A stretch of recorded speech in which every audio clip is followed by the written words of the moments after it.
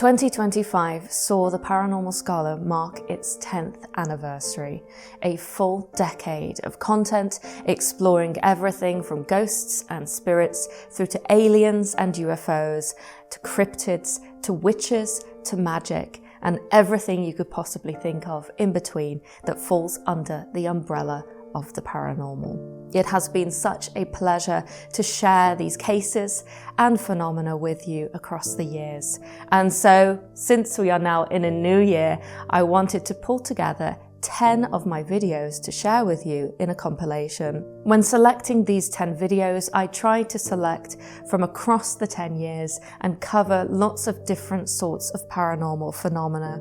But to be honest, if you'd asked me tomorrow or the day after next to select 10 videos again, I probably would have selected a completely different set. It was really difficult for me to narrow down what amounts to a decade worth of work into just 10 videos. Before we start each video, I'll be offering you a few words as to why I think they're each worth a rewatch. And whilst we're talking about collective work over the past decade, I'd like to bring your attention to a special event that Eric and I will be hosting at the museum in February to mark the 170th anniversary of Jane Blakemore's murder. If you've been following my work for many years, you'll know that I produced, alongside my husband Eric, two very important documentary films called In Search of the Dead and Jane Blakemore Was Murdered.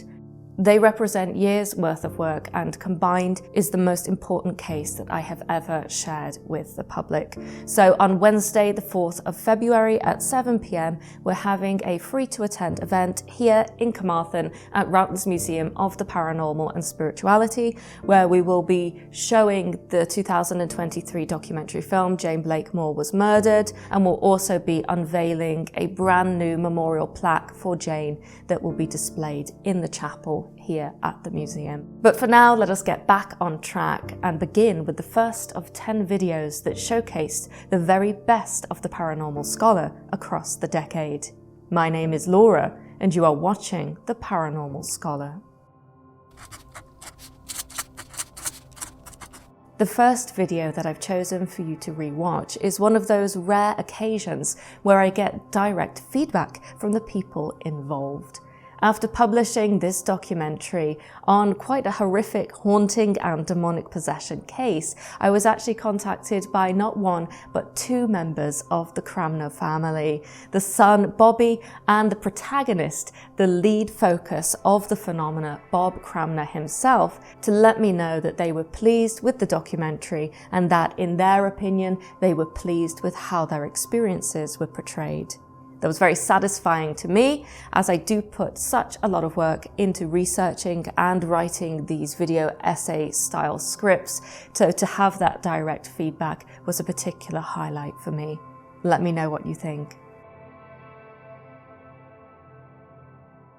In the early 2010s, ground-penetrating radar systems, the United States' largest company specializing in the detection of underground utilities, was called to a residential property on Brownsville Road in Pittsburgh, Pennsylvania. Their job was an odd one, to use their radar to scan the ground at the bottom of an old oak tree. There were no utilities to install, no construction work scheduled at the house. Their task was simply to scan and report their findings. And so they did, and were surprised to discover a man-made disturbance at the base of the tree. 11 by 6 foot, it seemed to contain 4 figures lying horizontally 4 to 5 feet below the earth. It was, in short, an excavated gravesite. When they shared their findings with the owner of the house, he was not surprised. After all, Bob Cranmer had long suspected there were human remains in his garden. Local legend, his own research, and over 2 decades of horrific happenings experienced by himself, his family, and the priests he invited into his home all told him there must have been. For certainly, what took place in the Cranmer family's home after they moved in December 1988 was anything but normal, and could only be attributed to something otherworldly. restless spirits of the dead whose lives had been terribly cut short, a decades-old curse whose malignant energy saturated the very fabric of the building, and even, quite possibly, a demonic entity whose grip became so strong on that old monstrous house that Cranmer on more than one occasion was left not merely fearing for his life, but his soul as well. My name is Laura, and you are watching The Paranormal Scholar.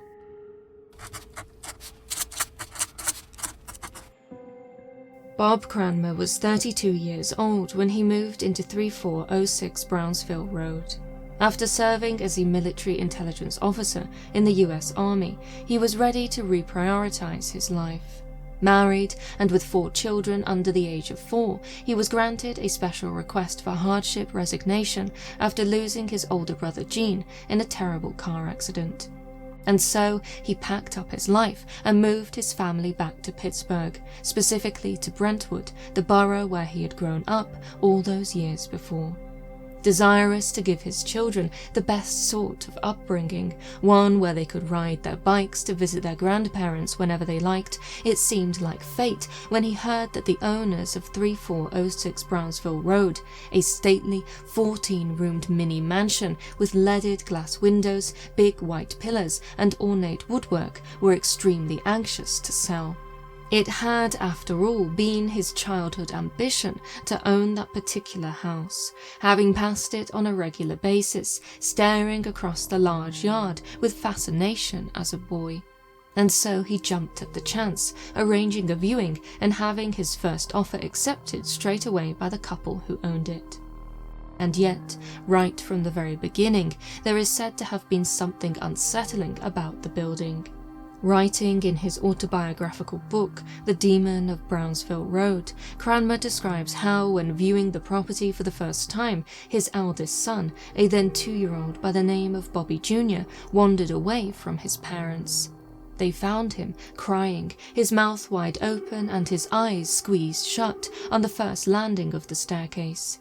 It seemed as though he had got lost in the big house, and yet, when they first heard his tears, Mrs. McHenry, the lady who was selling the house, raced to find him, immediately throwing her arms around him when she did. According to Cranmer, she looked around frantically as she embraced the little boy, almost as if she expected to see something. After asking Bobby if something had scared him, the woman gently released him, then told Cranmer and his wife Lisa that they needed to keep better track of their children. At the time, the Cranmers dismissed the incident, attributing Mrs. McHenry's words to her odd personality and reluctance to leave a home that she and her husband had obviously put so much work into. And yet, after moving into the property later that year, Cranmer couldn't help but wonder if there was something more to Mrs. McHenry's behaviour than her own personal peculiarity. According to Cranmer, walking into the house felt like walking into the inner bowels of a large ocean-going ship. It was engulfing, all-consuming, and everyone who lived there felt it. The children, so Cranmer writes, felt uncomfortable being alone at night in their rooms, and would often sneak into their parents' bed by morning.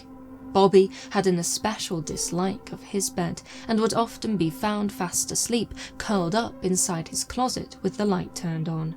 He did this so regularly, in fact, that his parents eventually gave up trying to coax him out, and instead put a crib mattress in the closet for him to sleep on.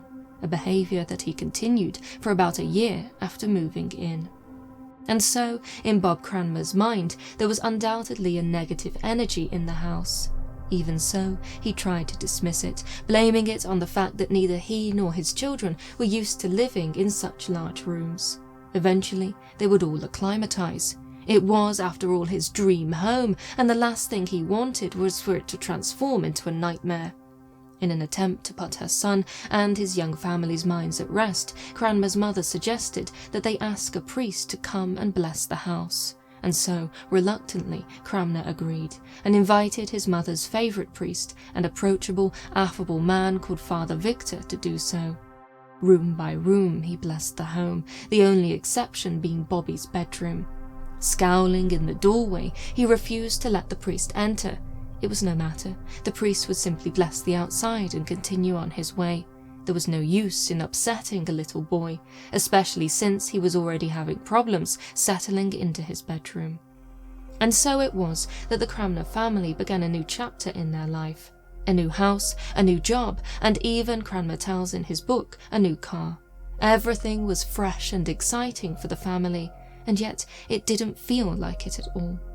This feeling intensified when, planting flowers in the front yard the spring after moving, Cranmer discovered a small metal box buried about 6 inches down into the soil. Inside there were several religious medals and a set of rosary beads. When he phoned the previous owners to ask if they knew anything about it, he claims he was told, forcefully, to put it back exactly where he had found it. It was soon after this that strange things began to happen inside the house. In his book, Cranmer is clear to state that the first few incidents were more annoying than alarming. The light pool in the cupboard under the stairs, for example, would often be discovered meticulously twisted around one of the small screws which held in the glass shade of the light. It was too high up for his children to reach, and his wife, Lisa, asserted that she hadn't done it. In other areas of the house, specifically the basement, lights are said to have turned on by themselves. Cranmer even claims that a chair, which ought to have been positioned at his workbench, would regularly move, mysteriously and without explanation, so that it was sitting in the centre of the room, facing the wood burner. Upstairs, in the middle of the night, outside the doors of their bedrooms, his children would report the sounds of footsteps and knocking. It was inexplicable and certainly strange, but Bob and Lisa knew little of what to do. And so they laughed it off, half jokingly, half not, blaming it on their very own Casper the Friendly Ghost. Then, when their children started to report seeing a misty, black figure stalking the corners, corridors and doorways of the house, the joking stopped. Around this time, Bob Cranmer had begun to pursue a career in politics, being elected to Brentwood Council in 1991. This meant he was often away from the house, working late and away from his family. As might be expected, his relationship with both his wife and his children began to strain. They would get into fights more often, tempers would be lost all too easily and over issues that were really not worth the heartache. And yet his political career, so Cranmer reflects in his book, was only partly to blame. The disputes were simply too much, too frequent, too out of control. Certainly, after moving into Bobby's bedroom, a room which the family referred to as the Blue Room for a time whilst they renovated another part of the house, Lisa is said to have suffered such acute personality changes that she ended up spending 2 weeks in a psychiatric ward.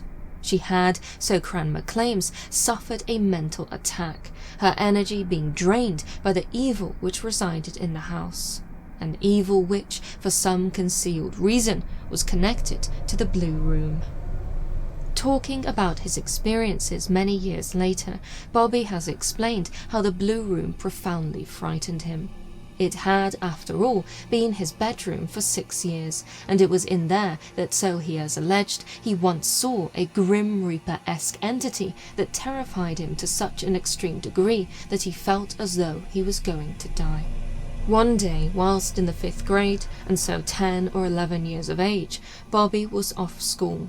Ill, he was home alone, his father at work, his siblings at school, and his mother at the pharmacy getting him medicine.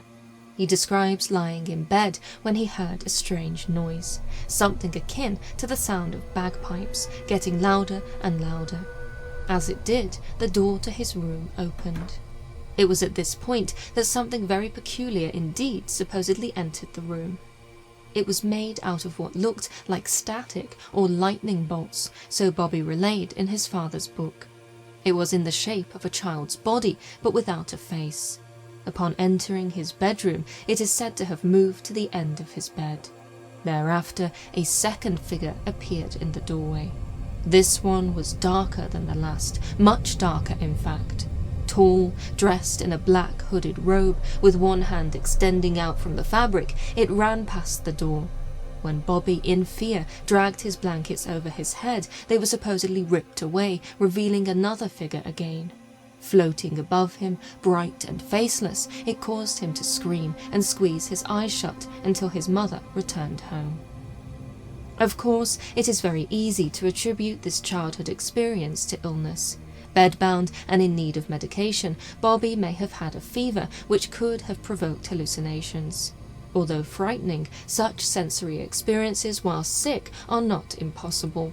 And yet, taken alongside everything else that is alleged to have occurred in the Brownsville Road house, it can be said to be a somewhat of a pedantic point to make. After all, as the happenings continued to escalate, the family invited others to come and bear witness. By early 2004, when the activity is said to have become entirely unhinged, with regular sightings, sounds and even smells, including that of burning sulfur, being experienced in the house, this included two Passionist priests, Father Ed Moran and Michel Salvagna. In their opinion, the Cranmer family were experiencing demonic infestation. Father Ed was the first of the two men to become involved. Describing himself as not really an expert in deliverance work, he nonetheless promised to do what he could, and subsequently visited the home to celebrate Mass with the family and perform prayers of expulsion. The very next day, picture frames across the house had been disturbed. Then, in the days after, other furniture was supposedly moved. The taps on the bath were opened, causing the tub to overflow. Clocks and watches were stopped. Electrical appliances, including the coffee maker and the toaster, broke. Plugs were pulled from electrical sockets, and both computers in the house were constantly going haywire. The situation was fast escalating out of control, most especially when, so claimed Bobby and his then-girlfriend, who was with him in his bedroom at the time, a CD flew across the room, slamming into a wall and exploding into several jagged pieces. It had barely missed the young man's head. 1 inch closer, it might have done him serious injury. For all of this, there was no explanation, except perhaps what the priest had told them, that there was a demon spirit, possessive and aggressive, in the house. Before too long, a second priest became involved. His name was Father Michel Salvagna. Although not an official exorcist, he had over the years acquired a reputation for deliverance work, and so, arriving at the house in February 2004, his arrival signified a shift in the Cranmer case. What follows in Bob Cranmer's book can only be described as acutely terrifying. Confronted head-on, the entity claimed to reside in the house is said to have become bolder, more aggressive, and more intent on achieving its purpose of utterly disrupting and destroying the Cranmer family. Not merely did the relationships between different members of the family continue to decline, with Bob openly admitting that he and Lisa came close to divorce on several occasions, they also found themselves at war with their own selves. In an echo of Lisa's mental breakdown years before, both Bobby and another of the couple's sons, Charlie, attempted to take their own lives, earning them stays in Western Psychiatric Hospital. Everyone who slept in the home suffered terrible nightmares, with them on occasion waking to discover inexplicable, long, red, deep scratches and even bite marks on their bodies. Another ominous development was the discovery of puddles of blood-like fluid on the floors and walls of the house. Sometimes red and other times a rusty orange colour, it was also found on the metal threads of burnt-out light bulbs and, remarkably, 9 feet up the wall on the staircase leading to the upper level of the house. There was no way that anyone would have been able to deposit the sinister liquid there without a ladder. If it had been thrown, then how was it that the ceiling remained unsoiled? Besides, Cranmer could not understand what motive there would have been for someone in the household to have done it. And so, unexplained, the liquid continued to appear for weeks and smelt, according to Lisa, like amniotic fluid. Wet and dripping, it, in Bob Cranmer's own words, looked as if the walls were bleeding. As the activity in the house intensified, Father Michel continued to visit and perform Mass, praying, blessing, and invoking the name and power of God and Jesus in order to drive the infestation from the home. As little as it seemed to be working, the family were told to expect it to get worse before it got better. The entity's reaction to their assaults was merely an increased effort on its part to make them stop, and thus intimidate them into capitulation. And so it was that yet another priest got involved. Described as the right-hand man of the bishop, Father Ron Lenguin was the spokesman for the diocese and had been asked to help the family after one of Cranmer's political friends, who knew of his situation, called the bishop on his behalf. For reasons which Cranmer did not understand at the time, Father Ron never once visited the family home on Brownsville Road, and instead aided and instructed the family via telephone. At this point, the story becomes not merely more complicated, but more fantastical, but then also perhaps not. For if one is to believe in darkness, then one must equally believe in the light which makes it so, for certainly one cannot exist without the other.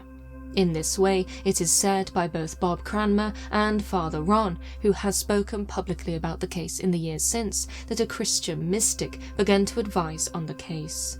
Her name was Connie Valenti. A woman by then in her 70s, she had, after aiding the police with a serious investigation, experienced backlash in the past, and as such had no desire for publicity. And so, a longtime friend of Father Ron, her involvement was kept secret from the Cranmer family until many years later. The insights that she was able to give allegedly came through extraordinary visions, something which, in a 2019 interview with the Catholic news website Spirit Daily, Father Ron described as spiritual knowledge given to her by God so as to help people. She was able, so we are told, to envision the interior of the Brownsville Road house without ever having been there, and thus view the spiritual presences inside. With such knowledge, she was able to offer advice to the family, which was given to them via the medium of Father Ron. In parapsychology, such an ability is referred to as remote viewing or clairvoyance. From a religious perspective, it is mysticism. Amongst many things, Valenti, via Father Ron, told the Cranmers to cover a particular mirror in the house with a cloth. She also said that Bob should go through the house, room by room, throwing a small pinch of salt in every corner, including the entrances. As he did this, he was to repeat, "You are to leave this house, leave my family alone, and go back to where you came from." Other prayers were also recommended, all the while Father Michel continued to perform Mass for the family. Still, the activity worsened, and so by the summer of 2004, it was startlingly usual for Bob Cranmer to wake in the mornings covered in scratches. Long red marks which ran like 3 claws from his neck down to his chest. Others in the house experienced this also, including his wife Lisa, who is said to have been physically pushed as well as marked. His son Bobby was even once so badly attacked that he had to be taken to the doctor. He had puncture wounds on his stomach. The medical professionals said that it looked as if a dog had bitten him. The family knew better.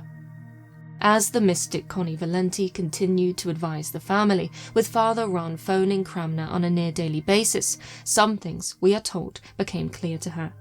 The evil in the house, she alleged, was primarily focused upon hurting children and mothers.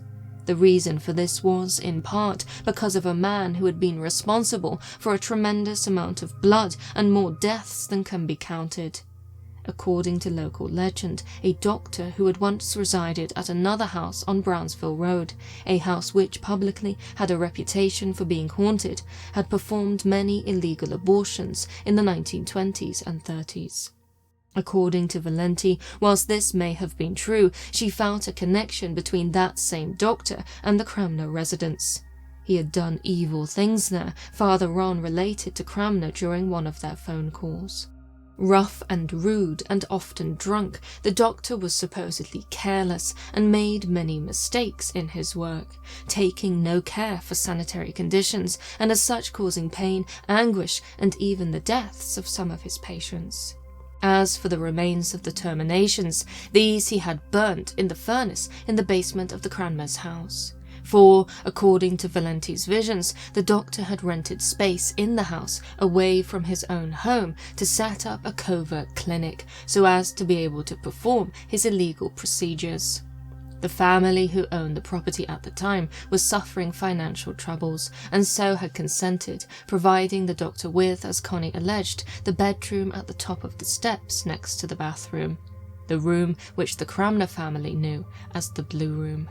In particular, Valenti is said to have seen the body of a woman in a white dress who died at the bottom of the staircase. She wasn't married, but had been sent there by a friend, an older man, a politician. She was put in a car and taken to the hospital.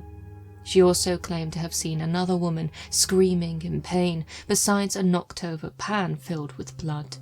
Such would explain the blood on the walls, the smell of birthing fluid, and even the hooded, Grim Reaper-like robed figure cited so many times in the house. It was a house of death, and this had triggered the demonic infestation. On top of this, it was also alleged not merely by Valenti, but by many in the local area, that a mother and her 3 young children had been dispatched on the grounds of the property by marauding Native Americans towards the end of the 18th century. This act of barbarity was supposedly done to discourage continued pioneer settlement in the area. The woman's husband, so the story goes, had been away fighting during the Northwest Indian War at the time. When he returned and discovered the shattered remains of his family, he had buried them there, planting an oak tree over their grave. Combined with the later, blood-soaked medical procedures said to have taken place in the house, this manifested a dark entity, one which revelled in the suffering of innocents and would seek, for as long as the land was occupied, to cause yet more pain and torment. It has also been suggested that all of this was exacerbated by a curse placed upon the house when it was built. One of the labourers working on the property is said to have coveted the young wife of the owner. When she did not respond to his advances, he cursed her, her husband, and indeed the very house which would shelter their marriage. And so, according to Bob Cranmer and indeed many others involved in the case, there were several reasons why the house was as it was. Such a sentiment was allegedly shared by the property's previous owners, most memorably in the odd behaviours of the McHenrys, the couple from whom the Cranmers had purchased the property. It is said that when Bob phoned in an attempt to arrange to meet up so as to talk explicitly about the activity in the house, Mr. McHenry became nervous and hung up. Another who had previously resided in the house, the by then elderly daughter of the man who took possession of the property in 1941, is said to have been more forthcoming. Cranmer describes a meeting with her during which she confirmed that she had experienced something of a spiritual nature in the house. Reportedly, during a housewarming party, a terrible racket had been heard upstairs.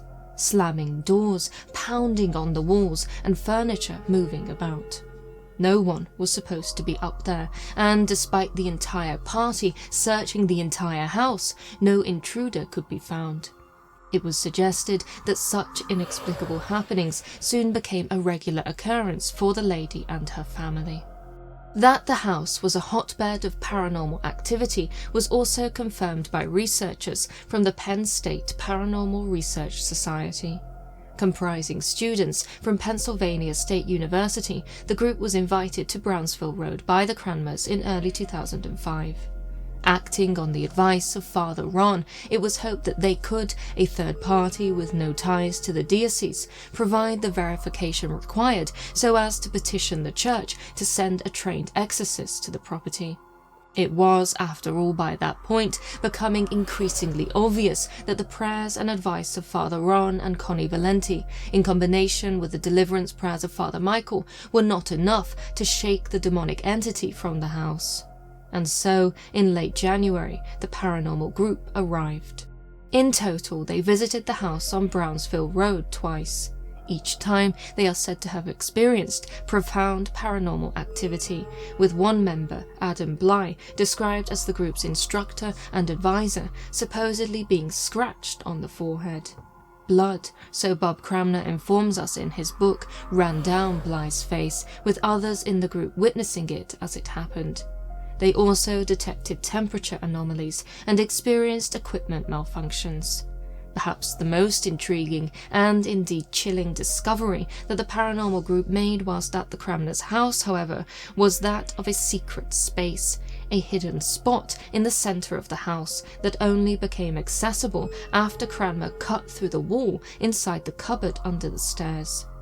On the other side, he and the researchers found a small L-shaped area. Filled with black coal dust, it is said to have housed various objects. A palm-sized amber stone, the complete skeleton of a small bird, 3 playing cards, some of his son's old Lego toys, and a crumpled piece of paper. When laid flat, the paper revealed 2 hand-drawn sketches, one on the front and one on the back. The front was a simple, idyllic image that seemed to be the view from the back garden of the house at sunset. The reverse, however, was anything but idyllic. A disturbing image of a cigar-smoking man being laughed at by another with a pig's head and a coiled snake. How or why these objects had ended up in the sealed-off void was entirely unknown. According to Adam Bly, who spoke about the happenings in a 2014 interview with Fox 8 News, the objects were indicative of some very strange, possibly dark stuff. Eventually, the family were able to get the help that they needed. The chief exorcist of the Archdiocese of New York, Father James Labar, arrived at the house in September 2005. Aided by a young priest named Father Ben, as well as Father Michel and Father Ed Moran, he led a prayer ritual designed to defeat the demon, bind it, and cast it out from the house. When the exorcist was finished, he warned the family to expect echo events to occur on and off over the following few months. Ultimately, however, he was happy with how the evening had progressed. As for Bob Cranmer, he was, if anything, underwhelmed. He had anticipated something profound, thunder, lightning, levitation, something. Instead there was nothing, not even the demonic stench which had, over the years, become so synonymous with the unnatural happenings. As the exorcist had stated, there was, according to Cranmer, further activity at the property. It did, however, dwindle until Friday the 24th of February 2006, when a final mass was held, led by the ever-faithful Father Michel in the basement of the house. A dim, black, hazy outline of a figure was supposedly seen by several who attended. Intermittent tapping was also allegedly heard throughout the ceremony. Cranmer recalls how he followed the barely visible, smoky figure into the coal room, closely followed by the priest. Together they prayed, with Father Michel holding out his St. Benedict's crucifix as Cranmer repeatedly, loudly said, "This is the end. You will leave, and leave now. This is over." And so it was. The entity, the dark force which had stalked the Cranmer family for years, haunting their home and pushing them to the very brink of sanity, dispersed, with, according to Cranmer's testimony, the black misty figure melting right into the floor in front of him. After 17 years, it was over. As sensational and perhaps unbelievable as these alleged events are, it is difficult to stress just how well documented this story is. Hundreds of pages of notes, meticulously kept across the years by Bob Cranmer, led to the writing of the authoritative book The Demon of Brownsville Road. Not merely that, many of the case's key participants, from Cranmer himself to Father Ron Lenguin to Adam Bly, have spoken publicly about what happened. And this is by no means a hollow boast. Not merely are these figures clear and sober in their expression of their experiences, but also extremely well regarded as individuals. Ordained in 1966, Father Ron Lenguin occupies a senior position within the Diocese of Pittsburgh, having acted as chief spokesman as well as hosting the widely enjoyed local Catholic radio program Amplify since 1975. In terms of Adam Bly, he, after his involvement in the Brownsville case, went on to become a church-decreed expert on religious demonology and exorcism, leading him to assist at many dozens of solemn exorcisms, and even as an auxiliary member of the International Association of Exorcists based in Rome to help educate and train priests regarding the rite. As for Bob Cranmer himself, as well as having worked in Army intelligence and serving as a company commander with the 101st Airborne Division, he also served as County Commissioner of Allegheny County from 1996 to 2000, a role which, on multiple occasions, put him into conflict with what he has claimed was the acutely corrupt local police department. A public figure with what seems to be a firebrand desire to do good and serve his community, many would defend Bob Cranmer as the very last person to seek to profit from a false story. And so, if you believe that such things are possible, diabolical hauntings, demonic infestations, exorcisms, 3406 Brownsville Road comes across as the place where this happened. Certainly, the Catholic Church seems to agree, with the Diocese of Pittsburgh possibly in response to the events that happened in Brentwood, now employing its own Rome-trained exorcist. And yet, despite the case's strong foundation of credibility, there have been criticisms, chiefly that, if not entirely fraudulent, many of the events reported by Bob Cranmer found their origin in natural causes and not supernatural ones. Indeed, it is clear from reading his book that his political career not merely meant a lot to him, but took up a large part of his life. Thus, it can be argued that, instead of owning up to the damage that his political career inflicted on his family, the absenteeism, the arguments, the strained relationships, the depression and mental breakdowns, Cranmer scapegoated the paranormal as a means to explain away the negative energy he felt in his home. After all, when introducing the Brownsville Road house, he wrote that its grandeur fitted his aspirations like a glove, with its stately appearance, 14 rooms and 6 fireplaces, perfectly matching his personality and ambitions at the time, with him always having viewed himself as a general or respected statesman. Not merely this, in moments of self-reflection, Cranmer explains how his own ego and inability to admit defeat meant he placed his loved ones in the line of fire by remaining in the house, in spite of all that was happening there. And yet, even if there is some truth in this argument, that does not explain the inescapably paranormal happenings said to have occurred in the house. The manifestations of black-robed figures, the blood-like substance dripping from the walls. Certainly, Cranmer went to great effort to ensure that these phenomena were well documented by not merely inviting several different sorts of people into his home to witness them, but also by keeping and cataloguing artifacts, including strips of the stained wallpaper, various bent and broken crosses and crucifixes said to have been attacked by the entity, and strange photographs of spectral manifestations. He was even able to send a sample of the peculiar liquid to a laboratory. Not blood, it contained mildew, spores, and disturbingly, skin cells. Precisely what it was, or how it got onto the walls, was never determined. Then there are the claims which address why the activity manifested in the house at all. The Native American killings, the diabolical doctor, the curse. In terms of the former, Cranmer was extraordinarily able to confirm the grave site under the oak tree by hiring a company to use ground-penetrating radar. Their report concluded that their findings of a man-made disturbance were consistent with an excavated gravesite.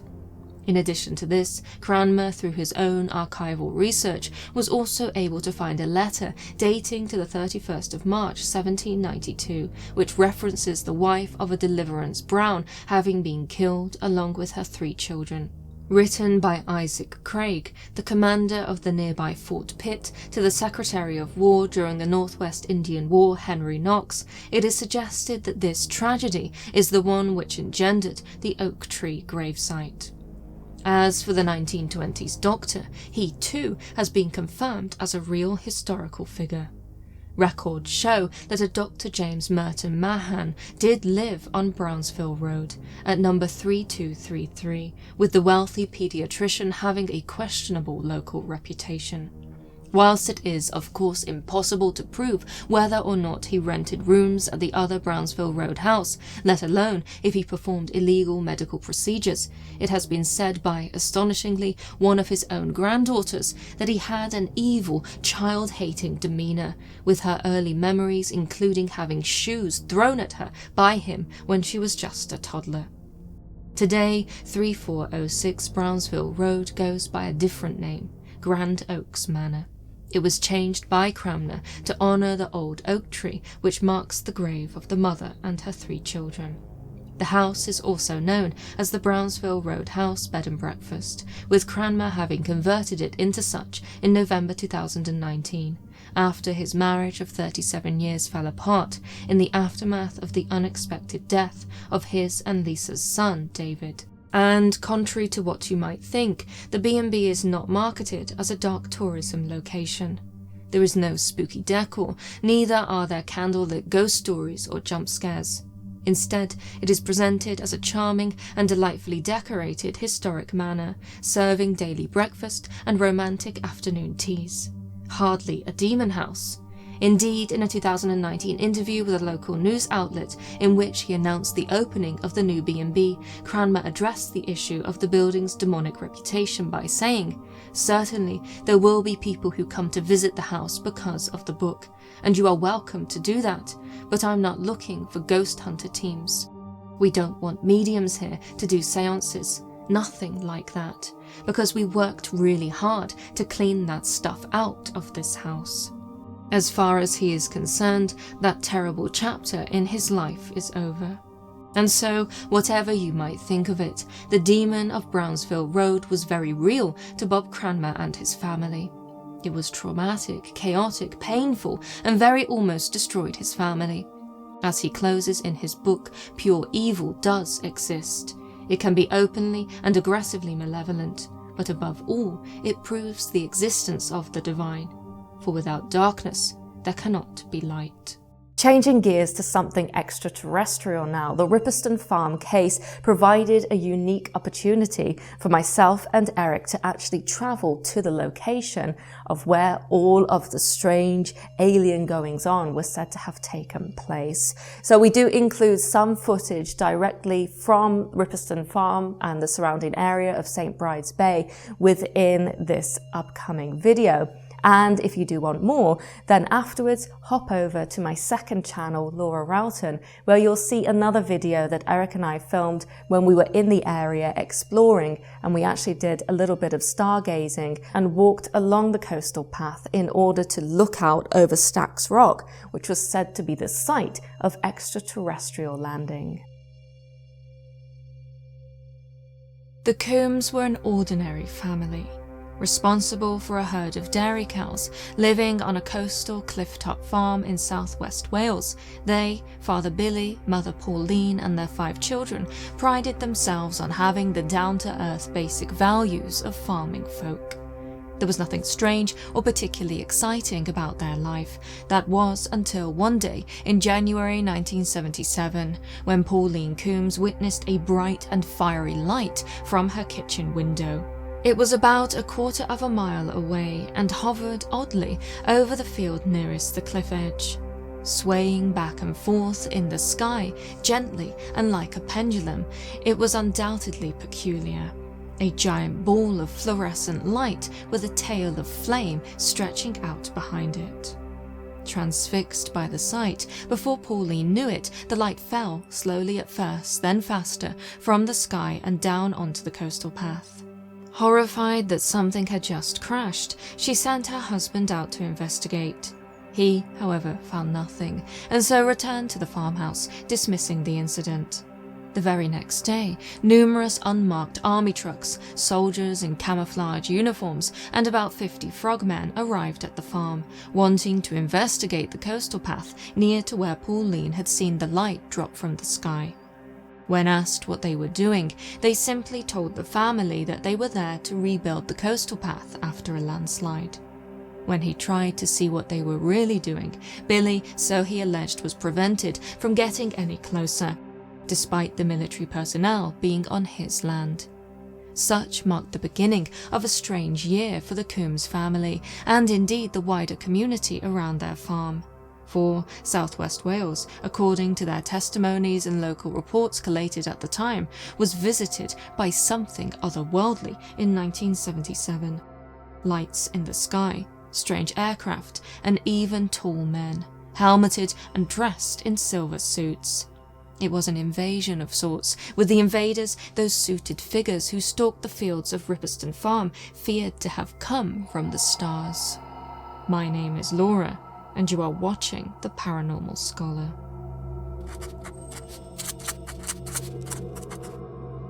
The details of the Ripperston Farm case of alleged extraterrestrial interaction are, in short, phenomenal.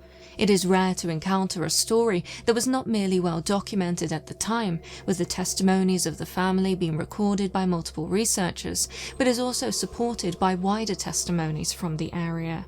After all, there are scores of reports of unidentified flying objects, as well as descriptions of tall, spacesuit-wearing humanoids, dating from the time not only within the area of West Wales, but right across the United Kingdom, with the reputable journal The Flying Saucer Review even going so far as to describe 1977 as the year of the Great United Kingdom Wave.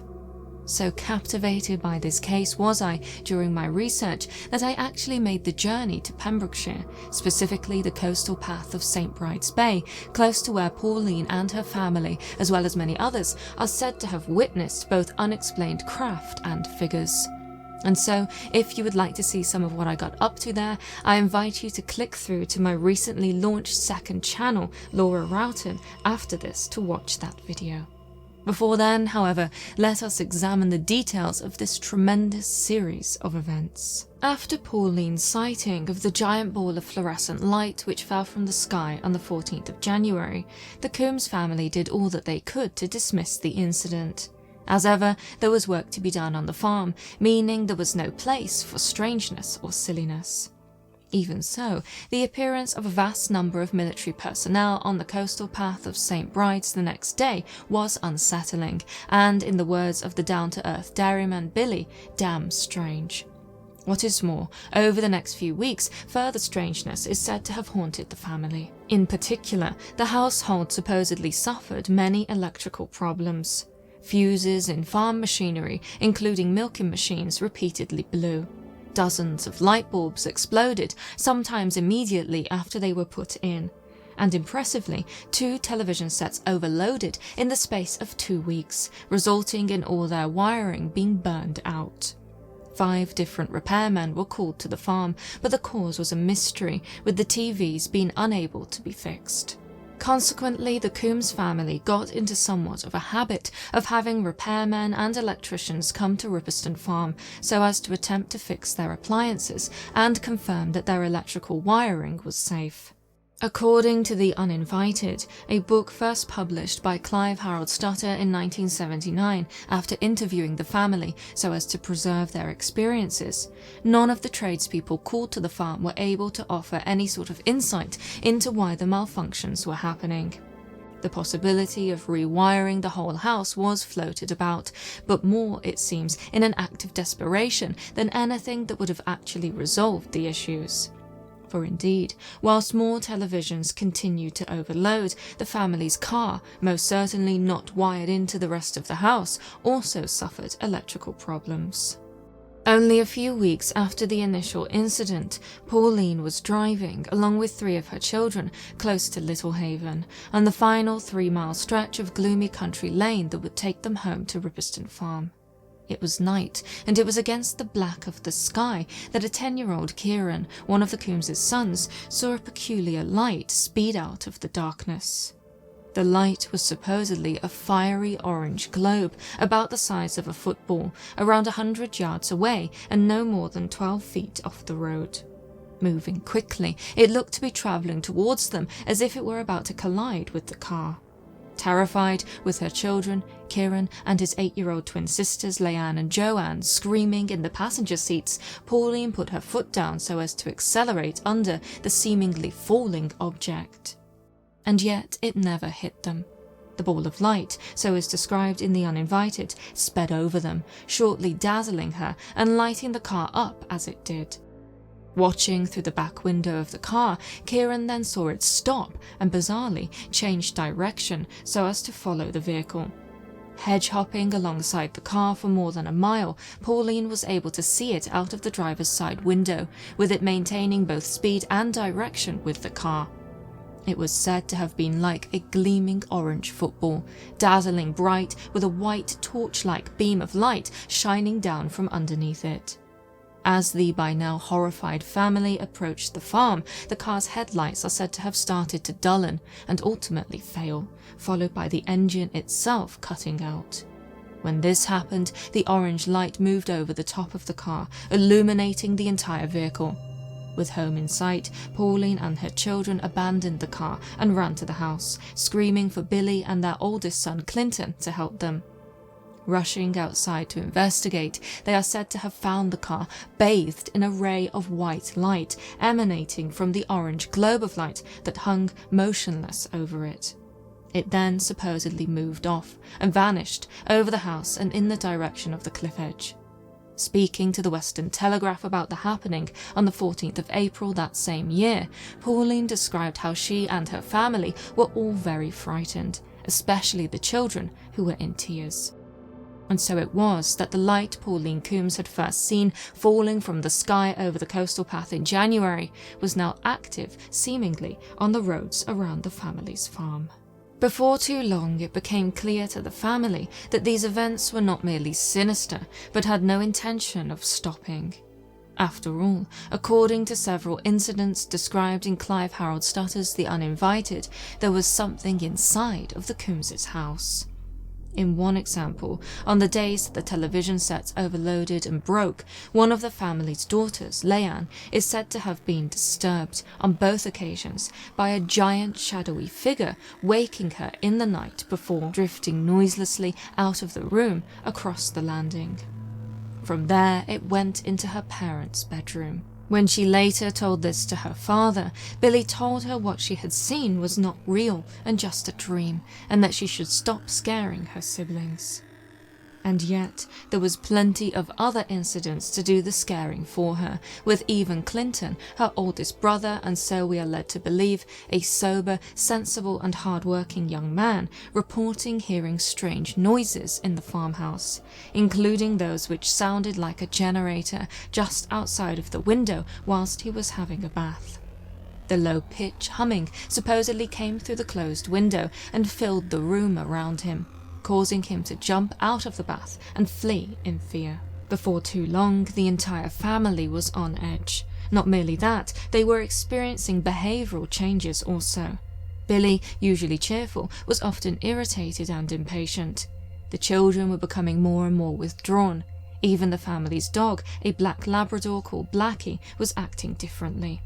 Such reached a peak in the spring of 1977 when, one night around midnight, as Pauline and Billy were watching a film together in the living room, the animal became restless. According to the narrative presented in the 1979 book The Uninvited, and also via Pauline's December 1977 interview with BBC News reporter David Allen, Billy had fallen asleep whilst watching the film. Pauline continued to watch alone, but struggled to pay attention to the television on account of first their dog's behaviour and second the appearance of lights akin to car headlights outside the window, seemingly coming down their driveway. There was no sound associated with the lights, with them simply stopping some distance away, not coming any closer to the house. Such caused a constant flickering in the window. Given the time of day and the rural location of the farm, Pauline could not understand why there would be lights outside the house. Regardless, she chose to ignore them and tried to watch the film to its end. Close to 1 a.m, Billy is said to have awoken. Upon catching sight of the window, he was horrified. Far from there simply being the lights Pauline had previously seen, there was allegedly a towering humanoid figure standing in the window. So much bigger than a man, the figure is said to have been about 7 feet tall, and the width of the window, which is 3 feet wide. Such an intimidating size meant that neither Billy nor Pauline could see the top of the figure, with only the bottom of its head visible to them. It was wearing a helmet, its visor presenting a blacked-out face. As for the rest of it, its body, possibly suited, was said to be silver and glowing. Pauline was instructed to run upstairs to check on the children. Meanwhile, Billy scrambled for the telephone, watching in horror as the otherworldly being moved so as to press an outstretched gloved hand against the window. Its palm to the glass, the lights in the house then began to flicker, as did the television, with even the window pane itself supposedly vibrating. All the while, the family's dog is said to have crouched in the corner, howling in absolute instinctual terror, teeth bared. All Billy could do was watch, disbelieving and paralyzed with fear, willing first his neighbor and then the police to pick up the phone. By the time the neighboring farmer and 2 young Broadhaven constables arrived, the figure was gone. The only traces of the silver-suited man to be found were giant footprints in the flower bed, as well as the scorched remnants of a rose bush beside the window, proving, seemingly, that whatever had been standing there had not only been enormous, but also capable of killing the plant merely by standing in close proximity to it. Speaking to the BBC later in the year, Pauline affirmed that the appearance of the figure at the family's window was undoubtedly the most terrifying experience of it all. Unfortunately for the Coombs, this would not be the only time that they saw a silver-suited figure on their farm. Sometime after the window sighting, the twins Leanne and Joanne are said to have rushed into the house, reporting to have seen someone dressed in silver, very tall with a helmet and a blacked-out face, at the bottom of one of the farm's fields. They had been playing together outside when they saw the figure floating, supposedly, across the ground towards them and through the hedge. Terrified, the girls followed the figure into the next field, only to witness an enormous silver saucer thing with lights and windows all around it and a kind of ladder coming from a door. It is implied that the helmet-wearing humanoid left via this ship, which the Coombs twins observed rising from the ground before joining a bigger saucer in the sky. Together, the 2 unidentified ships are said to have flown away very fast, and without any noise, across the field and towards the cliff edge. Allegedly, despite being said to have floated, yet more giant footsteps were discovered, observed by Pauline and others, with there being 2 normal human paces between each oversized print.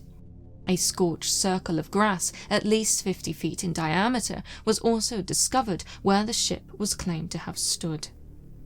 Later that same day, Pauline apparently saw the figure again from a window in the house. Described in the Uninvited, it is said to have lurked just beyond the illuminated part of the lawn, in the dark of the driveway. Again, tall, silver, luminous, it was unmistakable as the same figure as the others which had been seen around the farm. Glowing eerily in the dark, Pauline claimed that it floated slowly up the drive and past the house, with its arms rigidly at its sides. She watched it for a brief moment, after which it disappeared into the dark. Eerily, the next morning, Pauline is said to have woken to find her arm inflamed, swollen and irritated and difficult to move. Not only that, she had woken late, something highly uncharacteristic for the young farmer's wife, being overwhelmed by feelings of fatigue. When her family saw her injury, her daughter Leanne spoke of how she had supposedly once again seen something strange wandering the farmhouse at night. Similar to the giant shadowy figure which had disturbed her at the start of the year, she claimed to have seen a silver hand drift through the door and into her mother's bedroom. Her father, Billy, had been tending to a heifer that night, and so little Leanne had been sleeping in bed with her mother. The disembodied silver hand reportedly drifted over to Pauline and touched her arm. Such was, so the girl claimed, the cause of her mother's injury. It is said that it took 3 weeks for Pauline's arm to heal. Without a doubt, these claims are sensational. The frequent appearance of humanoids is one thing, their ability to enter the Coombs family home and cause injury to them is another. And yet they, the Coombs, were not the only people in the area to report encounters with such entities. Incredibly, and most certainly chillingly, reports from the time in publications including Flying Saucer Review proved that they were not alone in their claims. For example, in an edition published in June 1977, the journal details how, on the 17th of March, on the northeast side of St. Bride's Bay, a 17-year-old Stephen Taylor saw a tall male figure standing by a farm gate. The figure was, so the young man reported, wearing a sort of semi-transparent suit. Upon being spotted, the strange humanoid is then said to have approached Taylor, thoroughly terrifying him and causing him to flee home.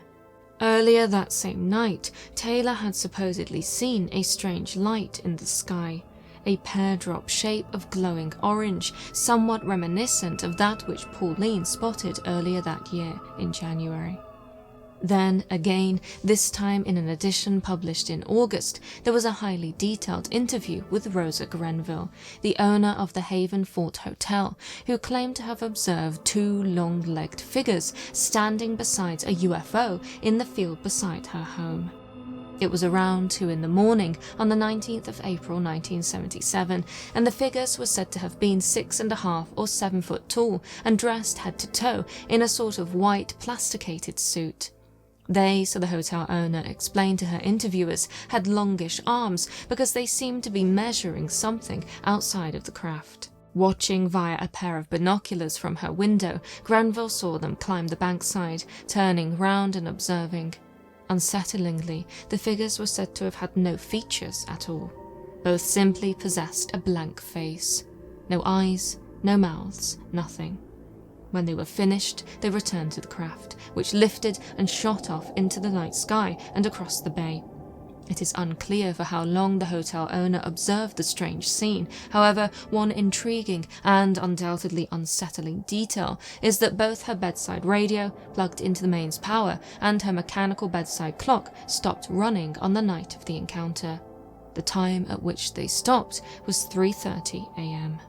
Even one of Pauline Coombs' young family members, her 11-year-old nephew Mark Marston, is said to have seen a silver-suited, helmet-wearing figure who drifted through a closed farm gate. The boy was left terrified and was most certainly, according to his parents, not one to make up stories. He had, after all, screamed and cried all the way home. And so, adults and children alike seem to have witnessed odd humanoids, with perhaps the most famous of the related sightings being those which came from the nearby Broadhaven school. Early on in the year, on Friday the 4th of February, some 15 schoolchildren are said to have observed not merely a UFO, which supposedly landed near their school, but also at least one man come from it wearing a silver suit and being generally very scary. According to a 9-year-old Jeremy Passmore, we felt very scared. One of his friends, another 9-year-old called David George, wanted someone to go to the toilet with him afterwards out of fear. With another boy again, Tudor Owen Lloyd-Jones, aged 10, nearly crying because he was so scared that he was going to be disintegrated. Another child again is claimed to have been so fear-gripped that he injured his leg after he fell whilst running away. One would think that the boys had truly seen something strange in order to warrant such a hysterical response. Thus, it is clear that the Coombs family were not the only ones within the St. Bride's Bay area to experience the strange and quite possibly otherworldly that year. Indeed, a rich tapestry of related testimonies are easily uncovered when one knows where to look, with it being quite impossible to document all that happened in 1977 within a single video. Even when focusing on the Coombs themselves, it is difficult to surmise just how much the family experienced over the course of the year. For, by December and the ultimate conclusion of the phenomena, they had endured all manner of electrical anomalies at the farm. Several encounters, both distant and close, with strange, seemingly extraterrestrial, silver-suited figures, abundant sightings of ships and lights in the sky, large circular scorch marks in their fields, bumps and bangs throughout the house, and inexplicable behavioural changes within the family. It is even claimed that the Coombs were forced to put their dog to sleep after he was driven insane by what he had seen at the window of the house.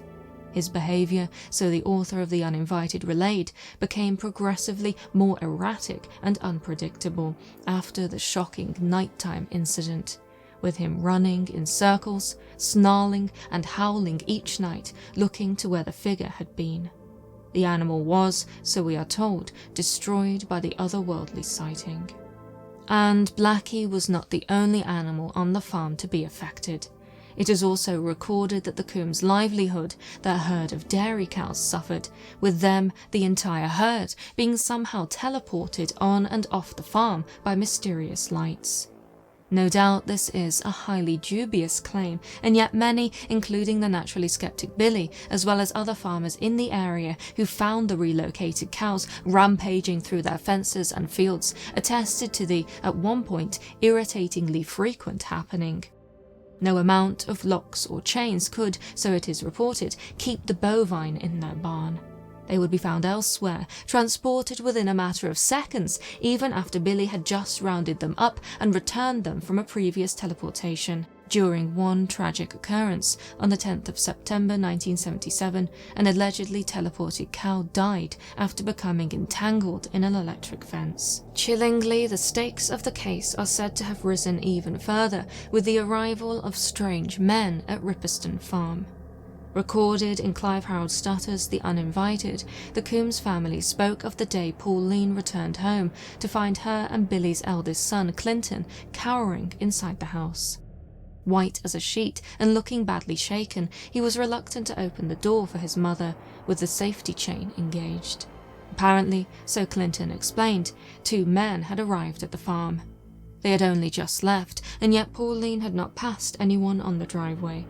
Explaining further, the unsettled young man supposedly told his mother that the men weren't really men. They had not been, so he stated, human. Said to have pulled up to the farmhouse in an enormous silver car, one had stayed in the vehicle while the other approached the house. Clinton had been able to see both, and they were eerily identical. Both with dark-coloured suits on, both very tall and thin, both with dark, slicked-back hair and abnormally large foreheads. The one who walked up to the house, so Clinton explained, glided rather than walked. He had hardly been moving his arms and looked, according to the terrified young man, entirely wrong. It was like an illusion, he said. Locking the doors to the house, Clinton had retreated upstairs and continued to watch the odd visitor from the window. The dark-suited figure had then tried to open the front and then the back door to the house. Unable to gain access, he had then, watched by Clinton from upstairs, proceeded to the little cottage adjacent to the farmhouse. This building was rented by a lady called Carol, who had, aside from reading the local news coverage related to the happenings, been largely disconnected from the otherworldly events at Ripperston Farm. That was until that moment. Explaining what she had experienced to Pauline, Carol explained that the man who arrived, so she said, in a fabulous-looking car had been looking for her, for Pauline. Supposedly speaking to Carol in a very flat, expressionless voice, the man in black had asked when Pauline was expected to arrive home. Carol had simply stated that she didn't know. "I didn't trust him," she is recorded as having said in Stutter's book. After all, the man is said to have really frightened her. Not only had he seemingly manifested at the lady's side, startling her, he had also looked strange, with a really high forehead, glazed, unblinking eyes, and skin that appeared to be wax-like, plastic somehow, absolutely smooth, shiny-looking. After telling him that Pauline was not home, the man had left, with him, as Carol turned to enter her cottage, simply disappearing from sight. Bizarrely, later that same day, Rosa Grenville, the owner of the Havenfort Hotel, who claimed to have witnessed strange suited figures on the grass outside her house only a few months earlier, was likewise visited by dark-suited men. The same as Pauline Coombs, she had not been home at the time, meaning that her daughter had been alone when they arrived. One stayed in the car, one approached the house. He was looking for Rosa. Did the daughter know when her mother might be home? Thoroughly frightened, the daughter had expressed to her mother that there had been something fundamentally wrong with the visitors. The same as Clinton Coombs, she had been convinced that the men, with their large foreheads, waxy skin, and piercing eyes, had not been human. When Rosa later contacted their Member of Parliament about the matter, he, who subsequently made inquiries with the local RAF base and the Ministry of Defence, was unable to find any records to suggest anything unusual had happened in the area. And so the Coombs, the Grenvilles, and others who lived within reach of the St. Bride's Bay coastal path continued to live in fear of the lights, the figures, and now the otherworldly men in black who seemed to be stalking the area. Then, on the 12th of November 1977, the case is said to have reached a tremendous peak. Driving home, Pauline, her eldest daughter Tina, and her parents are said to have witnessed an enormous silver disc just hanging in the sky, quite motionless, the sun reflecting slightly from its burnished surface, making it shine. They were close to the farm and watched the peculiar object sway like a pendulum in the sky above them, after which it flew away towards the cliff edge. It then, so the family claimed, plunged down towards the outcrop of rocks just beyond the cliff. Pauline and her family braced for an explosion, but none came, and so she, along with all 5 of her children, hurried to the coastal path so as to investigate. Looking out over the sea, their attention was drawn to Stack Rocks, the rocky outcrop which the silver disc had seemingly flown in the direction of. There, so they sensationally claimed, they observed a tall, silver-suited figure standing on the rocks. Shrouded in shadow, standing higher up on the rock, was a second figure. As Pauline and Clinton looked more closely, they realized that the shadow was actually no shadow at all, but, so they alleged, a doorway. When the second silver-suited figure moved out of the shadow, it somehow moved, thinning out until it disappeared. In its place, so is recorded in the book on the case, was a perfectly flat metal-looking surface, glinting slightly in the sun. Incredibly, it appeared to be some manner of sliding door built into the surface of the rock. Below was darkness. Presumably, the enormous silver disc had entered the rock via this door, suggesting the existence of some manner of aircraft hangar or base hidden within Stack Rocks. Utterly bewildered and increasingly terrified as to why all of this was happening only a short distance from their home, the Coombs could do nothing other than walk back to the farmhouse. For the next few weeks, the activity continued. The family's cows were repeatedly teleported from their barn and pastures, and yet more figures and strange lights were seen. The Coombs feared that the beings responsible, whoever or whatever they were, was studying not merely the cows, but them as well, and that they were powerless to prevent any of it. On the morning of the 18th of December, Pauline even awoke to find a puncture-like blemish on her forearm. That night, she supposedly experienced an odd dream that seemed to suggest she had been transported to some other place. A bed in some sort of domed room with an enormous screen on one wall and different-coloured flashing lights, with the subsequent mark highly suggestive of an abduction experience. The very next day, the activity, which had started 11 months before, came to an end. Driving home in the dark after visiting Pauline's parents, the Coombs were shocked to see an enormous ball of bright orange light with all the size and brilliance of the sun suspended motionless over the cowsheds. Just like the other lights they had seen, it swayed from side to side like a luminous pendulum. Was it about to abduct the cows? Was this the light responsible for their teleportations? However, before they were able to find out the answer to their questions, the light, with frightening suddenness, streaked off, up and away from them, diminishing in size as it went, until it was barely as big as a distant planet. And so they, the uninvited visitors who had first arrived at Ripperston in January, were gone. After that, so we are led to believe, the family never saw nor encountered anything unusual at the farm again. Truly, the case of Ripperston Farm is exceptional, not merely because of the detailed testimonies of the Coombs family, but because of the wider network of statements from others, such as Rosa Grenville from the Havenford Hotel and the children of the Broadhaven School.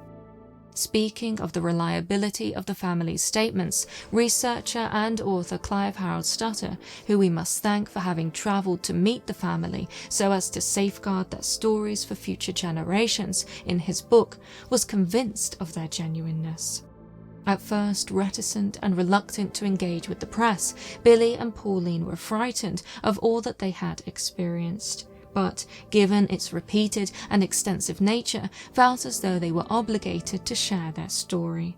After all, as Stutter points out, there were so very many similar sightings in the area that, in May 1977, a Ministry of Defence spokesman was forced to release a statement to the British press admitting that they had indeed received reports of sightings of unexplained objects in the West Wales area, and the people who have reported these sightings are genuinely sincere people, genuinely concerned. We, so the spokesman confirmed, investigate every report on this assumption, and we do not discount the possibility of intelligent life in outer space. Such can be said to be quite an out-of-character and quite possibly even embarrassing statement for a military department to make. They knew there were sightings and, as far as they were willing to admit, they were not responsible for them and were, presumably, powerless against them. And certainly from what we are led to believe via the Coombs' testimonies, the military was very much interested in what was going on in and around the St. Bride's Bay area, with Billy Coombs even stating that he had been ushered off his own land by army personnel and naval frogmen after Pauline saw the light fall from the sky and onto the coastal path in January. They had arrived the very next day and wanted first dibs, so it seemed, on whatever had fallen from the sky. And yet, pursuing this lead, Clive Harold Stutter was unable to uncover anything of significance, with the Undersecretary for the MOD writing to say that they had no record of any unusual activity in the area. This was in spite of the claim made by one of the Coombs' neighbours that, after her sighting, an officer from the nearby now-defunct Brawdy RAF base had not merely interviewed her, but also asked to keep their conversations secret. And so the possibility of military involvement, either in researching the unidentified objects or being responsible for them directly, must be considered. After all, according to Rosa Grenville of the Haven Fort Hotel, when she saw the oval object and suited figures on the grass outside her home early one April morning, they were close to, so it is described in a Flying Saucer Review article, an unusual concrete structure belonging to the Ministry of Defence, whose purpose we are still investigating through parliamentary channels. It is unclear if the journal's researchers were able to ascertain this information, but it is interesting to note nonetheless. Undoubtedly, there was a strong military presence in the area at the time of the sightings and encounters. In the opening chapter of The Uninvited, we are regaled with a long list of military installations, including a tank range, a submarine tracking station, and a missile range within a 20-mile radius of Ripperston Farm. And yet, we are equally assured that Pauline Coombs, not to mention others within the area, were quite used to seeing every conceivable sort of light in the sky, everything from flares to fighter jets and missiles, but never anything like this. She would not, she was certain, be so easily confused. Unless, of course, the things that she and other witnesses had seen in the sky was some manner of new and secretive military project, which would, naturally, explain the MOD's reluctance to admit the existence of any records. In this way, the subsequent drama surrounding accusations of trickery can be said to become all the more intriguing. In the early 1980s, debunkers, including, strikingly, RAF police, stated that hoaxsters dressed in silver-lined asbestos suits were responsible for the sightings of supposed spacemen at Ripperston Farm, Broadhaven School, and the Haven Fort Hotel. They had, so researchers including Hilary Evans claimed, borrowed the suits from local oil refinery workers for a fancy dress evening in Broadhaven shortly after the children's sighting, subsequently going on some manner of rampage throughout the area, trudging across acres of empty farmland so as to frighten anyone they came across. It is even said that in 1996, a BBC presenter was able to track down one of these tricksters for a Radio 4 documentary on the West Wales UFO flap. Another, a local man called Glyn Edwards, even confessed to having had to have jumped into a hedge after a lady, who later called the police, aimed a shotgun at him after he came into her garden so as to frighten her. And yet, whilst these claims and confessions might most certainly be true in some cases, they do not explain the other phenomena alleged in connection with the silver-suited humanoid sightings. For example, the rattling of the windows and electrical anomalies experienced by the Coombs when they observed their 7-foot-tall visitor at their downstairs window. Surely this was something more than a prankster in a suit. Moreover, regardless of how convincingly terrifying such a suited hoaxer might be, I am quite certain they would not be able to relocate 100 cows in a matter of seconds. Neither would they be capable of appearing as a disembodied hand scuttling across the bedroom of Pauline Coombs, nor, of course, able to present themselves many feet off the ground as an enormous and illuminated silver disc in the night sky. Then, critically, the so-called debunkers claim that the suits were borrowed after the schoolboys saw their spaceman, suggesting the suit borrowing, if even true, was a reaction to the earlier sighting and not the cause. Further skeptical considerations which could help to explain, at least in part, some of the 1977 sightings, for example those of the Broadhaven schoolchildren, might be found in the pop culture of the time, specifically episodes of the television programme Doctor Who.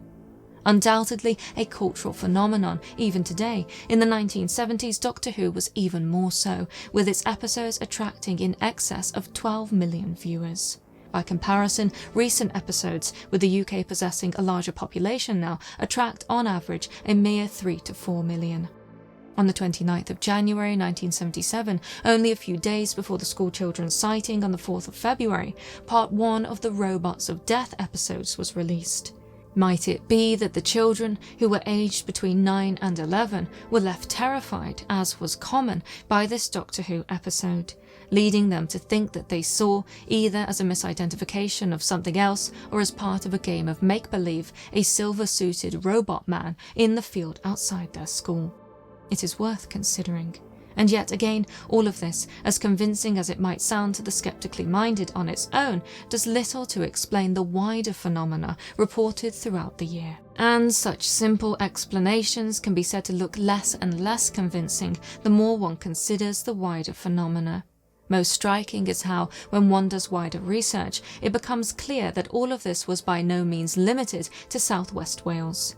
Only early the very next year, with the sighting dating to the 2nd of January 1978, the British UFO Research Association reported how a human-like figure, some 6 to 7 feet tall, dressed in a pure white one-piece suit and helmet, was spotted by 4 men on the outskirts of Liverpool. Very similar to those reported by the Coombs, the humanoid's arms were said to have hung motionless at its sides before beginning to walk towards the car in which the terrified men sat. After fleeing in fear, the police were involved, with them confirming that none of the witnesses were intoxicated, and that no trace of the odd humanoid could be found.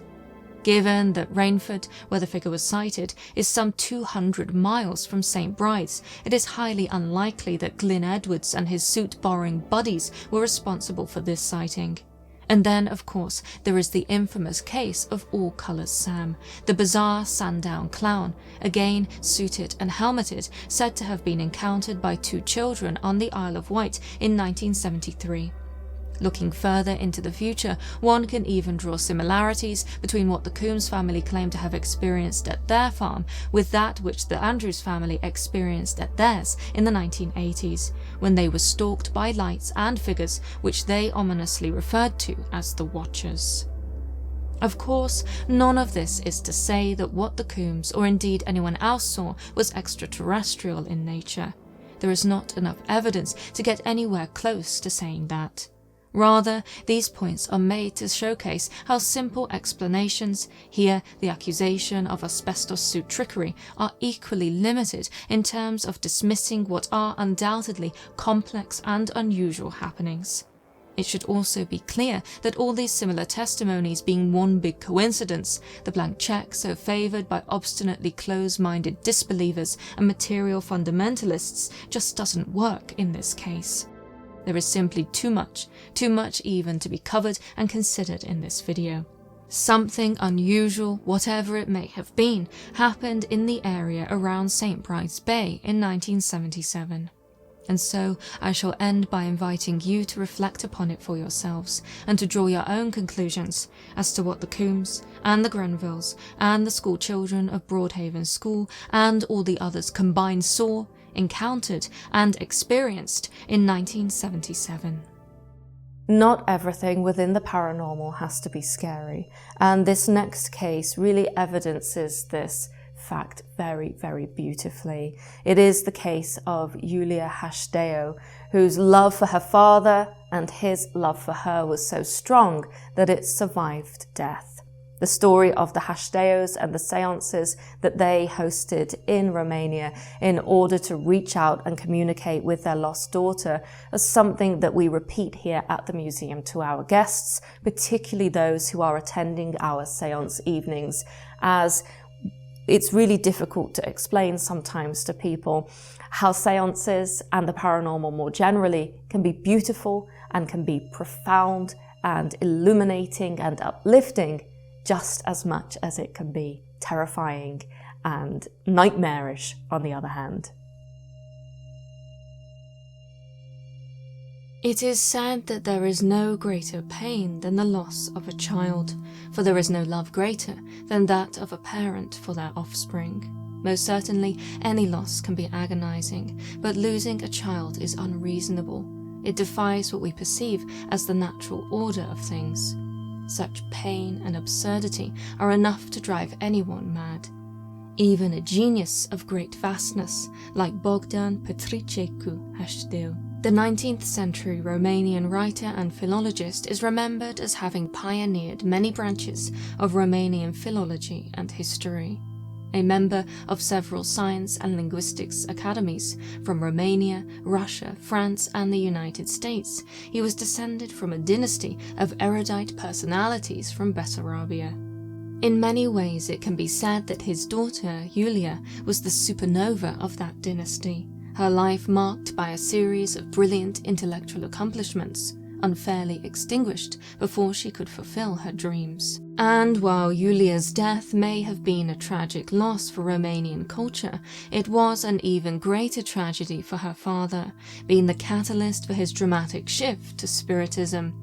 The early loss of his daughter led the academician to explore new realms of possibility and ultimately build a temple dedicated to communication with Iulia's spirit that would become an icon of 19th century Spiritism. For indeed, it would take more than the boundary between life and death to separate this father from his beloved daughter. My name is Laura, and you are watching The Paranormal Scholar.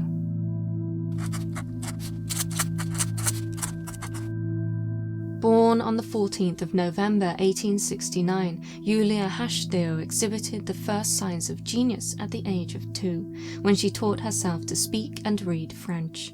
By the age of 8, she was already writing poems and prose in both Romanian and French, and was fluent in German and English.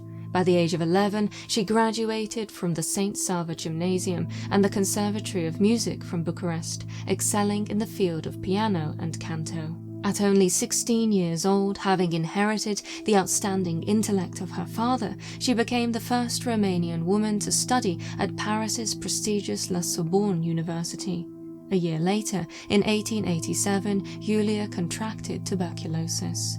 While her mother was able to be with her in Paris at the time, her father, much to his despair, was in Romania. Even so, he wrote to her frequently, insisting on her returning home and taking good care of herself by preserving her energy that she would dedicate entirely to her studies, imploring her to go to sleep earlier rather than spending her nights reading in the dark.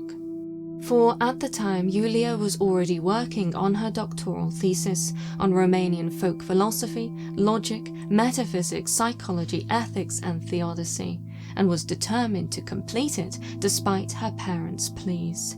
In one of her letters to her father, she wrote that she would not even consider interrupting her studies, even if she had to pay for it with her life. "I will not do it," she asserted, "even if I would have to die for it, and no human power can force me to. I did not work my entire childhood and youth to stop now when I am so close to reaching the harbour. I do not want such a life, not because I care about diplomas. I am not the one to care for such things, as you well know. But once engaged in the fight, it is not me who will retreat from the middle of the battle. And after all, I do love this work, and in short, I will not give it up for anything in the entire world." Her devotion to her intellectual pursuits and dream to become a writer, however, were crushed when she was forced to give up her studies in the April of 1888 due to her rapidly deteriorating health. Her parents took her to doctors in France, Italy, and Switzerland, and when medicine failed them, they sought the miracle of healing at the Agapia Monastery in Bucharest, Romania. Regardless, Iulia's health continued to decline, and so her parents brought her home. Even on her deathbed, Iulia continued to write and even muse upon the afterlife. In a note made only days before she passed away in September, she wrote, "Mother, I leave you forever. I will not see you again. I will acquire my existence under an unknown name. I'll reach without help from anyone on my own the glory which I dreamt." In yet another note, Iulia seems to have heartbreakingly dreamt of living a longer life, writing, "Queen Iulia died on May 21st, 1971, at 11:20 a.m. at 101 years, 6 months and 6 days. Tragically, she would not achieve anything close to this longevity. Her death came too soon, mere days thereafter, on the 29th of September 1888. She was only 18 years old. With her passing, Iulia left behind a devastated father. Haşdeu, the genius of great vastness, who was already well respected as a writer and philologist, started to publish her writings, as he believed her opus to be a rich contribution to the philosophy of the human spirit, and proof not only that the soul has no age, but that, on the contrary, a very mature soul, an ancient and emeritus knight, sometimes comes to stay for a while in a very young being. His statement, heartbreaking for its raw grief and admiration for his child, can be said to reflect a newfound openness to the spirit world. Not merely that, it suggested that, by the time of its publishing, Haşdeu had already found an unsettling note made by his daughter in 1886, before she contracted tuberculosis, and most certainly before anyone could have imagined her passing at such a young age. In the 1886 note, which was scribbled on a small piece of paper, Iulia had written, "Who will reveal you to their eyes? Death." A somber musing for a young woman barely out of childhood. What was the reason for it? Could she have sensed her early end 2 years prior? Most certainly, her father thought so, and more than that, that, in knowing she would die, she had made plans to return also. Thus, Haşdeu's communion with Iulia's writing, something that she had denied him while she was alive, inspired him to find ways to communicate with her spirit directly. Encouraged by the possibility of contact with his dead daughter, it is said that he spent many mournful months waiting for a sign from her. And by his own account, he received the sign he had been waiting for in March, 6 months after Iulia's passing. The moment is recorded in his famous work on the philosophy of Spiritism, Sic Cogito. On a wet and gloomy evening, he wrote, I was sitting alone in my chamber next to my work table. Before me, as always, there was paper and a few pencils. How, I do not know, but unknowingly my hand took a pencil and rested the tip of the pencil against the gloss of the paper. I started to feel short and dense pulsing in my left temple, as if a telegraphic device was shoved into it. All of a sudden, my hand started moving restlessly. At most for 5 seconds, when my arm stopped and the pencil slipped between my fingers, I felt as if awakened from a sleep, even though I am certain I did not fall asleep. I glanced over at the paper and very clearly read, I am happy, I love you, we will meet again. This should be enough for you. Iulia Haşdeu. It was written in my daughter's handwriting. This profoundly spiritual and mystifying moment marked the beginning of a new journey for the grieving father, one in which Iulia's spirit would join him from the other side to guide his hand in writing the book that would become Sic Cogito, and in building 2 ingeniously crafted edifices to facilitate spirit communication. Inspired by and finding refuge in spiritism thereafter, Haşdeu spent the following years communing with his daughter's spirit and writing his now famous book. He claimed to have been guided by Iulia through a medium who wrote automatically in a cataleptic state. Through these sessions, he was told, supposedly by his daughter, that the tone of his spiritism studies must be imposing and convinced, a sort of sic cogito, meaning he who can be convinced, all the better for him, and he who cannot, all the worse. Let it be understood that this does not spare you your duty to write with all your potent clarity. As for your sic cogito, know that it shall be your final word, and likewise the title of the whole opus. And so the Romanian genius indeed concluded and titled the book, all while asking himself if he was truly the author. And as tremendous as this was, a book dictated from beyond the grave, it was but one aspect of Iulia's posthumous opus. Supposedly, she likewise instructed her father to build her a temple where they could be together.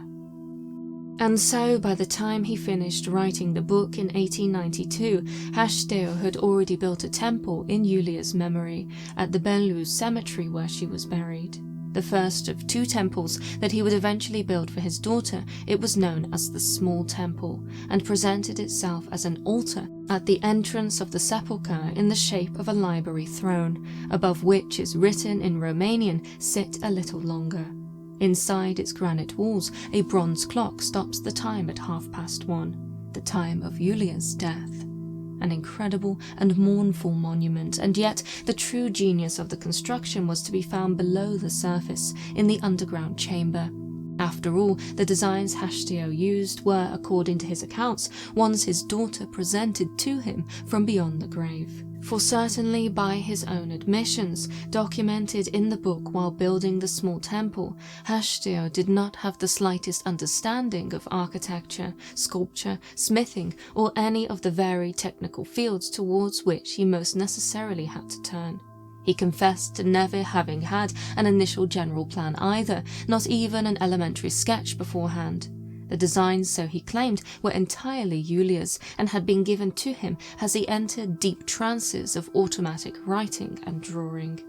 And so it was, anxious to be reunited with his daughter's spirit, that he built the tremendous structure. Both odd and inexplicable, he never knew what materials he needed to order or what instructions to give his workers, for every instruction was dictated specifically by an unseen being in a manner that he described as unconscious, either through a very laconic letter or a rudimentary drawing. Haşdeu did, however, emphasize that, although the plan for the construction was a total mystery to him, it was very much logical to the being which guided him. He believed that the most significant example of this was when he was instructed to place marble walls and steel arches in mismatched and asymmetrical positions above a funnel-shaped window, something that he complied with, although it seemed to him highly inappropriate. Months later, he received another instruction, again allegedly from Iulia, to connect his initial placements so as to form a platform, a small suspended altar, where he was instructed to place 3 busts, a large one of Christ and 2 smaller ones of Shakespeare and Victor Hugo, all arranged so that they would watch from above over his daughter's bust, which had already been placed below. According to a spiritualist manuscript, the 3 busts formed the Trinity, whose unity required a new Trinity, a total of 9, and so 9 was the number of portraits depicting the members of the Haşdeu family, which were placed in star-shaped pads on the tomb's windows. Finally, he was instructed to hang 2 parallel mirrors on the side walls of the window. It was only then, he claimed, that he was able to understand the instructions and grasp their meaning. The mirrors made it so that anyone sitting at a certain angle outside the temple in the graveyard would see through the window the 3 busts from an infinite perspective created by the mirrors. The only other location that allowed for such a view was occupied by Iulia's bust inside the temple. Haşdeu claimed that such a feat was beyond his non-existent architectural capacities. He wholeheartedly believed that the being instructing him was his daughter, and that on one occasion his brother, a painter who had passed away years prior, also came through, instructing him to paint 2 blue angels on the mirrors. Astonishingly, the spirit even specified that in the blue fragments, meaning in the azure of the wings, some spots must be left for the mirror to be seen. This will wonderfully highlight the real nature of the wings. And so it was, incredibly, that the instructions which led to the creation of the small temple were given not only through Haşdeu, but also through the several mediums he had worked with. None possessed any architectural training, and yet the information, the plans, the details, the descriptions, the sketches, all aligned logically and cohesively within the architecture. Another notable example of this incredible feat of channeling emphasized by Haşdeu, not only for its design but also for its meaning, was the engraving of the tablets of law on the marble walls of the small temple.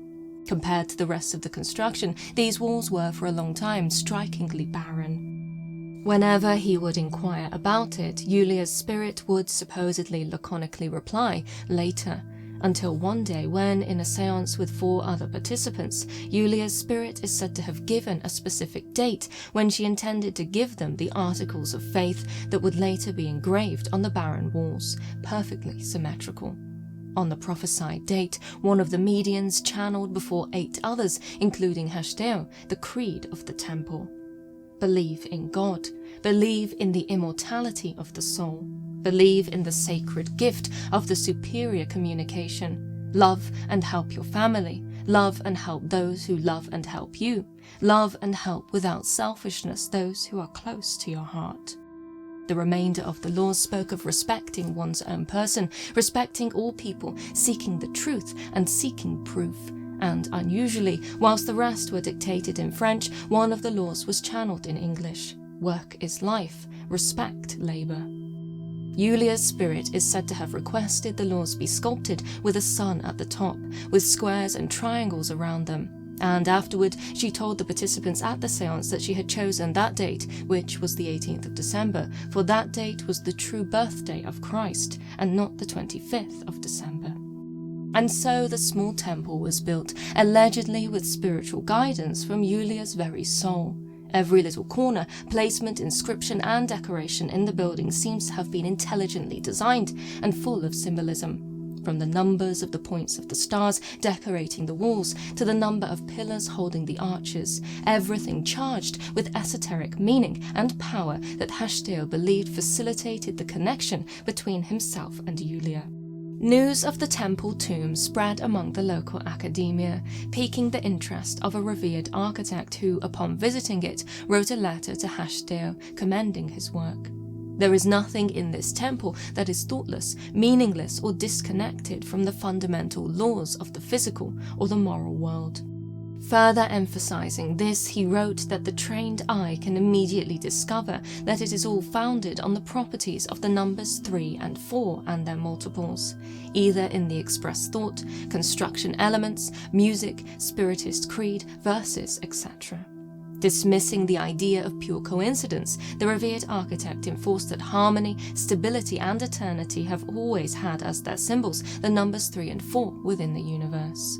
Once a marvelous example of architecture, today the tomb has lost its genius to decades of humidity, neglect, vandalism, and even grave desecration. The mirrors, busts, paintings, and all the hard work dedicated to Iulia have mostly vanished or decayed. Today, only the library throne still withstands the test of time, although the writing on the spines of the books within has faded. And as unfortunate as this may be, it would seem that Haşdeu, or rather his daughter, had the foresight to demand a second construction, one which truly would survive the ages. For certainly, although the small temple became Haşdeu's second home, he considered that it did not suffice for his explorations, and so in 1893 decided to raise a castle for his daughter, the Great Temple, the construction of which spanned over 3 years. Remarkably, the same spiritual process was repeated in the building of this great temple at Campina, or Iulia's castle, as it is also known. Haşdeu's daughter's spirit, just as before, is said to have informed every minute and esoterically potent aspect of the design. It is striking how many of the symbolisms and arrangements of the small temple were expanded upon, enlarged and replicated in the great temple. For example, the primacy of Jesus, no longer a bust, but a full statue on a raised altar in the vaulted entrance of the castle. Furthermore, infinite perspective mirrors were repeated, this time arranged in a circle, which one could enter only through the rotating stone door at the entrance. Iulia's articles of faith were also reproduced. Arguably most fascinating of all, however, was the special spiritism chamber constructed within the building, specifically for Iulia's spirit. The extraordinary room, which still exists today, is perfectly dark, with a hole in one of the walls. It is said that through this hole Iulia's spirit would gain access to the room. In the darkness, the mediums who assisted Haşdeu are reported to have channeled messages from Iulia by means of automatic writing, often, so it is claimed, in her own handwriting. Not merely that, within the walls of this room, Haşdeu is also said to have tried to capture Iulia's spirit using photography, something which, despite his efforts, he never succeeded. Instead, he invited visual artists to attend the seances in order for them to paint their impressions of the spirits in attendance. After all, it is claimed that Haşdeu was successful in communicating not only with his daughter, but also with the spirits of his brother and his departed ancestors. And interestingly, the messages and answers he received via the mediums he worked with at the castle were always written in Iulia's preferred language, French, with one exception being when the message came in Arabic, a language that Iulia did not learn in her lifetime. As for his alleged communications with his brother, these messages were predominantly delivered in Russian, a language he would have spoken for most of his life. Such spiritism activity is claimed to have spanned over 13 years, with 101 summaries of the seances having been produced. And alongside the mediums who channeled the messages from Haşdeu's departed relatives, the seances were attended by men of letters, members of the International Academia, and artists. One such figure was I.L. Caragiale, the revered Romanian playwright, writer, poet, political commentator, and journalist, famous for his satires. Upon visiting the building and having been guided by Haşdeu himself, Caragiale was impressed by its design and described it in minute detail, revealing amongst many things how he passed from one state to another, between two worlds, between known and unknown, between the profane and the sacred, through a revolving stone door that invited its visitors to discover the mystery beyond. He also wrote how the temple is oriented towards the sunrise, its foundation in the shape of a cross, and the main axis falls perpendicularly upon the meridian. Clearly, everything had been designed with purpose. Describing Iulia's bust, he wrote that it was covered with a thin white veil. At the base of the marble pillar, there is Iulia's photo from her funeral day. Many of Iulia's possessions were also housed in the castle, specifically in the two halls which sat on either side of the structure. In one of them sits Iulia's piano, which they say she played exclusively. In the other hall are Iulia's library and her portrait in natural size. It was, so Caragiale expressed, without a doubt, a building in which Iulia's spirit can be easily identified. And certainly, Iulia's piano is believed to have been a central piece within the castle. It was her beloved instrument, one at which she excelled, and so her spirit seems to have been tethered to it. During seances, it was claimed that she would play the piano through the hands of others, and sometimes, remarkably, the piano would play on its own. Even more incredible is how, during one such seance, her spirit supposedly dictated a sheet of music to one of the mediums titled Sursum, and yet another titled Requiem. It is even claimed that Haşdeu was instructed by the spirit to assign the musical channeling of the latter to a particular medium, for others and himself had, so the spirit claimed, hands that are difficult to direct automatically, even for a normal letter, never mind for musical symbols. Once the song was channeled in its initial form, Iulia's spirit demanded the arrangement be made by another, reinforcing not merely experimental control, but that this, ever-demanding, assertive and dedicated to her intellectual and musical pursuits, was indeed the spirit of Iulia Haşdeu. So arranged, the song was able to be performed in the castle by an orchestra on multiple occasions, with listeners, some of whom were physicians and skeptics, describing the sound as celestial harmony, claiming that it made it seem to them as if angels were flying by. Sensational and compelling, Iulia's presence at the temple thus became a source of spiritist art and literature, which garnered the attention and fascination of her father's intellectual circle. To Haşdeu, however, the seances were more than mere entertainment or morbid curiosity. They were a way to continue his relationship with his beloved child. Rigorously intellectual, revered and sincere in his intentions, he was also a grieving man. Such is reflected in one of his opening invocations from the documented seances, in which he referred to Iulia as Lily the Angel, and called to the spirits of his relatives, naming all of them as angels, confessing, "When I invoke either of you, I never forget that you are all one whole to me, with my Lily at the center and Christ as the great mediator." His passion was inexhaustible. Communication with Iulia and his other lost loved ones became his entire reason for being. Perhaps for this very reason, the number of participants in the seances eventually started to diminish. After his wife also passed away in 1902, Haşdeu is said to have isolated himself from the world. His final years were marked by painful solitude. Many believed that he was insane, driven mad with sorrow, and that all of his claimed experiences with Iulia's spirit were thus the make-believe and delusions of a genius who had crossed the threshold of insanity. And so, on the 25th of August 1907, after much suffering and seclusion, Haşdeu passed away in a little house behind the castle he had built for his Iulia. He was buried next to his beloved wife and daughter in a funeral ceremony that only 8 people attended. Today, Iulia's castle still stands and has housed the BP Haşdeu Memorial Museum since 1994. Brimming with artifacts, including Iulia's piano and bust, as well as many papers and writings relating to the seances, it can be said to be a very special, but also very strange structure.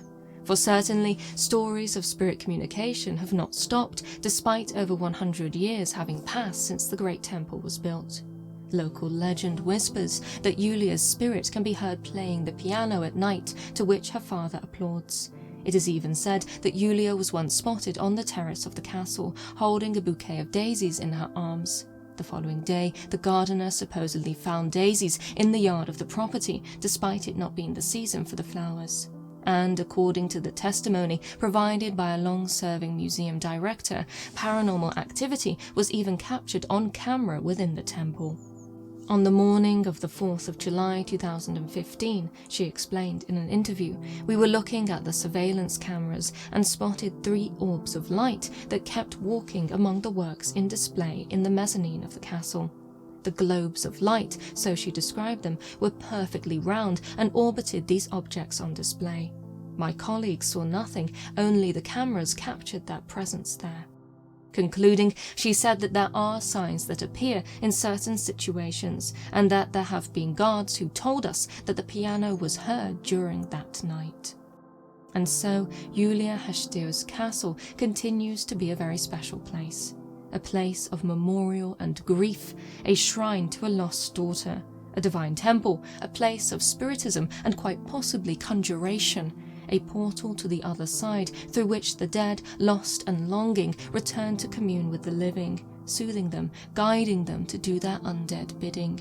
A place which holds within its stone walls the memory of a genius child who left a grieving father at the edge of insanity, making the great temple an undeniable testament to love and how it knows no bounds, not even death.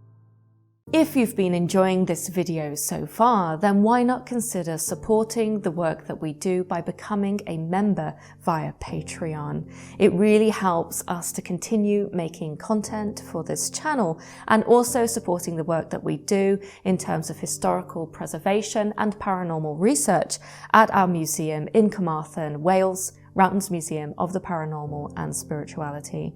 I've left a link down in the description for you to take a look at our Patreon page and consider supporting us financially through monthly membership. Thank you. This next video is several years old now, but I really do remember it as one of my favorite ones to research and present to you all, as it really allowed me to stretch my historical research muscles and delve deep into witchcraft trials, particularly before the notorious Salem case that stands so strong in popular imagination.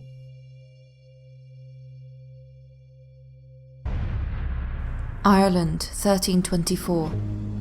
The Bishop of Ossory, Richard Ledreed, condemns his diocese as a hotbed of devil worshippers. At the centre of this scandal is Dame Alice Kittler, a wealthy noblewoman accused of witchcraft by her stepchildren. A multitude of charges were levelled against Alice and her followers, chief amongst them the malicious murder of her fourth husband by means of poison and sorcery. In addition, she was accused of holding secret nocturnal meetings in churches to perform black magic, including the brewing of love potions, of mutilating live animals at crossroads as offerings to demons, and of engaging in sexual intercourse with her demonic familiar. Alice would be tried and found guilty, becoming the first recorded person to be condemned as a witch. Although Alice herself would flee the country in time, one of her female servants was flogged and burned at the stake in the November of that year. In the decades that followed, fear of malevolent witches spread across Western Europe like wildfire. Believed to be the agents of the devil, widespread belief regarded them as enemies of the Christian community. On the 5th of December 1484, Pope Innocent VIII issued a papal bull, which denounced the actions of those who give themselves over to devils, male and female, and by their incantations, charms and conjurings, commit heresy, spreading their infection to the ruin of others who are innocent. The decree gave inquisitors a blank check to persecute those believed to be witches freely and fully, according to their deserts. Within just 3 years of the bull's publication, Malleus Maleficarum, the Hammer of Witches, was published. Written by the Catholic clergyman Heinrich Kramer, the text advocated the complete extermination of witches. Using legal justification, Malleus recommended the use of torture to extract confessions of sorcery if tamer methods of interrogation proved unsuccessful. The text also promoted deception as a method to obtain confessions. And when the implements of torture have been prepared, the judge, both in person and through other good men zealous in the faith, tries to persuade the prisoner to confess the truth freely. But if he will not confess, he bids attendants make the prisoner fast to the strappado or some other implement of torture. The attendants obey forthwith, yet with feigned agitation. Then, at the prayer of some of those present, the prisoner is loosed again and is taken aside and once more persuaded to confess, being led to believe that he will not in that case be put to death. Despite its shocking contents, after being published in Germany, Malleus Maleficarum became an instant bestseller and proliferated into dozens of editions throughout Europe. Astonishingly, for almost 200 years, it was second only to the Bible in sales. By the 16th century, the threat of satanic witches circulated freely in academic discourse. In 1597, the renowned intellect King James VI of Scotland, future James I of England, published a philosophical dissertation on necromancy and black magic.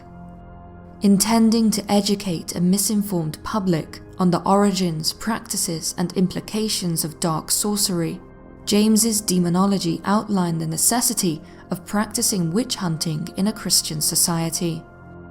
In his preface, he stated that it had been his conscience that had moved him to warn of the dangers of the devil's power and those who aligned themselves with his works. The fearful abounding at this time in this country of these detestable slayers of the devil, the witches or enchanters, hath moved me, beloved reader, to dispatch in this post this following treatise of mine, to resolve the doubting both that such assaults of Satan are most certainly practiced, and that the instruments thereof merits most severely to be punished. And certainly, on the ground, people were not only believing the threat of witches, but were acting upon the recommendations of authors such as King James and Heinrich Kramer.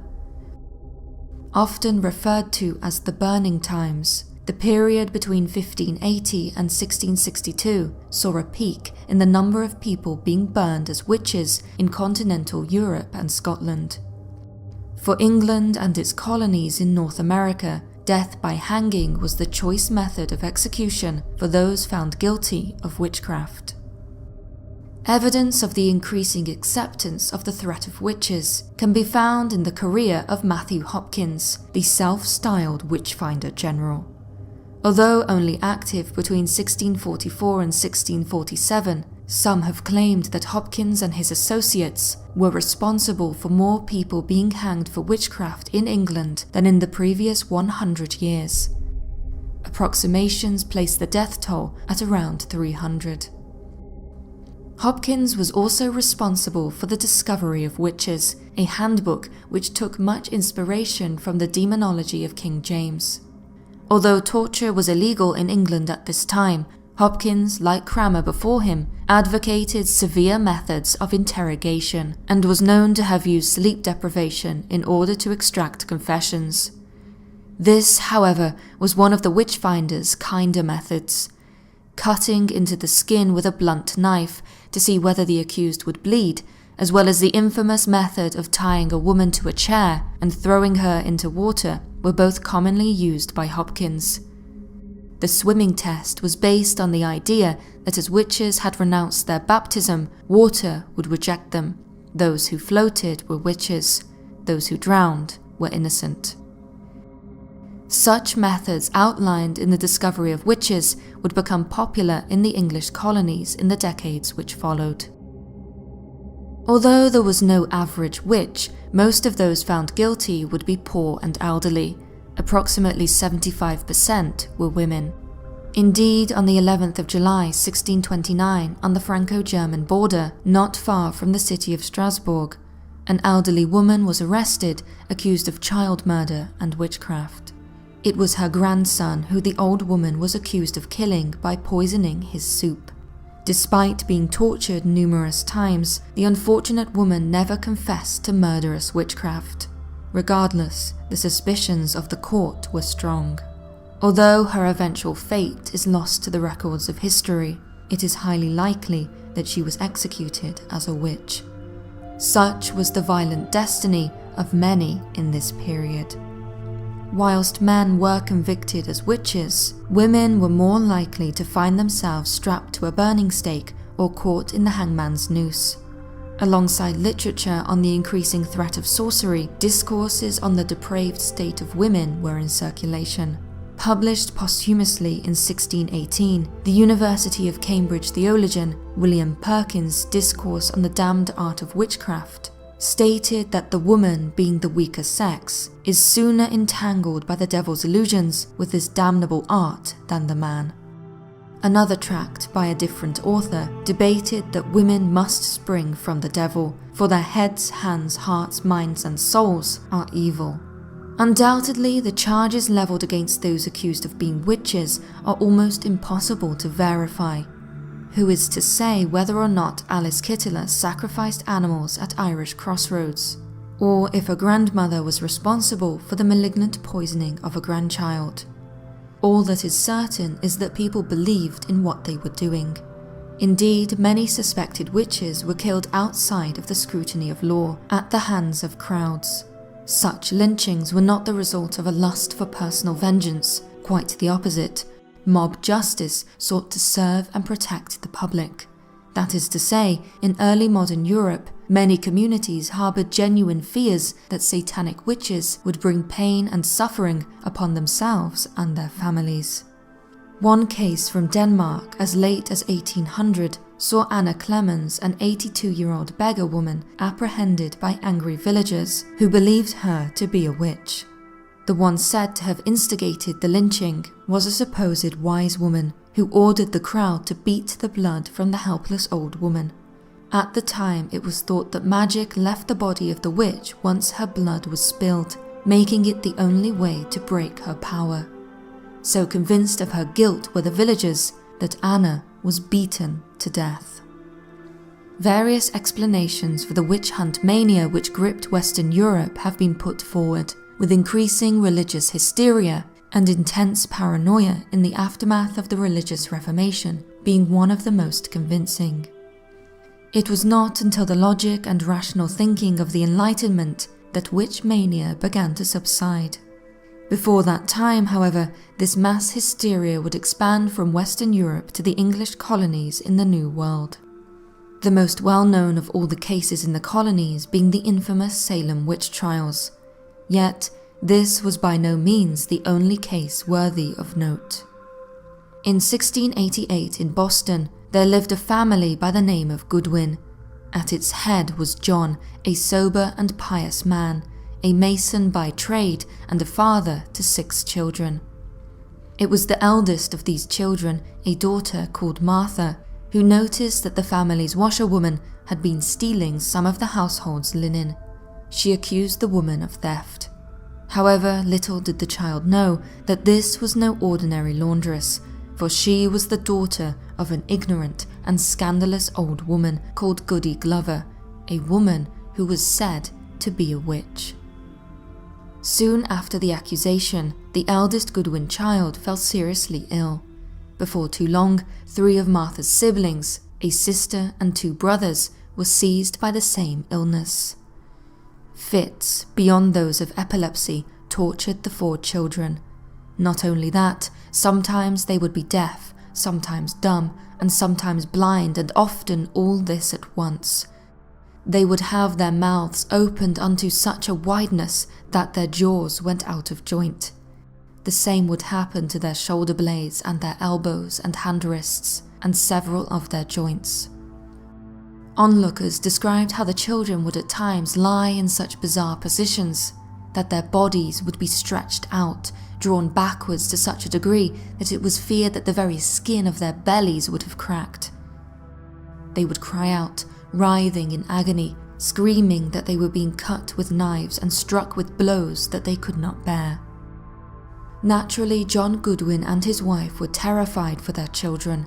Respected physicians were consulted for help. However, nothing could be done for their afflictions. According to the doctors, the cause of the inexplicable illnesses was the witchcraft of Goody Glover. A religious family as they were, the Goodwins prayed for an end to their children's sufferings. It was said that after a day-long prayer vigil, the youngest of the children was delivered, their pain gone. At this point, news of the calamities which had befallen the Goodwin family reached the ears of the local magistrates. The elderly mother of the washerwoman, Goody Glover, was arrested on suspicion of witchcraft. During the subsequent trial, an order was given to search the woman's house. Suspicious items were recovered and brought into the court. These included several small images or puppets or babies made of rags and stuffed with goat's hair and other such ingredients. Supposedly, when one of these objects was presented to the woman, no sooner had she taken it in her hand than one of the Goodwin children fell into a fit before the whole assembly. By the end of the trial, the old woman confessed to being in league with the devil. Although the court appointed 5 or 6 physicians to assess her mental state, they concluded that she was sane and had not, through folly or madness, accidentally acquired herself the reputation of a witch. No, this woman was found to be the real thing, a satanic witch. As such, a sentence of death was passed upon her. In the days before her execution, another came forward to testify against the witch. The accuser, a woman by the name of Hughes, said that Glover, 6 years earlier, had caused the death of her neighbour.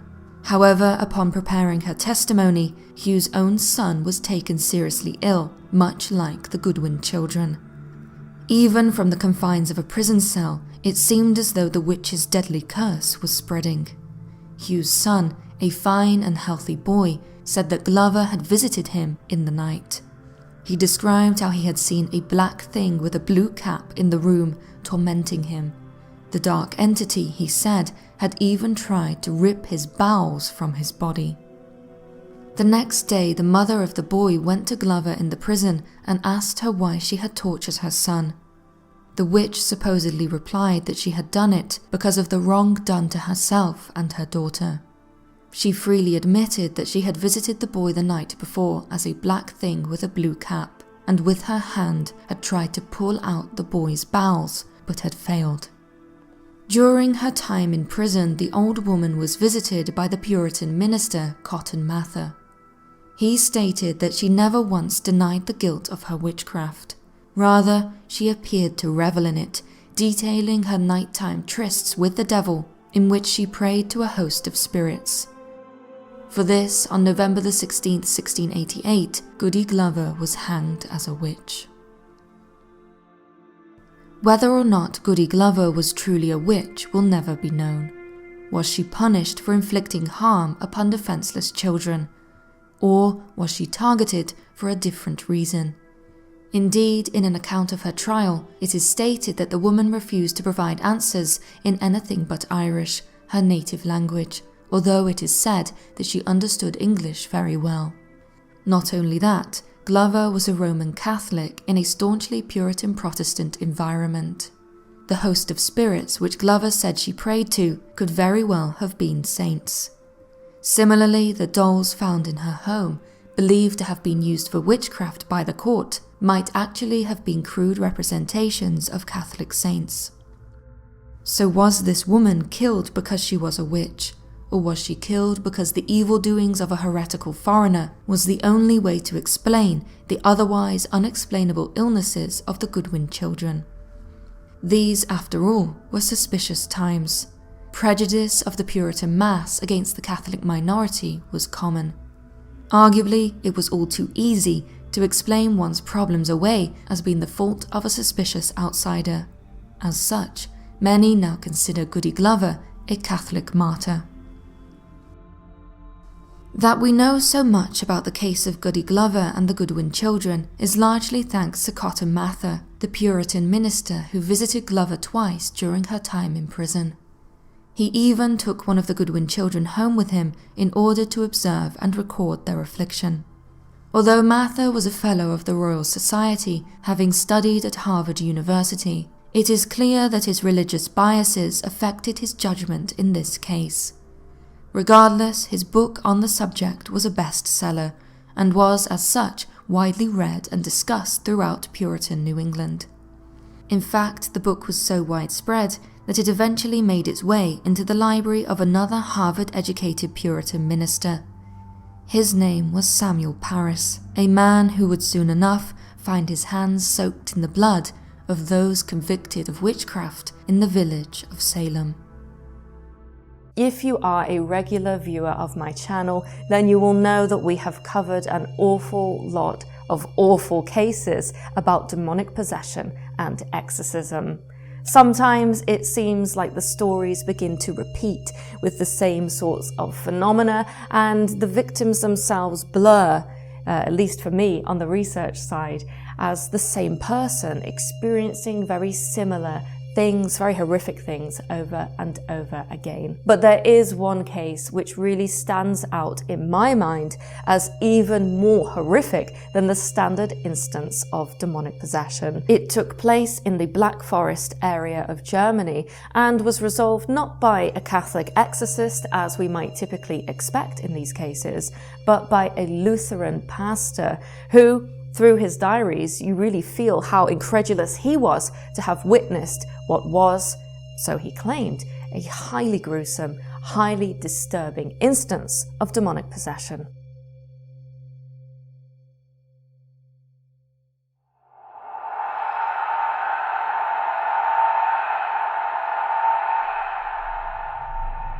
Whilst it can be said that there are many cases of the paranormal that have the ability to leave one unsettled, very rarely does one encounter a truly chilling, truly horror movie-esque happening that, despite its difficult to digest details, is claimed to have been 100% real. In the February of 1840, a young destitute family moved into a modest ground-floor apartment in the small German town of Mottlingen. 2 brothers and 3 sisters, the Dittuses were orphans, the parents of the family having died some time earlier, leaving their eldest child, a young man by the name of Andreas, to care for his siblings. His brother was half blind, and his youngest sister, a devout 24-year-old, suffered ongoing ill health. Her name was Gottliebin, and despite her faithfulness, she was destined, so it seemed, to find herself at the center of what can only be described as the most horrific, most gruesome, and quite possibly most well-documented case of demonic possession and exorcism in all history. My name is Laura, and you are watching The Paranormal Scholar. The story which follows is neither trick nor treat. There are no Halloween pranks or embellishments in its telling. Rather, by the Lutheran pastor who chronicled its details, it is alleged to be wholly authentic. The Dittuses were a poor family, and so the home into which they moved in early 1840 can be described as little other than ramshackled. Located on the outskirts of the town, the building which housed their apartment was weather-worn and depressing. The interior was similarly bleak, with all members of the family commenting, as soon as they moved in, how they heard recurring creaks, bangs, and shuffles, almost as though the building was straining to get away from itself. But these were no ordinary noises. They seemed to come from every nook and corner, and would sometimes last all night, scuffling and trampling across the bedroom as the siblings tried to sleep. The people who lived above them likewise reported hearing strange sounds, although they cared little to discuss them with outsiders. In this way, from the very first day, Gottliebin Dittus was wary of her new home, so much so in fact that she would later claim that she straightaway felt as though there was a peculiar influence on her when there. For certainly, on the first day of their arrival, when she prayed at the table, "Come, Lord Jesus, be our guest," she had fits in which she fell onto the floor unconscious. After that, a change, it is said, came over her. A once respected young woman of unsullied reputation, noted for her faithfulness, good Christian education, and remarkable ability to compose fine songs, Gottliebin was now avoided by others in the town. Widely disliked, she is said to have had something repulsive and inexplicable in her behaviour, and a repugnant way about her. At the time, however, little was said about it, her altered personality being ascribed to the tragedy of her being an orphan. And so life continued for the Dittuses. They, like their neighbours above them, adopted a policy of silence in regards to the sinister things that were heard and eventually, according to Gottliebin, seen in their home. Life was, after all, difficult enough already. Then, in the autumn of 1841, Gottliebin approached Johann Christoph Blumhardt, a Lutheran theologian who had moved to the area in 1838 and now served as the town's pastor. Zealous and devoted, he was 36 years old at the time and was eager to listen to the young woman's spiritual grievances. After all, although Gottliebin had long attended his sermons, walking a great distance each week to do so, she had, until this point, not once disclosed to him the peculiar happenings she and her family endured at their apartment. And so it was seemingly in a state of desperation that she visited Blumhardt at his parsonage and told him of the nightly temptations which she suffered. They had, she explained to him, reached an ever higher degree, and as such brought her much torment. Other than this, however, she would not disclose any more. Wanting to help, but limited in his ability to do so, Blumhardt failed to coax further information out of her, and so watched her leave, highly reticent about her strange experiences, and yet clearly distressed by them. It was in December, only a few weeks later, that Blumhardt and Gottliebin's paths crossed again. The young woman had fallen ill, dangerously so. She was attended to by medical doctors and also Blumhardt, who visited her so as to pray over her. And yet, as strong as his spiritual calling was, the pastor disliked tending to her. Whenever he entered the room in which she lay, the young woman would look at him out of the corner of her eye, silent and without greeting him. She would not pay any attention to his words, and would even seem nearly unconscious in his presence, something which Blumhardt considered her to be feigning, for she had not been in such a condition before or after his visits. She was, he concluded, self-willed, self-righteous, and a spiritually proud person. Repulsed by her behaviour, and wanting to avoid any further embarrassments, Blumhardt thus, like many others in the town, kept his distance. There was then, it seems, something inexplicable and eerie about Gottliebin that unsettled everyone around her.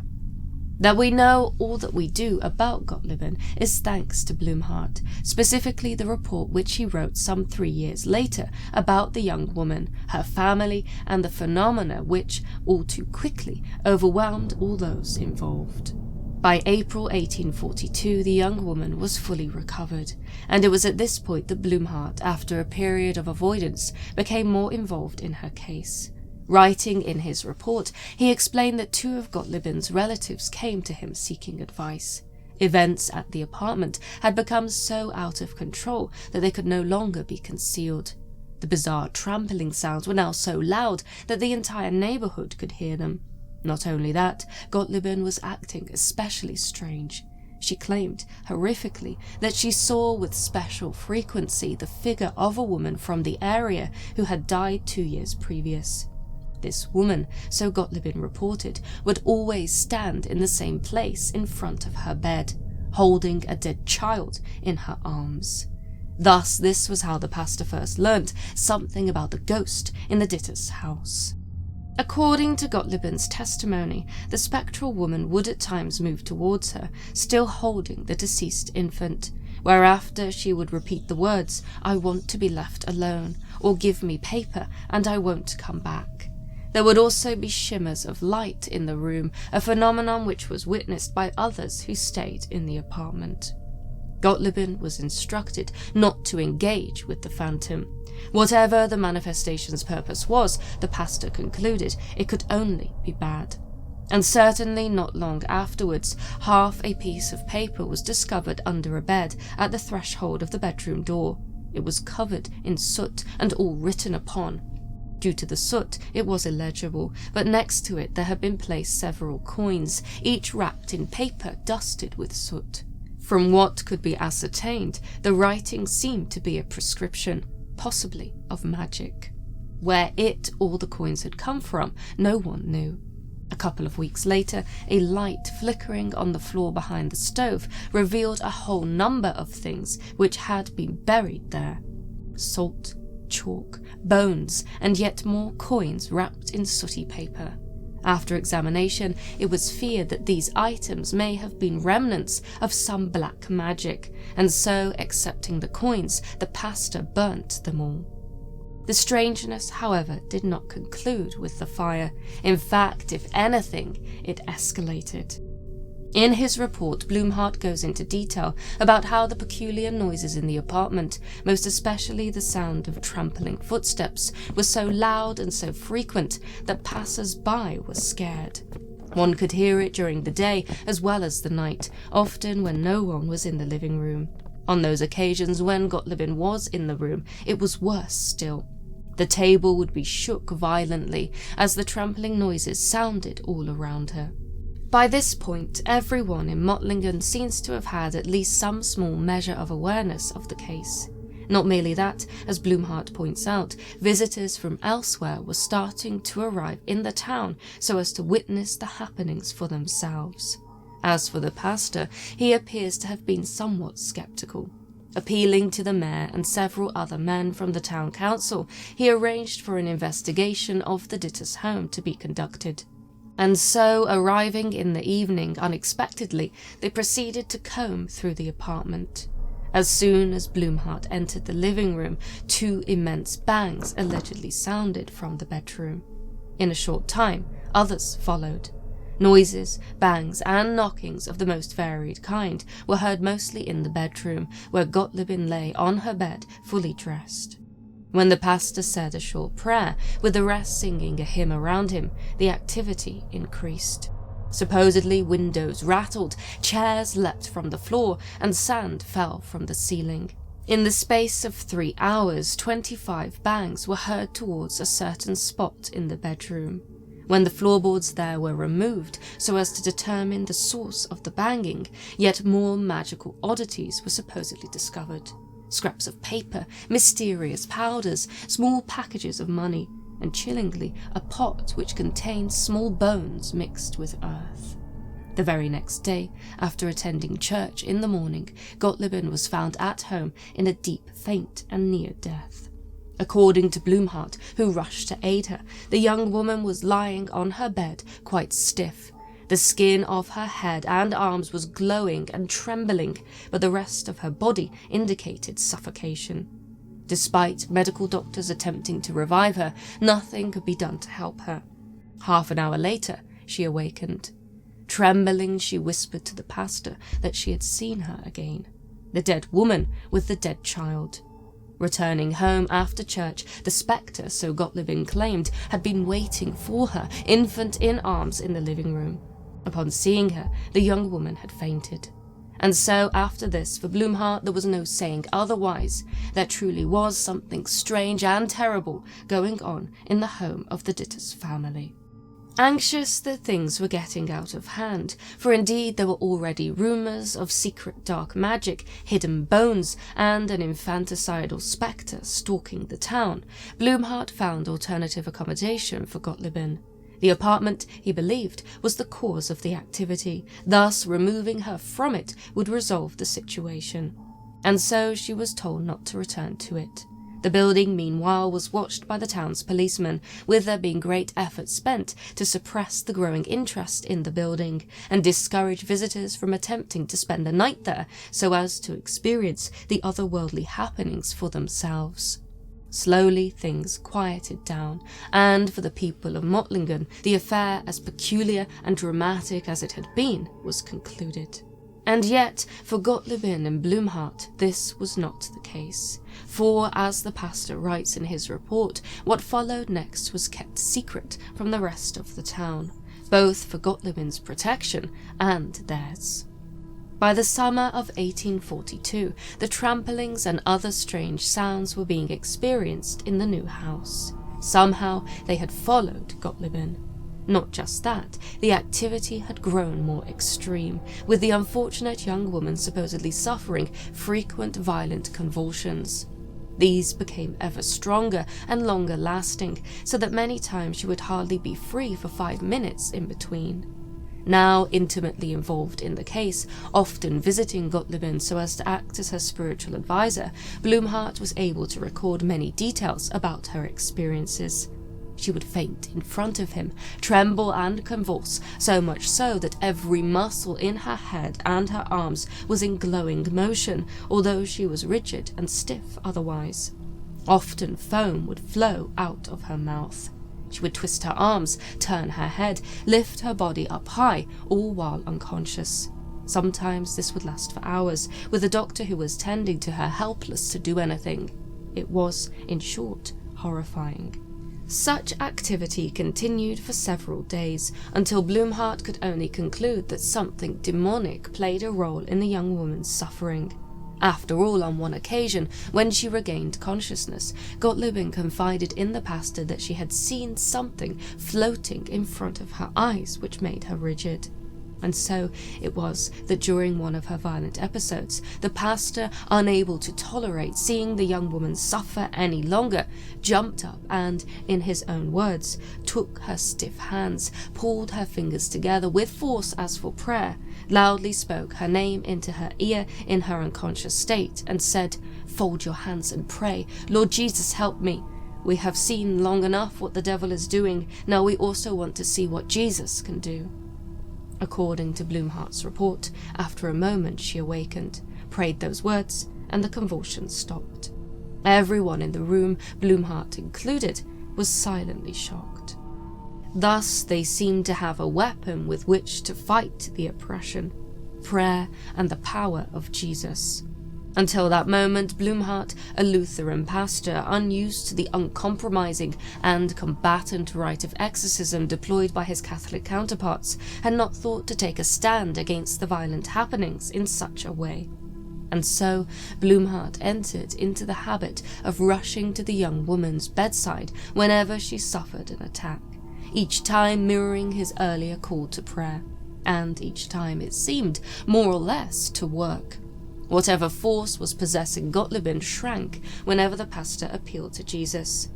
After several sessions, Blumhardt was beginning to have hope that the young woman would recover. Then, one day, everything worsened. According to the pastor's written report, the possessing force, despite being banished by prayer, returned with a stronger energy, almost as though its rage had been renewed and emboldened by attempts to exorcise it. Summoned to the house once more, Blumhardt reportedly discovered Gottliebin in a terrible state. Lying on her bed, her entire body was in motion, and she made horrible faces, her only intention being wrath and rage as she tried to reach for the pastor in an attempt to hurt him. There was, he wrote, something hostile in her, something which seemed determined to prevent him from intervening. As before, he started to pray and say the name of Jesus. At that, the young woman immediately rolled back her eyes and began to speak, only the voice with which she spoke could instantly be recognized as not being hers, not only because of the tone, but because of the expression and character of it. "I cannot stand to hear that name," the voice is alleged to have said. All in the room were terrified. Even so, Blumhardt proceeded to engage the voice in conversation. And so it was that he, so he detailed in his report, discovered the identity of the entity that was possessing Gottliebin. Or rather, entities, as horrifically 14 demons are said to have inhabited her body. Not only that, they were led, so it seemed, by the spirit of the murderess whom Gottliebin had claimed to have seen haunting her home. She, so Blumhardt explained, identified herself as a killer of 2 children. She had buried them in the field, and for that was condemned to a restless afterlife. I cannot pray.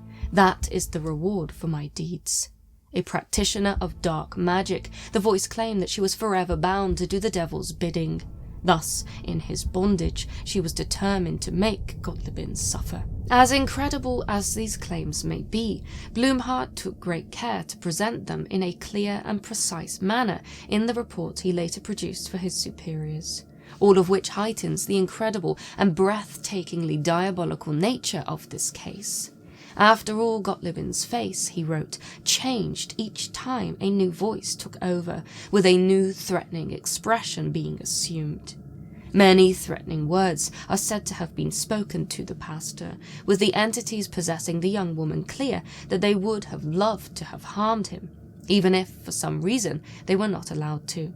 And so, instead, they took their rage out on others present in the room, including the mayor, who is said to have received many a knock and fist blow, as well as Gottliebin herself. She tore her hair, threw her head against the wall, and tried to hurt herself in many ways. To Blumhardt, it was painfully obvious that the poor young woman was not in control of her own body, and that her only salvation was prayer. For certainly, if his words are to be believed, commanding the demons to leave the woman's body worked. With simple words, the pastor was supposedly able to rebuke every movement and force them to obey. And yet, all too quickly, they would return, with their sinister power becoming stronger again and again. it seemed as though his work only made things worse. In this way, Blumhardt explained quite candidly that all of his friends advised him to drop the case and abandon the seemingly helpless young woman to her fate. Yet, despite what he suffered in spirit and soul at the time, he simply couldn't. I had to think with horror of what would become of the person if I withdrew my hand from her, and how much I, if things went wrong, would stand accused before everyone as the cause of it all. I felt myself in a net out of which I could not possibly extricate myself. The devil, so he claimed, was trying to ensnare him in his own pride. And so Blumhardt rose above it and returned to Gottliebin, determined at all costs to free her from the demons which sought to destroy both her and him.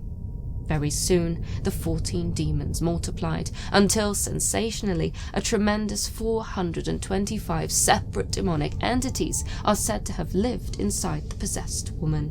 Blumhardt, praying over her, fought to banish them all. At night, whenever he was not there, Gottliebin claimed that shadows, dark figures, pressed around her bed. On one occasion, she even alleged to have felt herself suddenly seized on her neck by a burning hand. When her aunt, who was caring for her at the time, rushed with a light to inspect the young woman, she saw that large blisters, already filled with liquid, had risen all around her neck. The next day, the injuries were confirmed by a doctor. It is recorded that her neck took several weeks to heal.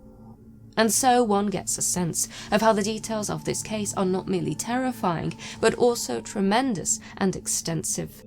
According to Blumhardt's report, which was translated into English and published in the 1970s, Gottliebin suffered many physical injuries throughout her alleged demonic possession, both at the hands of unseen forces, such as those which burnt her neck, and herself. Many times Blumhardt went to attend her and found her with a new wound or hurt. Her chest beaten, her hair tore out, her nose bleeding, her body swollen extraordinarily. She would even, he claimed, vomit whole buckets of water. One of the most harrowing episodes is said to have begun on the evening of the 24th of July 1842.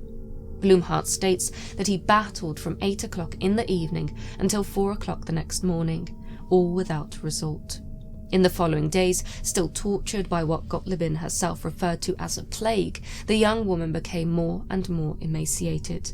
The nighttime attacks, so it is said, had escalated to new and perverse planes, with her suffering painful and strong hemorrhages after being assaulted by spirit-like figures for up to 3 hours at a time. Far from being a figment of her imagination, the young woman was, on multiple occasions, reportedly discovered on her bed, swimming in blood, which forced itself through her dress everywhere on the upper part of her body. If this plague did not stop, she is said to have told the pastor in a moment of lucidity, it would be her death. And certainly, the medical doctor who had been attending her throughout was utterly confounded. According to Blumhardt, he had tried all sorts of medical means without being able to bring about her healing. Gottliebin's demonic possession is said to have reached a monstrous peak the following month, in August 1842, when one of the voices possessing her claimed to be but one of 1,067 entities. Earlier that day, so it is said, in a fit of desperation, the young woman had twice attempted to end her own life. Blumhardt afterwards stayed with her for many hours, praying as a thunderstorm raged outside the house. Many voices are said to have spoken that night, some speaking in accents and other languages, most such as Blumhardt could not compare to any European language. Similar accounts of attempts at exorcism are described all the way into the opening months of the next year. In his report, Blumhardt describes many conversations he had with possessing entities, including one with the spirit of the woman who had, in some way, started the whole ordeal. He wrote that she, like many of the possessing entities, desired to be free of the devil. After talking with her, praying for her, he was able to convince her to leave the body of the young woman and move on elsewhere. According to the pastor, in this fashion it continued for a while. Whatever spirit was given a resting place did not return again. Many identified themselves by formally giving their names, which was done especially by those who had died since I had been installed as pastor in this town in 1838. Others mentioned places they were from, often hundreds of hours away. Some even said they came from America. Gottliebin had then, it seemed, acted as a host to many disparate and diabolical entities. But why? The answer, so it seemed, was dark magic. On the 8th of February, so Blumhardt wrote, a new period began in the history of Gottliebin's possession. Sinisterly, it is claimed that objects were charmed into her body. At first, it was small pieces of glass, which the young woman would expel via vomit. Soon, it is said, this progressed to small pieces of iron, and then old bent nails, with Blumhardt himself claiming to have witnessed, with his own eyes, the young woman retching up into a bowl 12 separate nails on one occasion. Unbelievably, she was soon, so he claimed, vomiting shoe buckles, often so large that one could hardly understand how they could even come up her throat, as well as uncountable quantities of pins, lengths of wire, pieces of knitting needles, sometimes singularly and sometimes bound in bundles tied together with feathers and paper. On one chilling occasion, Gottliebin is even said to have stopped breathing and lay as dead for several minutes when an especially large and broad piece of iron got stuck on its way out. Tremendously, even living animals, frogs, bats and locusts, are said to have come from her mouth. Each time one of these vomiting episodes occurred, Gottliebin was left in such pain that she would more or less lose consciousness. As far as Blumhardt was concerned, not merely was fraud on her part impossible, the incredible happenings having been witnessed by multiple people, but also entirely unimaginable given her level of suffering. Every object smuggled into her body, so the pastor explained, had the purpose of killing her. And, terribly, it seemed to be working. She lost consciousness regularly, stopped breathing many times, hemorrhaged to the point of near death, and even made further attempts on her own life. Confessing the circumstance of her early years to Blumhardt, Gottliebin revealed that one of her childhood illnesses had been cured through the use of magical medications. Such, supposedly, had drawn her into the net of magic, something made all the worse by a cousin who she went to live with at the age of 7. Feared as an evil person, it was suggested that she had somehow pledged the girl's soul to the devil. Thus, this was why she suffered. She had been sold to Satan. And so the possession and violent attacks continued. Then, from the 24th to the 28th of December 1843, the end appeared to be in sight. But first, Blumhardt and the Dittus family had to endure one final marathon of madness. Both Gottliebin's sister, Katharina, and her half-blind brother are described as having fallen under the same demonic influence as their sibling. For the first time in the 2-year-long possession, Katharina raged and threatened to tear the pastor into 1,000 pieces. She was allegedly so violent that she had to be restrained. Her behaviour was entirely uncharacteristic. Bound, a demon then supposedly spoke through her. It was firm and declared itself to be not a spirit of a deceased person, but a prominent angel of Satan. As midnight approached, the young woman's rage increased, with her being seized with such violent shakings that it was as if she would shake off every limb individually. Then, so Blumhardt writes, at 2 o'clock in the morning, the supposed angel of Satan roared, while the girl bent her head and upper part of her body back over the backrest of the chair, with a voice of which one could hardly have believed a human throat capable. Jesus is victor! Jesus is victor! And after that, the power and strength of the demon seemed to be broken more with every moment. It became ever more quiet and calmer, and finally disappeared unnoticed, like the lifelight of a dying person goes out, however not until 8 o'clock in the morning. Katharina, along with her sister and brother, was free, and so, horrifically, thankfully, finally, the possession was over. These terrible and incredible events were described by Blumhardt in a report he wrote the following year, on the 11th of August 1844. Sent to his superiors, the document's purpose was, so he explained in the preface, to be honest and open, and more than that, to respond to the urge which he felt within himself to tell it all. After all, at the moment of writing, he knew all too well the judgment that he risked in sharing what he referred to as his battle and conflict with Satan. For certainly, such vast and gruesome accounts of demonic possession belong more to the realm of the Catholic exorcist than they did to a Lutheran pastor. There was no recourse or right to which he could or indeed should have followed. He simply acted as he felt was right. Jesus, he declared, is victor, and it was in his name that he had worked. No matter what judgments might be, I have the satisfaction of having spoken the truth. As for Gottliebin Dittus, a postscript added by Blumhardt in July 1850 revealed that a full 6 years later she was well and had moved into his home some 4 years previous to help his wife with housekeeping and child education. Most faithful and most understanding, she had become a much-loved member of the family.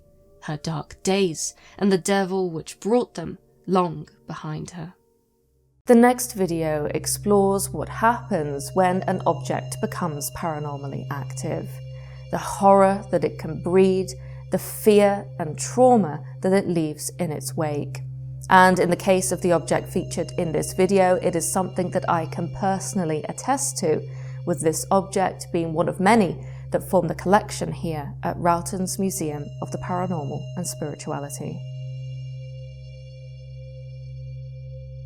In early June 2024, a young mother found herself driving to a car park in West Wales. It was not a journey she had intended to make. Indeed, nothing about her life for the past couple of weeks had been expected. Everything had been turned upside down.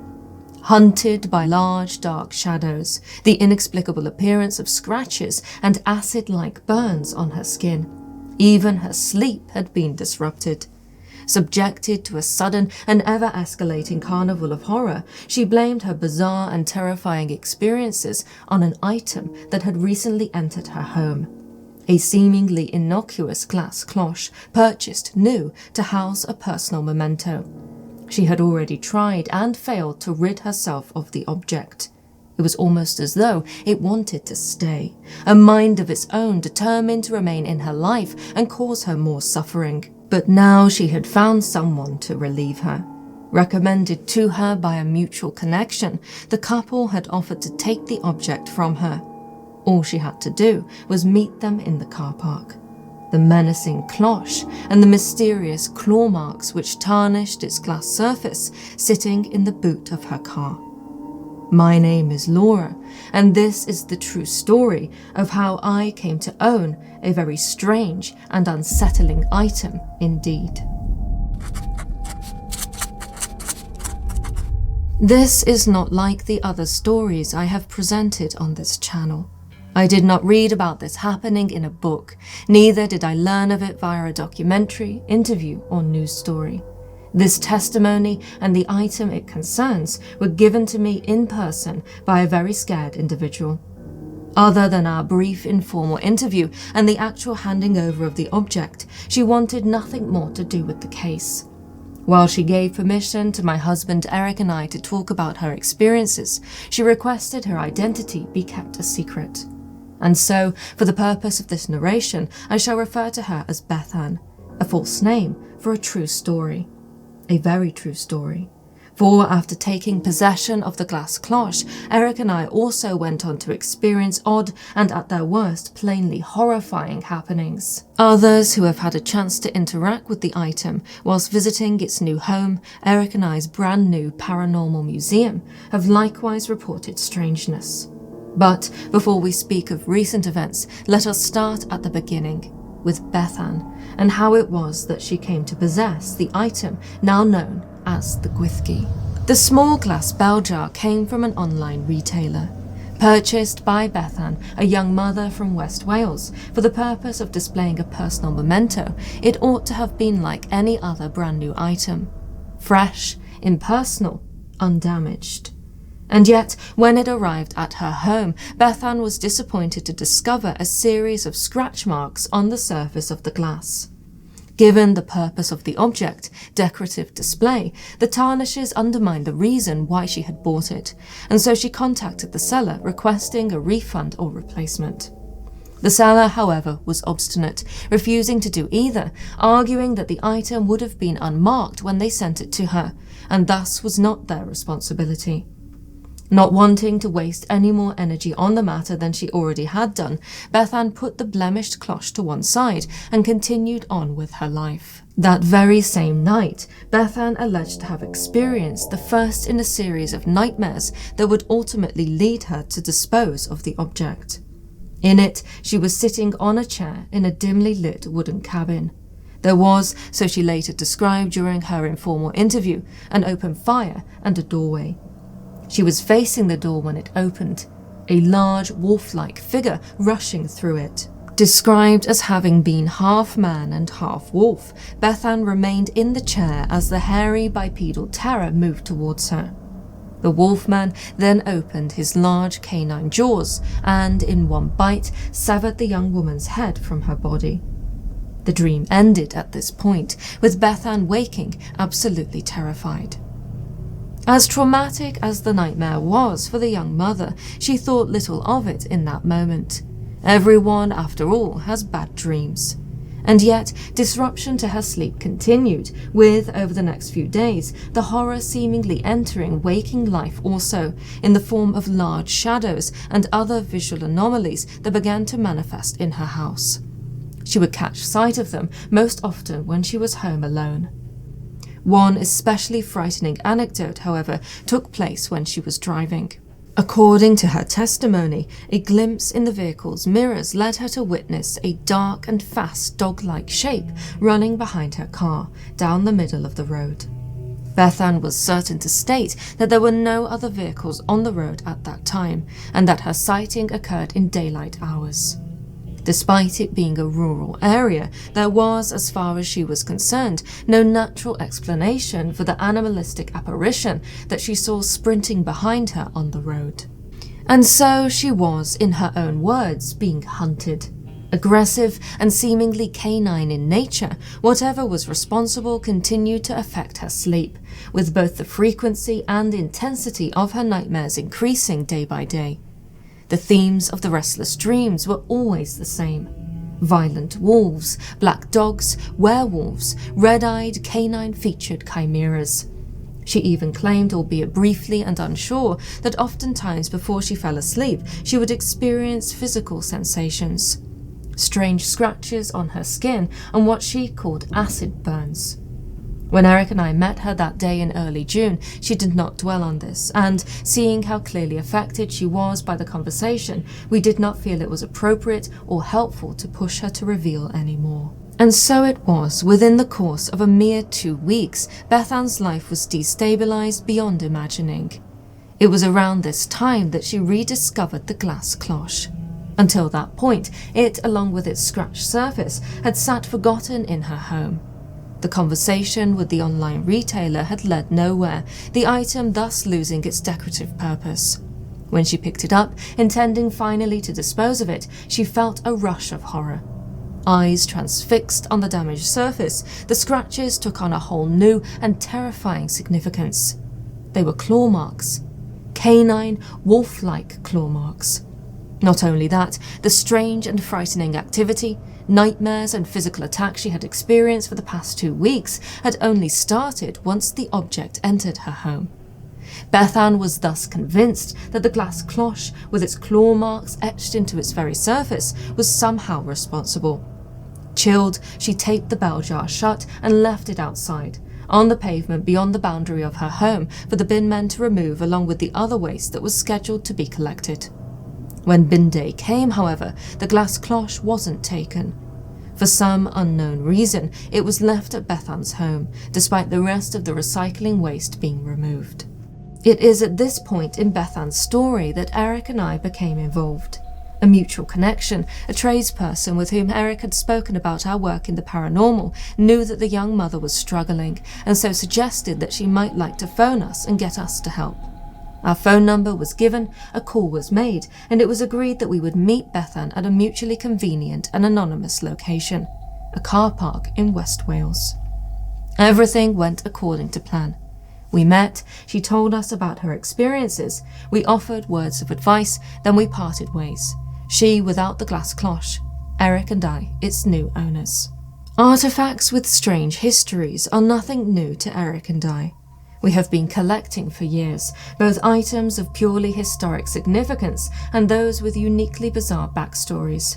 And yet, less than a week after taking possession of the glass cloche, I came to realize that it was highly abnormal, even amongst abnormal items. Before opening our new paranormal museum in Carmarthen, Wales, Eric and I kept the more active and potentially problematic of our collection at home, in a special storeroom located inside an outbuilding on our property. There, the objects' unique and special needs could be catered to without interfering with our living, working and sleeping areas. 99% of the time, this was a more than adequate arrangement. Bethan's glass cloche was the exception, the 1%. The only item I have ever felt the need to remove from our property and store elsewhere. After taking the cloche home and securing it in our storeroom, both Eric and I began to experience phenomena similar to that which Bethan had reported to us during our car park meeting. Shadows, disrupted sleep. That by itself might have been resolvable. Then one day I went into the storeroom by myself. There I experienced sudden severe pain in my abdomen. It felt like I had been slashed across my middle by something sharp and acidic. After that, I knew that keeping the item at home was no longer an option. It risked further aggressive activity towards myself or someone else, or even an unsettling of the other objects in our care. That same afternoon, Eric and I bagged it and removed it to a safe place away from our home. At that time, still shocked by experiencing the physical sensation across my abdomen, I cared little if I ever saw that cloche again. When we took possession of our museum building in August, only a couple of months after being given the mysterious item by Bethan, we returned to retrieve it and move it to the museum, which is now its permanent home. It is a very cold and bad weather day in summertime Wales. And I am at... Oh! It was a squirrel running on the church roof. Okay, I'm at a graveyard that I know very well to retrieve an item, a very problematic item that I have had to store here whilst we waited to take possession of the museum. So I really didn't want this one at home. So, like I said, this is a place that I frequent often, and particularly the older graves. Well, quite a few graveyards in the local area. I like to go to them, pay my respects, read from the headstones, acknowledge the people who are resting there, particularly those who no longer get visitors, and say prayers for them. And that's something that I've done for years. So when this item came into my possession, it's not something that I wanted at home. So this particular graveyard I have a special connection to, and I asked the spirits of the graveyard, the keepers of the graveyards, to do me a favour, I suppose, and take care of this item until I could come back and retrieve it, which is what I'm doing now.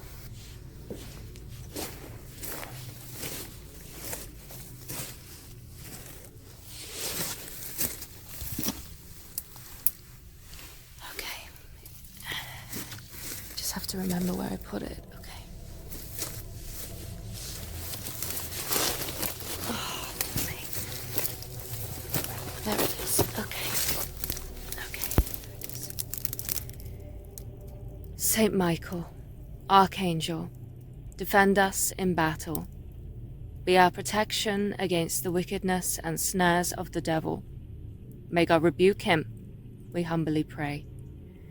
And do thou, O Prince of the heavenly host, by the divine power, thrust into hell Satan and all the other evil spirits who prowl about the world, seeking the ruin of souls.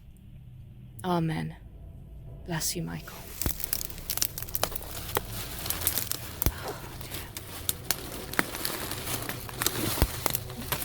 Okay, I've got it.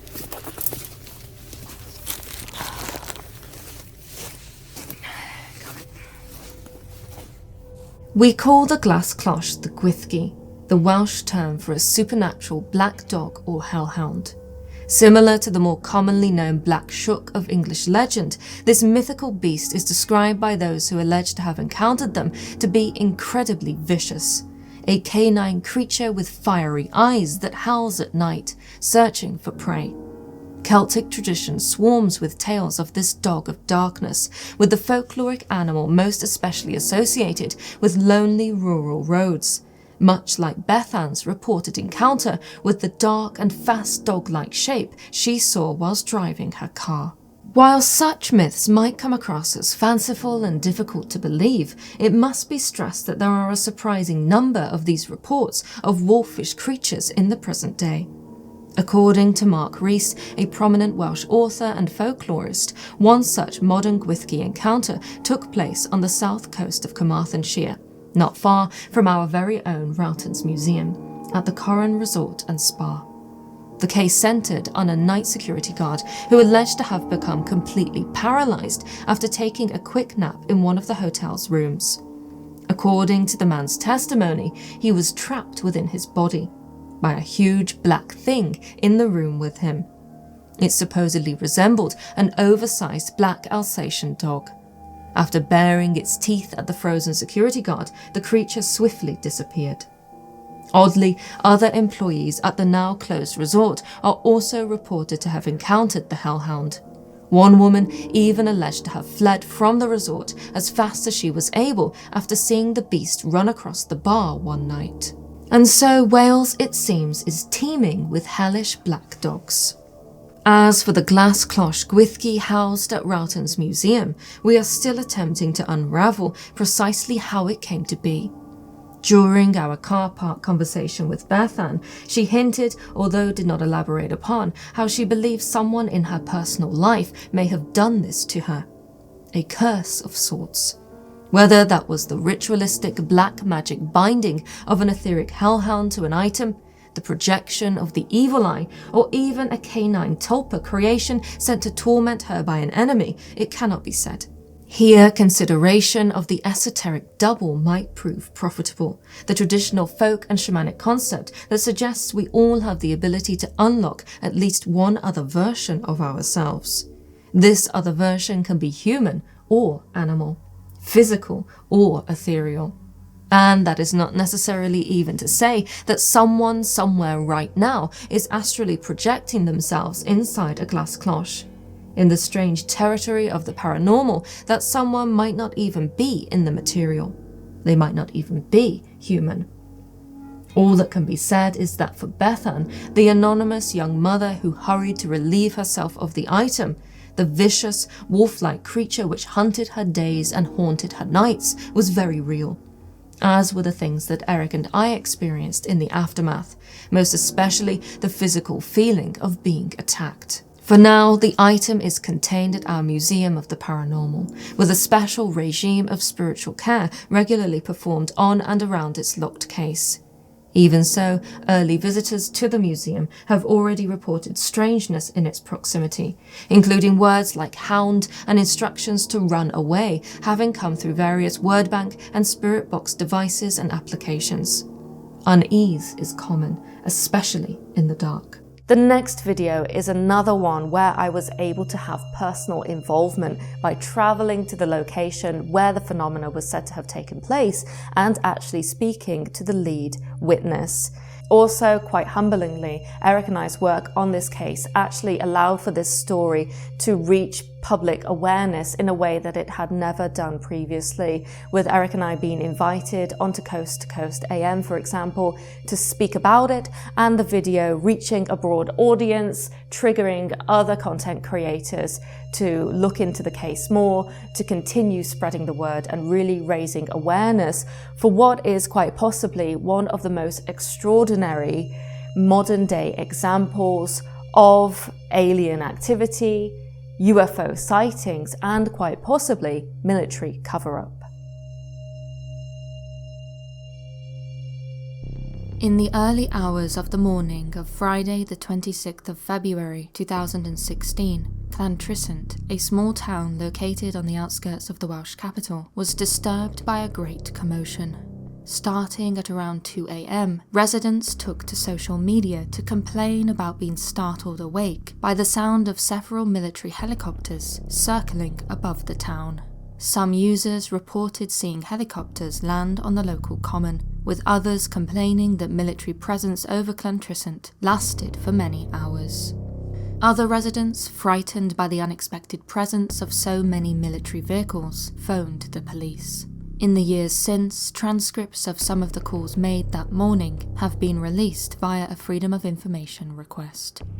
"I'm concerned," one caller stated. "There is a helicopter flying very low. It has come around 7 to 8 times. It's not like a police helicopter, it's a big double-engined one."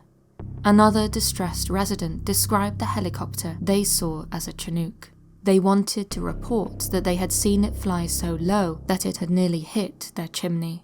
"The helicopter is causing my house to shake," another caller stated. Someone else reported hearing bangs alongside the loud helicopters and wanted to know if their children and livestock were in danger. The volume and tone of the calls made to the police that morning show that this was not a normal occurrence for Llantrisant. Later that morning, as the sun rose, weary-eyed residents turned to the local news for an explanation. The disturbance was, according to the media outlet Wales Online, a major training drill between the British Army and Royal Air Force. Described as a bi-annual training package known as Exercise Chameleon, the events were said to be an entirely normal military exercise, and as such did not require local people to worry. And so there was a simple explanation, or so it seemed.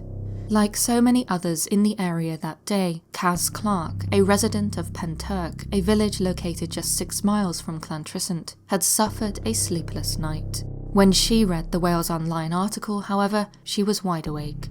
"I can categorically state that this was no exercise," Clark wrote in a comment she posted on the article on the day of the happening. She continued to explain that she had witnessed absolutely everything, and that the target which the military was chasing was not a Royal Air Force plane or other training exercise vehicle.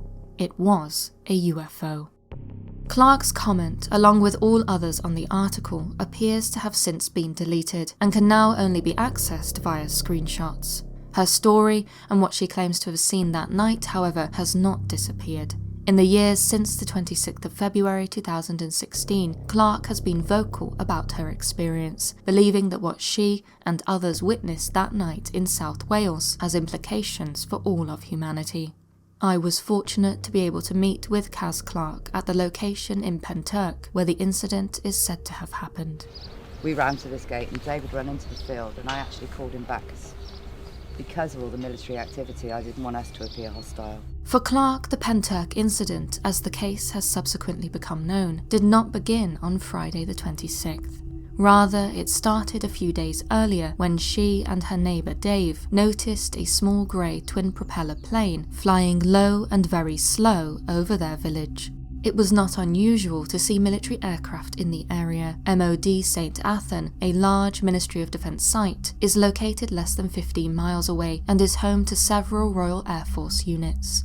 However, when Dave complained that he had been kept awake all night by the planes flying, they knew this was not normal behaviour.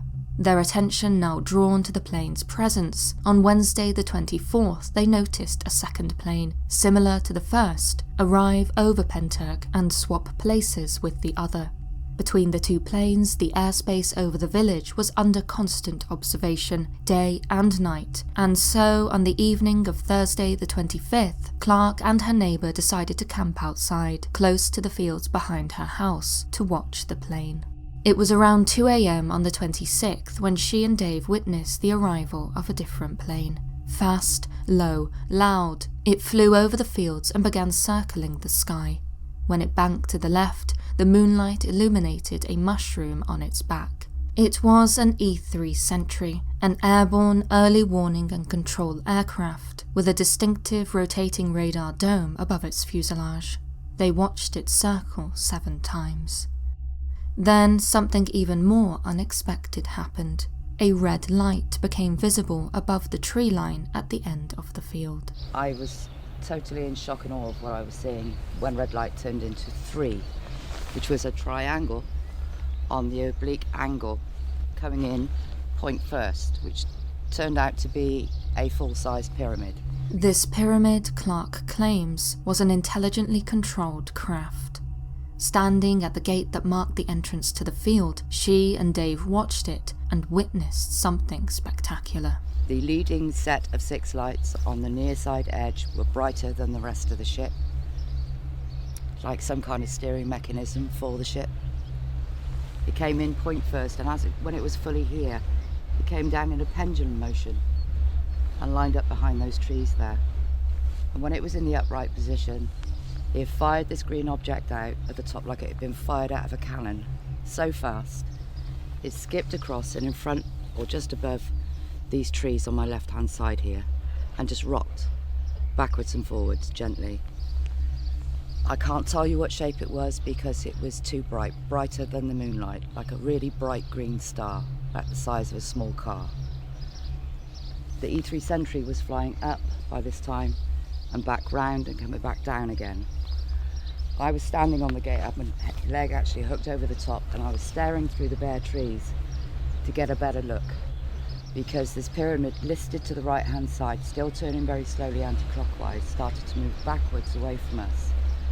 And I said to Dave, it's landing. But in actual fact, the field rises there, because you've been out and seen it, and the land was coming up to meet it. And as it neared the ground, it ejected this hand, I described it like a hand of lightning. But it wasn't thin lightning, like we see here. It was thick, like fire, like fingers. And the whole thing lit up really brightly, so you could see the whole outline of it. And such was the size of it, while I was staring at the bottom, you couldn't see the top.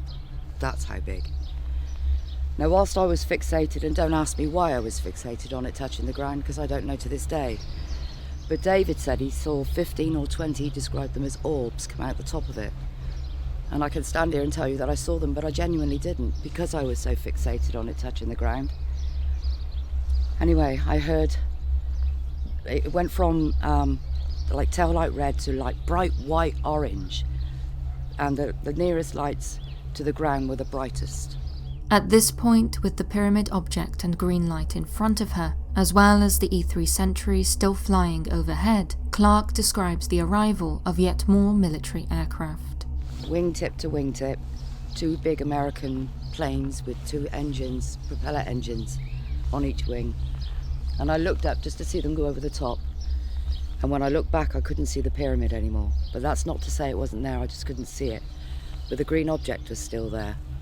With 3 planes now in the sky, yet more appeared.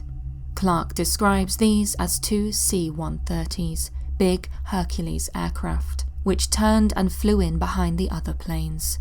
That placed 2 planes out wide and 2 planes in close. And this green object shot across really fast in front of the planes.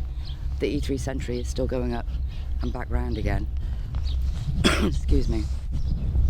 And it flashed 3 really bright strobes at the aircraft, and then seemed to get excited somehow, like bobbing and skipping and bobbing and skipping in the westward direction towards Llantriston, because our planes were following it. I think it was a deliberate decoy to draw the aircraft away from the main ship. With the green object skipping away into the distance towards the town of Llantriston, Clark watched the 4 military aircraft follow in pursuit. The events of the night, however, were far from over. And these two red barrel-shaped objects came from my left-hand side. One stopped above the hedge just where I was standing. And I'm still standing on the gate. And I just stared at it for a few seconds because of the shock and because I wanted to know. And I could see all the insides moving, like I described it like white noise on a TV screen, but it was more 3D than that. It was more like it was turning in on itself, not flat, you know. And then I looked to see where the second one was, and that hadn't stopped. And that was right above me, just above this branch here. And the one above me changed colour from tail light red to traffic light green, and I could see even clearer the insides moving. And I felt it scan me. When this one had scanned me above here, the red one that had remained sentry the whole time was still there. The green barrel then moved off to my right-hand side above these rooftops here. And then the red barrel moved off to my left-hand side and down across the field. And I stood on the gate and I watched it until I couldn't see it anymore. After the barrel objects disappeared from view, Clark and Dave decided to walk into the field to the second gate. They hoped to be able to see some of the other barrel-like objects, which Dave had observed come from the pyramid craft. As they walked, the E3 Sentry plane followed them overhead. It was too dark and slippy to see anything more. So we'd walked back to this gate and we heard the Apache helicopters coming. We'd gone around the side there just so you could get a better viewpoint through the trees. And there were 3 Apache helicopters, one above 2, going low across the fields, pushing all the trees and hedges flat with the force of their rotor blades. Big red pulsing lights going out in front of them on an interception course with the green object that had gone west before. In my opinion, we were only standing at this gate, including the time that it took us to walk down and back again, for maybe 10 minutes. I got back to my house. I heard an enormous explosion from the direction of Llantrisant. Llantrisant's 5 miles from here, and it was enormous. Kaboom. You know, this is not a little fake incendiary device. This was an explosion. And certainly, as is evidenced from police transcripts from that morning, Clark was by no means the only person in the area to have heard the explosion. People were shaken awake. Car alarms were set off. Seismological data from the British Geological Survey also confirms that, in the early hours of the morning on Friday the 26th of February 2016, there was a seismological anomaly in South Wales. Despite the closest station to Llantrisant being located some 45 miles away, the event still registered. Described by the British Geological Survey as a small transient signal, it was registered at around 4:20 a.m. Around this time, there were also said to have been reports of an explosion being heard close to the Royal Glamorgan Hospital in Llantrisant, with it being claimed that the blast shook the hospital to the foundations, caused the windows to rattle, and resulted in thick smoke coming inside. The official explanation for the military helicopters witnessed by members of the public over Llantrisant was the training exercise Chameleon. However, when asked via a Freedom of Information request whether or not the reported explosion was related to this exercise, the Ministry of Defence said that it would not be possible for the MOD to retrospectively confirm that the shaking reported in February 2016 was caused by the simulated explosions. The wording of this response leaves a lot to be desired. What makes it particularly interesting, however, is that a response was given, whereas other questions posed via Freedom of Information request related to the Pentyrch incident have been met with blanket Section 26 exemptions, which allow for the withholding of information that might be considered a security risk. Why was this question answered? And more importantly, why did the MOD not simply confirm that the shaking was a result of their simulated explosions? As such, it seems to suggest that the seismological anomaly experienced and recorded in the area may have had a different origin. Kaz Clark is one of many people who believe that they know the true cause of the explosion. Later in the day, on the 26th, after reading reports online of helicopters and troops from people in Llantrisant, Clark decided to go to the town to see if she could uncover what had happened to the green object she had witnessed being pursued in that direction by military planes. Her first stop was Llantrisant Common, an extensive piece of open land designated for public use. There were rumours online that troops had performed a metal search there. And all the metal that had been on the common for years, old bikes, a couple of old fridges, were all neatly stacked up along the roadside. And yellow tape everywhere. They'd cordoned off areas once they'd searched it. Whilst at the common, Clark claims to have spoken to a couple of dog walkers who clarified to her that there had been 2 explosions earlier that day, one in the air and a second on the ground. They claimed it had come from Llantrisant Forest, a 600-acre woodland on the outskirts of the town known locally as Smilog Woods. Gone up to Smilog Woods, and because we knew the trajectory of the green object, it wasn't long before we found the debris trail. And there were 60-foot trees. This is Forestry Commission. There are no branches on the lower parts of the trees. Snapped mid-trunk, as far as the eye could see. Branches lay left and right of us in a perfectly straight line.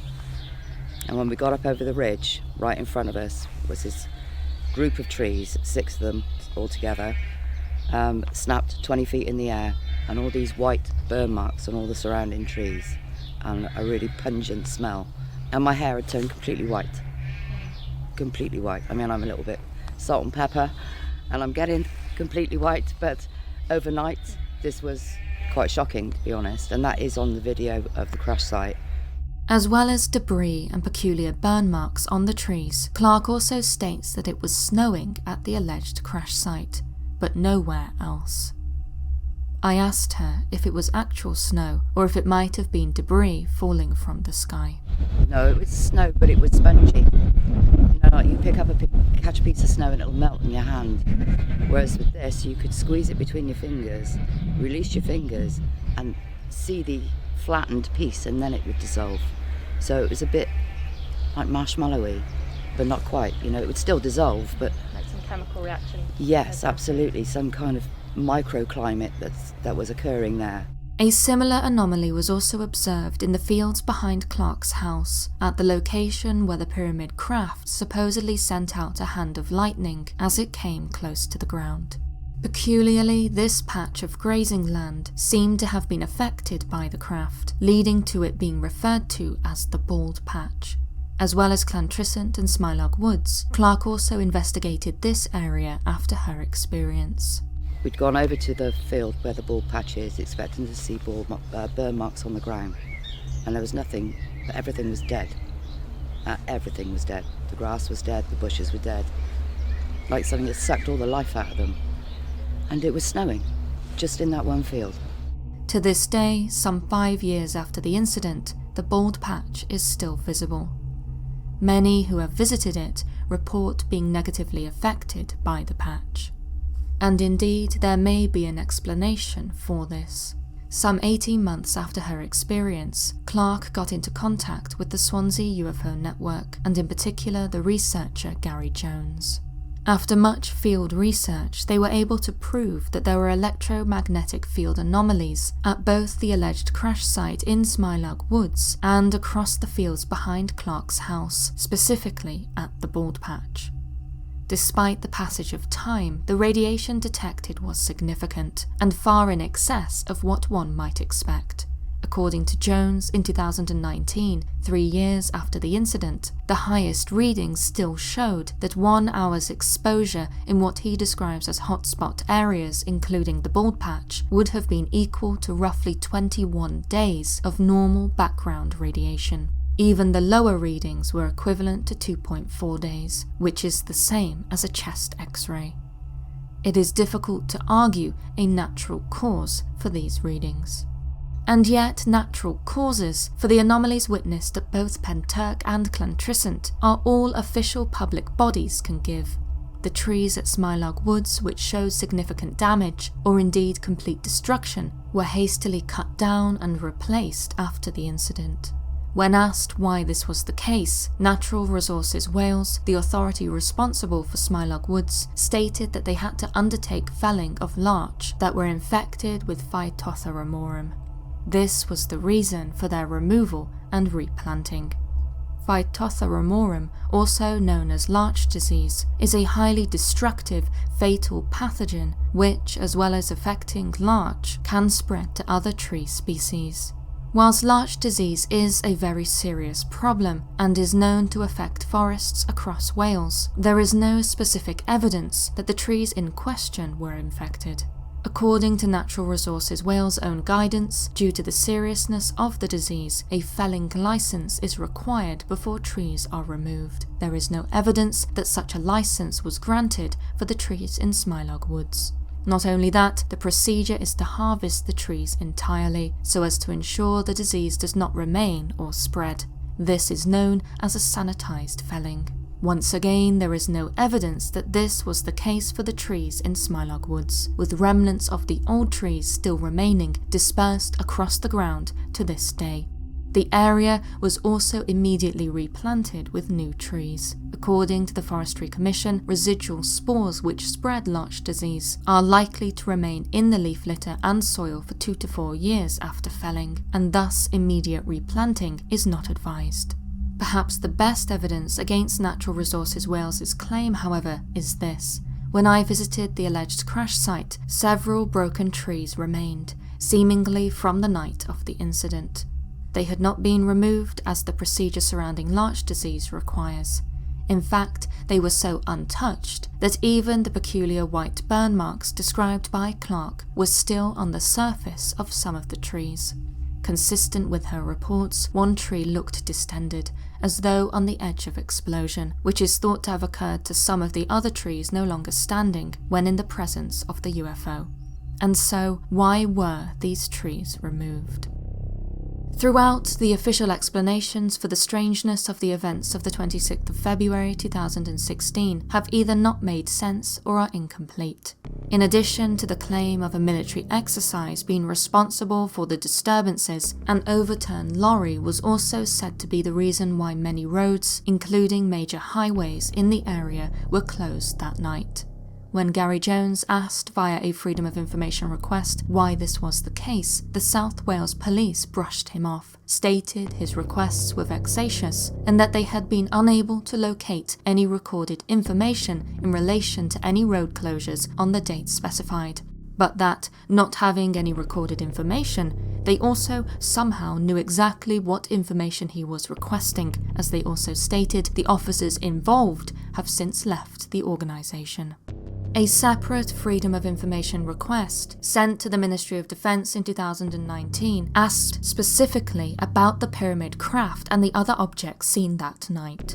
The MOD's response, rather than claiming that they did not know anything about the craft or objects, stated that they hold information related to the request, but due to operational sensitivity are withholding it. They cite Section 26 as a qualified exemption, claiming that the public interest in maintaining the exemption outweighs the public interest in disclosure.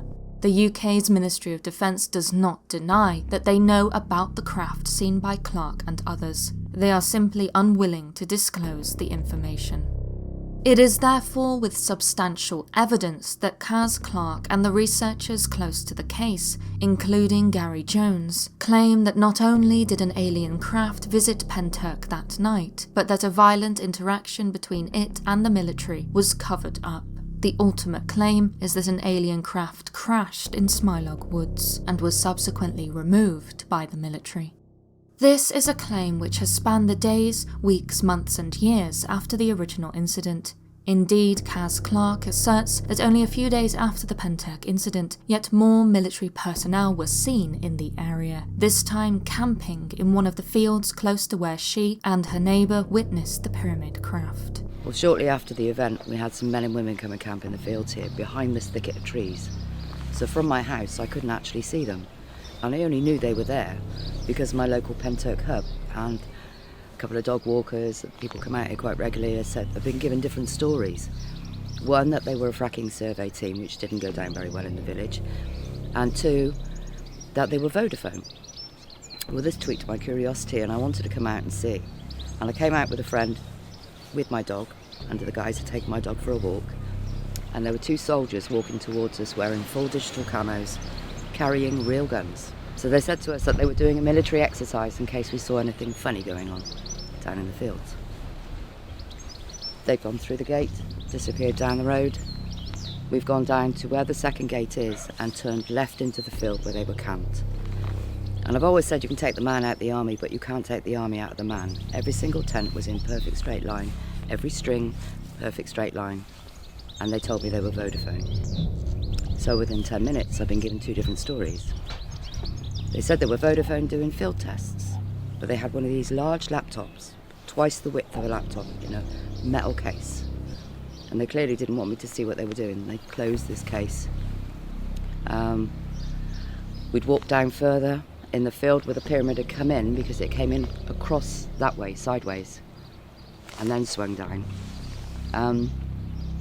They were wearing white forensic suits doing a fingertip search of that field. They too had one of those big laptop devices in the field with them. And right at the end of the trail where the disused quarry is, they had another jeep with another one of those those laptop things, with satellite dishes and aerials. And we actually think they were triangulating a satellite into this area to listen, perhaps. Not entirely sure what they were doing. It seems as though the military had a reason to be interested in Pentyrch and the surrounding area. What this reason was, however, has never been confirmed.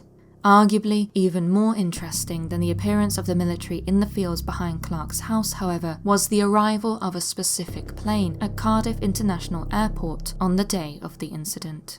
Identified by plane spotters and shared on the South Wales Aviation Group website, was Kitty 74, a ZE-700 Royal Air Force plane, usually reserved for transporting high-level officials such as the Prime Minister. It was seen landing in Cardiff International Airport at 5:36 p.m, just 13 miles from Llantrisant. It had flown from RAF Northolt, the base which services London and would be the first choice for high-level officials needing to fly from the capital. Intriguingly, the then Prime Minister of the UK, David Cameron, was in the area that day, a mere 8 miles from Llantrisant, after giving a speech at a GE aviation plant. He was, however, already in the area before Kitty 74's arrival, potentially suggesting that someone other than the Prime Minister had flown into the area. Was it mere coincidence that both the Prime Minister and possibly another high-level official were both close to Llantrisant on the very day that it is said that an alien spacecraft was captured? And so the stakes of this case are proposed to be very high indeed, none more so perhaps than for Kaz Clark. It was not for no reason that it took her 18 months before speaking out about what she witnessed that night in 2016. When I spoke with her, she revealed that after sharing her comment on the article on Wales Online, she was intimidated. Because I didn't speak to anybody for 18 months because the mainstream media leant on me and told me to remain silent after my comments on Wales Online. I had a reporter from Wales Online contact me via my Facebook page and said, will I contact her? And I thought, perhaps she's after the real story, foolishly. And I instantly regretted ringing because this was an interrogation. This wasn't, well, what did you see? And, have I any footage? Who have I spoken to? How exactly did I speak to these people? Was it email, text, phone calls, chat boxes? The questioning went on and it was very specific. And I was told to stay silent, so I did for 18 months. After she began to speak out, the intimidation got worse. The military came out here and threatened me. When Swansea first published the story, I had some people contact me via my Facebook page, and I've met a few people like yourselves that have had an interest in the case, so I agreed to meet them. Fortunately not on my own. Where I was threatened with perhaps a fatal car accident, that extended to my family. And that's when I decided that I wouldn't stay silent anymore. Fear of the consequence of speaking out is understandably a genuine and overwhelming concern for those involved in the case. Whilst Clark is the star witness, she is by no means the only witness of the craft which is said to have visited Pentyrch that night. Clark's neighbour Dave, who was with her at the gate when the pyramid craft appeared, whilst not having spoken publicly about the incident, is known to talk privately about what he experienced. Likewise is a witness who posted a comment on a local website in response to a query about the explosions heard in Llantrisant. Sharing their experience a mere 9 days after the incident, they describe seeing a bright red pulsing light, then another and another, which formed the shape of a triangle coming down from the clouds, much the same as Clark describes. They ended their comment by saying, "Please don't contact me. It was something I would rather forget I've seen. Being military involved, don't want to be in any bother with MOD." As for Clark, she believes the only way forward is to give confidence to other witnesses to speak out. One way that she has done this is by self-funding, taking and passing not 1 but 3 polygraph tests to prove the honesty of her testimony. By increasing her public presence and sharing her story, she hopes that more people will come forward. This is by no means easy for Clark. She states that even to this day, she still suffers post-traumatic stress from what she experienced. Indeed, during our interview, whenever a plane flew overhead, her eyes immediately turned to the sky. After experiencing what she claims to have experienced, how could the world ever look the same again? When you got scanned, Yeah. did you feel scared? Was it a fear of the unknown, or do you feel like, because you think that they were benign, could you get a sense of that? It felt like, and this is going to sound the most bizarre thing, like somebody had reached in and took the fear away from me. I felt elated, almost light, like I'd been touched by something. But it wasn't scary anymore. In fact, I was the complete opposite to Dave. I was energized almost frantically, to the point where I had to tell someone, anyone that would know what to do with this information, because I didn't know anyone. I wasn't a member of any groups. I had no belief in UFOs. If I did, then perhaps I would have known half a dozen people I could have written to have had here on that night, because it was quite obvious they were watching for something. This was not an exercise. They had enough firepower up there to have taken over a small country. This was huge. They set an ambush for this thing. They knew it was coming. I believe that we've got a right to know what's going on. I mean, the military are pursuing and shooting these things down. We're not even supposed to know they exist. I mean, what have they done? Because in my opinion, these things were not hostile. But we seem to, yes, we would be naive and foolish to believe all life forms are benign, but we're tarring them all with the same brush, so what does that make us? The people should be told we should have a right to vote on this, and not to have this information exempted from the public view, when they were innocent and we shot them down anyway. This case is far from closed. There are still several Freedom of Information requests pending, which Clark, Jones and others involved in the case hope will shed more light on the incident and perhaps even provide the disclosure so many desire. Not only that, it is said that strange lights are still spotted in the sky over Pentyrch, and have been since the day of the incident. A hotspot for UFO activity, the military, Clark and others claim, are still interested in the area, with military vehicles and searches still being seen and indeed filmed in the area. What happened that night in Pentyrch? To many, the answer is obvious. Earth was visited by an advanced alien race, and we could do nothing but attack them. The next video will take you back right to the early origins of the Paranormal Scholar, and although hopefully our video production has improved since then, the research and the script at the heart of this case is something that I still stand by to this day. It is a quintessential classic case of demonic possession and exorcism, and what happens tragically when it all goes wrong.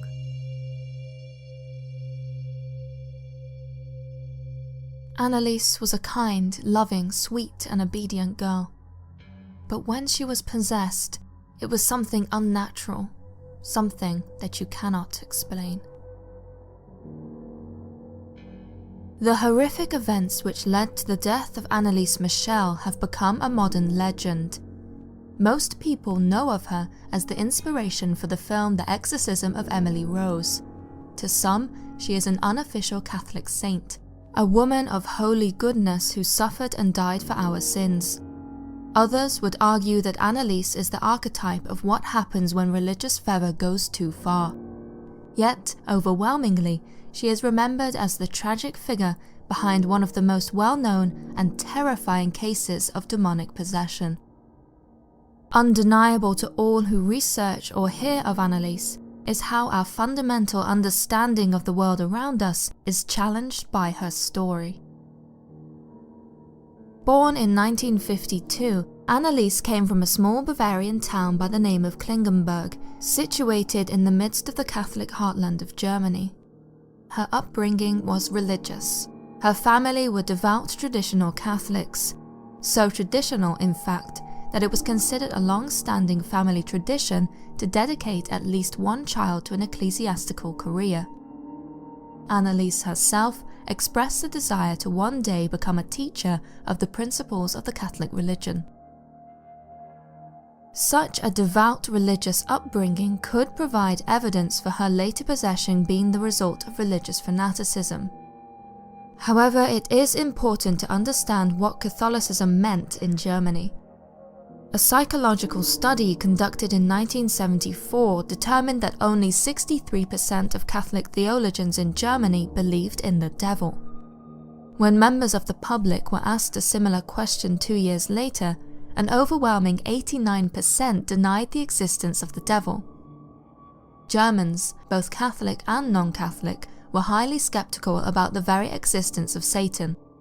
Furthermore, in more recent times, it has been estimated that there are only 3 Catholic exorcists in Germany who operate in secret. Contrast that to neighbouring France, where there are 70 exorcists who openly practice their trade.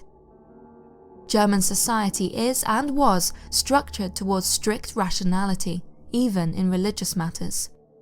This means that the social environment which Anneliese grew up in did not recognise the devil and demonic possession as real things, making it problematic to discredit the case immediately as an instance of religious fervour. Looking beyond the religious convictions of her family, there is much to suggest that Anneliese had a normal childhood. Anneliese's parents, Anna and Joseph, have been described as strict yet protective. Her mother recalled how Anneliese liked life, sang willfully, and was an intelligent girl. This opinion of her was shared by many of her classmates. To all who encountered her, Anneliese was a quiet and happy girl. It was around the time of Anneliese's 16th birthday that her life began to change. In the September of 1968, she lost consciousness at school. Later that evening, sometime after midnight, Anneliese woke up, paralysed. She lost control of her bladder, her breathing was laboured, and her tongue felt sore. The moment quickly passed, but left Anneliese terrified. The episode, although frightening, was soon forgotten. It was not until almost a year later, on the afternoon of the 24th of August 1969, that Anneliese had cause to remember. She suffered another brief blackout, followed by paralysis later the same day. The following morning, Anna took her daughter to see the family physician. Upon his referral, an appointment with neurologist Dr. Siegfried Luthi was arranged. On the 27th of August, Anneliese had an EEG, which determined her brain activity to be normal. The doctor concluded that Anneliese was probably experiencing cerebral seizures, with symptoms of grand mal epilepsy. At this point, however, no anticonvulsant medication was prescribed. Prior to this, Anneliese's medical history had been marred with illness. Before the age of 5, she had contracted mumps, measles, and scarlet fever. She was regarded such a delicate child by her kindergarten teacher that her parents were counselled into keeping her home a year longer than the other children. Not long after her visit to Dr. Luthi, Anneliese suffered from a terrible sore throat, which resulted in her tonsils being removed. After this, she contracted pneumonia. This was further complicated by a tuberculosis infection. At one point, her symptoms were so bad that she stopped attending school and was confined to her bed. On the 28th of February 1970, with no improvement in her condition, Anneliese was admitted to a clinic in Mittelberg, which specialised in treating lung disease in young people. Before too long, her parents were informed that she had heart and circulatory problems. In June 1970, Anneliese experienced a terrifying third episode. She visited a different neurologist, Dr. Van Halle, and was subjected to another EEG. This time, however, the test revealed a series of irregularities. The doctor observed irregular alpha wave patterns as well as scattered delta and theta waves in Anneliese's brain. As such, she was prescribed anticonvulsant medication. This marked the beginning of her treatment for epilepsy. On the 29th of August, Anneliese was finally allowed to return home. By now, it should be obvious to all that Anneliese Michel was far from a healthy young woman. It was sometime during her stay at the Mittelberg clinic that Anneliese first reported encountering Fratzen, the German word for grimaces. Later, in September 1973, she described what she saw to Dr. Luthi. They were ghastly, demonic faces. Whenever she witnessed them, she claimed that she felt empty, as though the devil were inside of her. In addition to Fratzen, Anneliese also described experiencing foul-smelling odours, something which she likened to burning fecal matter. As her seizures intensified, Anneliese claimed that the demonic faces were becoming more frequent, and that the voices which accompanied them told her that she was damned to hell. In spite of these episodes, she was relatively able to function normally in day-to-day life, and was even able to maintain a loving relationship with her boyfriend, Peter. Over the next 2 years, Anneliese was taken to see multiple different doctors, and was prescribed medication for both the seizures and the subsequent psychosis. Dr. Luthi, the neurologist, prescribed Dilaton, an anticonvulsant primarily used to treat grand mal epilepsy. Although Anneliese experienced a terrible drawn-out period of illness, it is important to clarify that no one initially believed Anneliese to be possessed. This was regarded as an illness, treatable with medication. Between March and April of 1973, Anneliese began hearing noises in her bedroom. In the middle of the night, she would be awoken by the sound of knocking. No other family member could hear these sounds. Once again, Anneliese was taken to see a doctor, who found her hearing to be perfectly normal. It was during her academic examinations that Anneliese's symptoms escalated. The voices and hallucinations of demonic faces became increasingly worse. Alongside her mental ailments, she was beginning to have trouble speaking and walking. She also suffered from severe bouts of depression.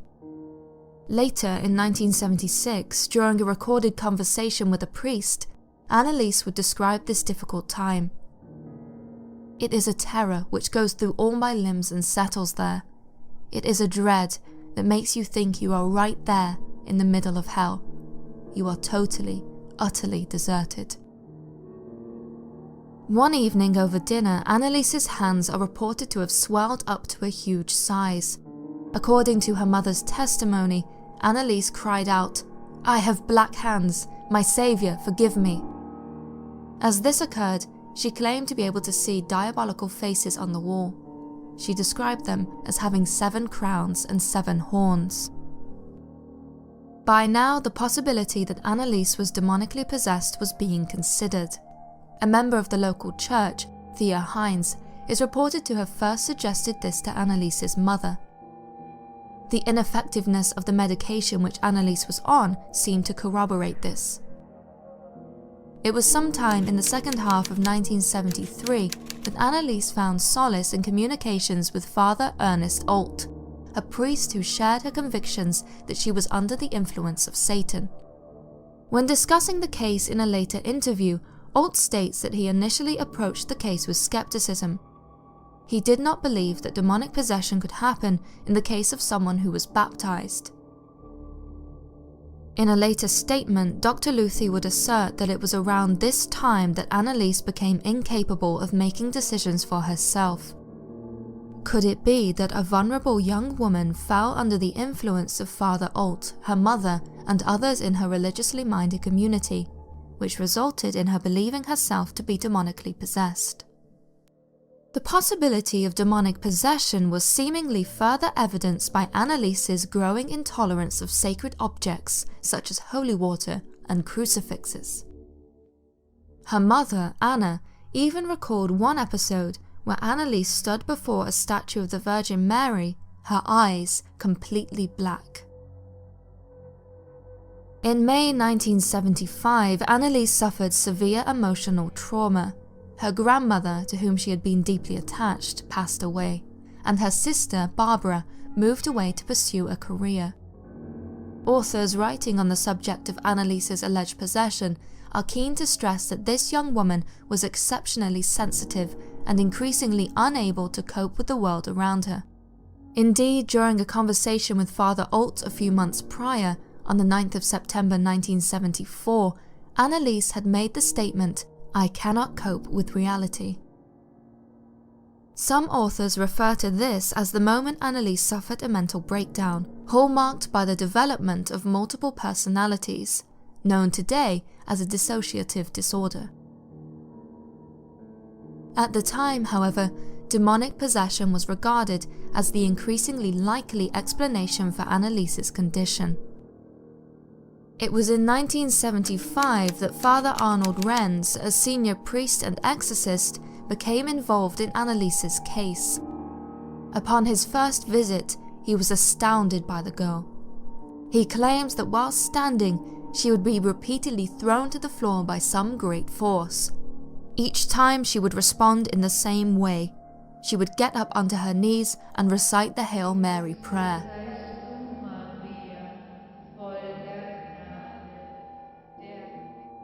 Anneliese's mother stated that the devil would constantly throw her daughter to the ground, so much so that Anneliese eventually took to sleeping on the floor. She would sleep this way for 3 years. At the court case which dealt with these events after Anneliese's death, the priest stated that they had sent Anneliese to as many doctors and psychiatrists as they could. Anneliese's mother even claimed that it was Dr. Luthi who had recommended that the family consult a Jesuit for help.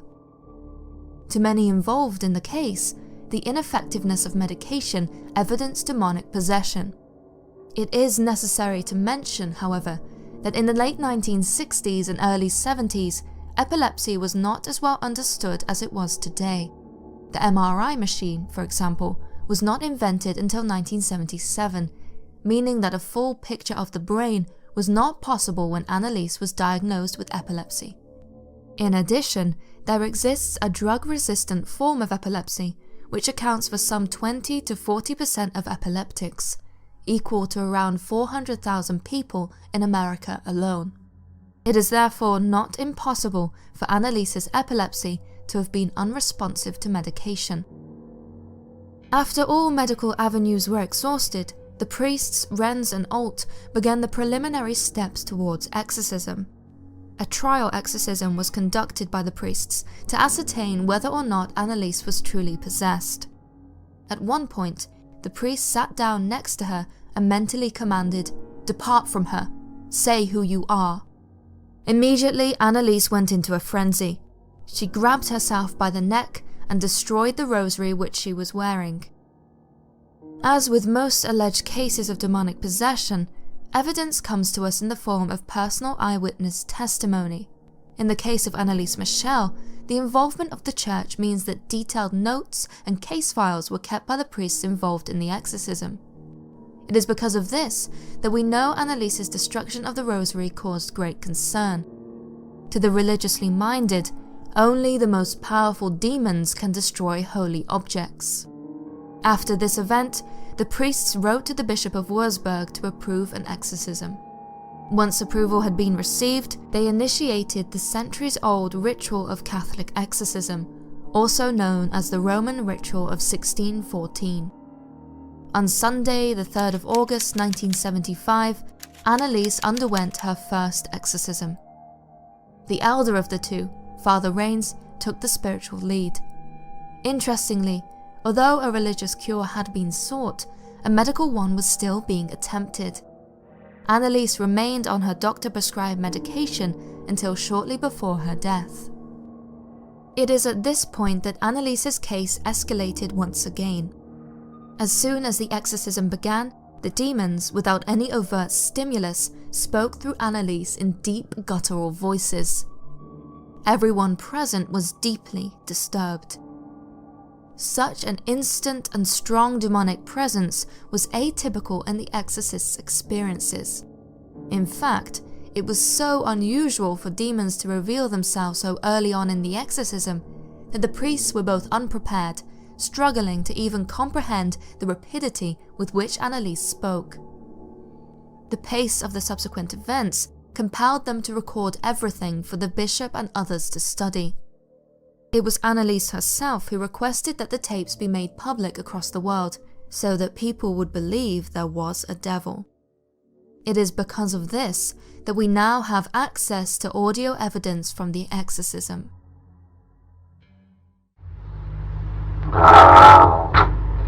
Mit in die Scheißkassette. Und zwar mit allen zu dem Scheiß gelogen Witzbuschki. Und dann? Und dann? Dann muss den Dreck bekannt geben. Wie?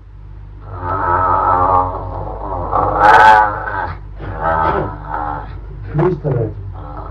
So, dass an die meisten Leute rankommt. Kapiert? Allegedly, 6 demons revealed themselves: Lucifer, Judas, Nero, Cain, Hitler, and Fleischmann, a disgraced 16th century Frankish priest.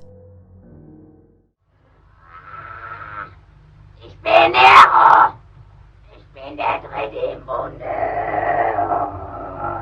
Noch mehr.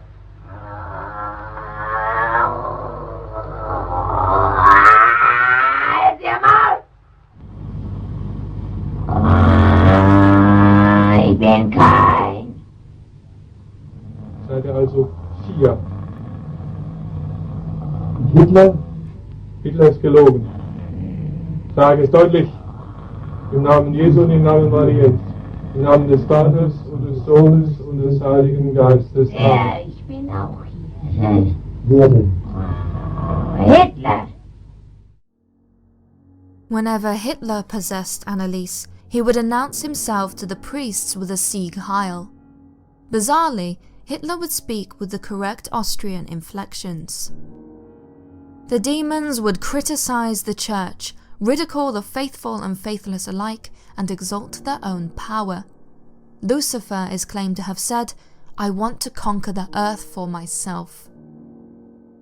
According to exorcists and paranormal experts, these names may have been chosen by demonic entities in order to inspire fear and dread relative to time and place, hence Hitler and Fleischmann, and may not have been reflective of actual demonic names. Whatever the truth behind these names, the atrocities which they allegedly inflicted upon Anneliese were chilling. She would speak in tongues, spend whole days attacking family members with bestial strength, bark like a dog, bite the head off a dead bird, eat spiders, and drink her own urine. Anneliese would also claim to witness demons dancing around the priests in mockery. Invisible forces would throw the tragic girl from wall to wall, so that she was almost always covered in bruises from head to toe. She would also gorge on copious amounts of food and drink, whilst nearly always looking emaciated. In addition, tables and chairs are claimed to have been moved around the house of their own accord. How is it that someone with a serious history of physical illness, including heart and circulatory problems, had the strength to not only attack family members, but also self-harm to such a degree? Whatever the cause of these horrors, they still have the power to terrify, even into the present day. All one needs to do is listen to the priest's audio recordings to hear the blood-curdling howls which erupted from Anneliese.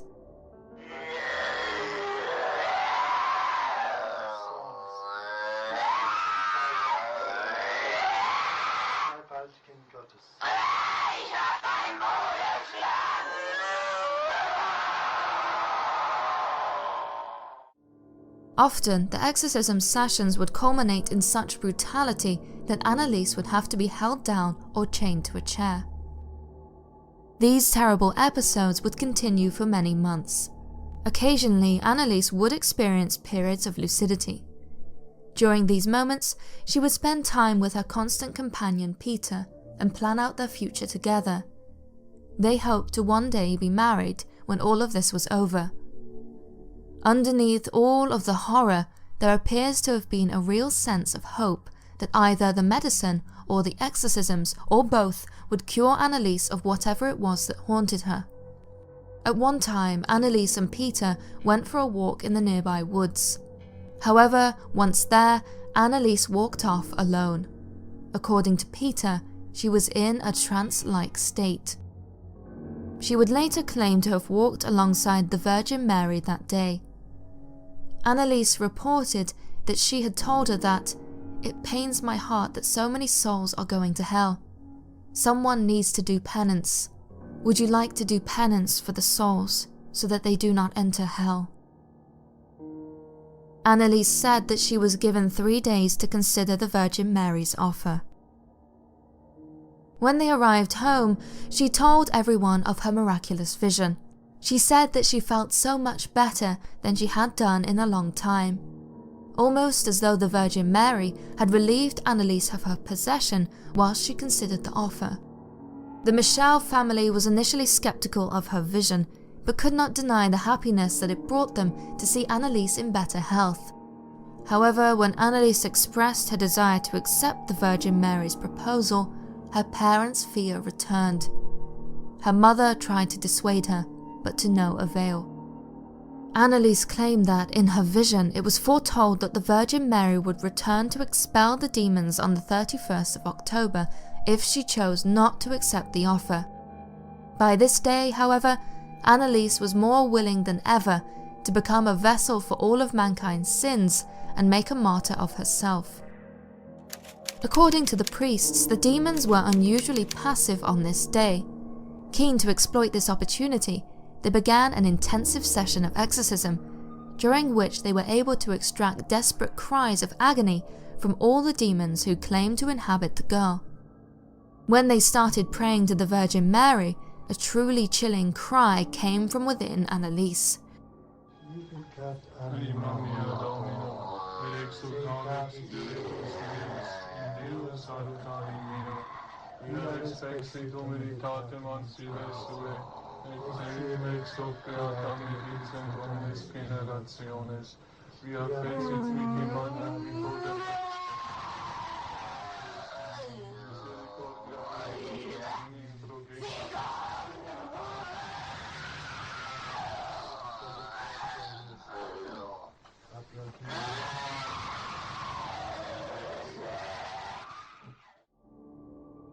The priests were then able to make the demons, one by one, agree to leave Anneliese.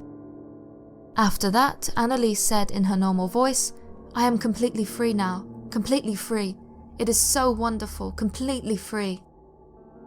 It was at this moment that the most unusual twist of any possession case happened. Reportedly, 10 to 15 minutes later, all of the demons were back, complaining that, as much as they wanted to, they could not leave.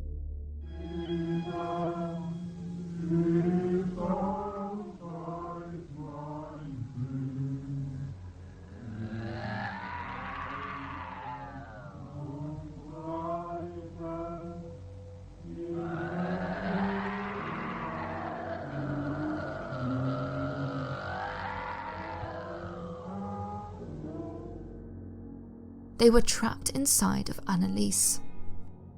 From then on, they would complain daily, sometimes continuously, about how they wanted to leave, yet were mysteriously bound to Anneliese Michel. Father Alt described how they screamed, "We want to go out," but were not allowed to. As for Anneliese herself, in her more lucid moments, she would complain of the great pain she was enduring. On the 30th of May 1976, Father Alt sought help from his friend and physician, Dr. Richard Roth, who had previously been involved in the case. Alt asked him to prescribe medication to help soothe Anneliese's pain. However, the doctor warned against this. In a 2007 interview for a Polish documentary, Father Alt recalled that Roth said, "I can't give medication to a possessed person because I do not know how it might affect them. There is no injection against the devil." After this, the doctor examined Anneliese and apparently noticed that she had stigmata marks, the wounds of Christ, on her legs. Later, it was alleged the seemingly nail-inflicted wounds would spread to her hands. It was from this point onwards that Anneliese began to decay, despite being provided with constant nourishment.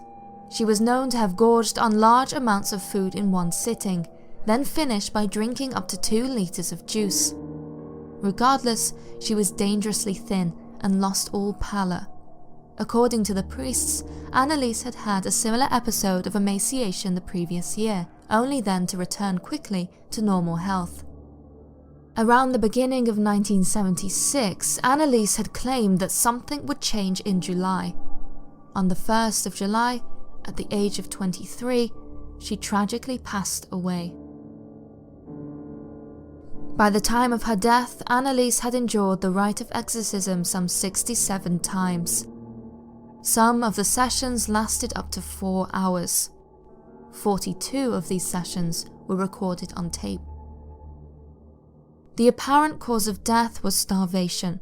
The autopsy report stated that she weighed a mere 30 kilograms and suffered from broken knees due to continuous genuflections.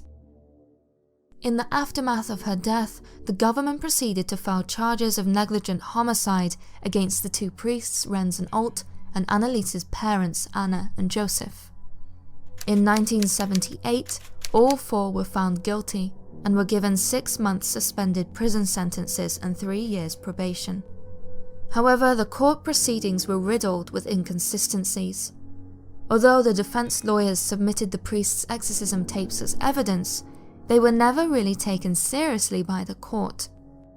An expert witness called to give evidence by the prosecution, Professor Satz, is known to have made numerous mistakes in his chronology and subsequent analysis of matters including Anneliese's medical history and possession tapes. Furthermore, the claim that epilepsy had played a part in Anneliese's death was brought into question. The pathologists who carried out a post-mortem examination for the court discovered that her brain was healthy. It showed no damage which could have caused epileptic seizures, not even on a microscopic level. Equally bizarre were the lack of bed sores on her body, ulcerations on the skin which are associated with victims of starvation, which the court claimed Anneliese had been. This fact, and her unusually dilated pupils, were not mentioned in the opinion of the court, meaning that these crucial findings were considered unimportant. This is a telling example of just one of the many instances which undermine how the court handled Anneliese's case. At this point, it is important to bring to light the possible corruption of the court. As East Germany was occupied by Soviet forces and therefore under the influence of communism at this time, state-sponsored anti-religious sentiments were commonplace. State atheism was actively promoted. It is therefore believable that the trial may have been engineered by the state to discredit the Catholic Church, and the possibility that Anneliese was demonically possessed. Certainly, the court openly mocked the positions of the priests. For example, the way in which the judge sought to ridicule Father Alt's faith by asking him the question, "I assume, Father, you are not married, are you?" As we conclude this tragic story, it is necessary to stress that the family of Anneliese Michel never gained any profit from the case or from the 2005 film The Exorcism of Emily Rose, which it later went on to inspire. Indeed, when questioned about the movie by The Telegraph, Mrs. Michel stated, "I don't want to see the film, and I don't know anything about it." This means that the case of Anneliese Michel is a direct contrast to other popular cases, such as Amityville, where the Lutz family were directly involved in the book, which was written soon after their experiences, and the subsequent film franchise. Whilst this may call into question their potential motives for fabrication, the same cannot be said for Anneliese Michel. Instead, Anneliese paid the ultimate price, her life, leaving behind a distraught family who would never fully recover from the trauma. To many Catholics, Anneliese Michel is a threat to standardized belief because she offers evidence of a medievalist form of Satan and hell. To them, she is best forgotten. To skeptics, Anneliese was a victim of religious fanaticism combined with mental and physical illness. To a few believers, however, she took the demons with her when she died, martyring herself for our sins akin to a latter-day Christ figure. Even until this day, people still visit Anneliese's gravesite to leave notes of gratitude and pay homage to her sacrifice. Whatever you believe, the case of Anneliese Michel is one of the most well-documented and most perplexing cases of alleged modern-day demonic possession.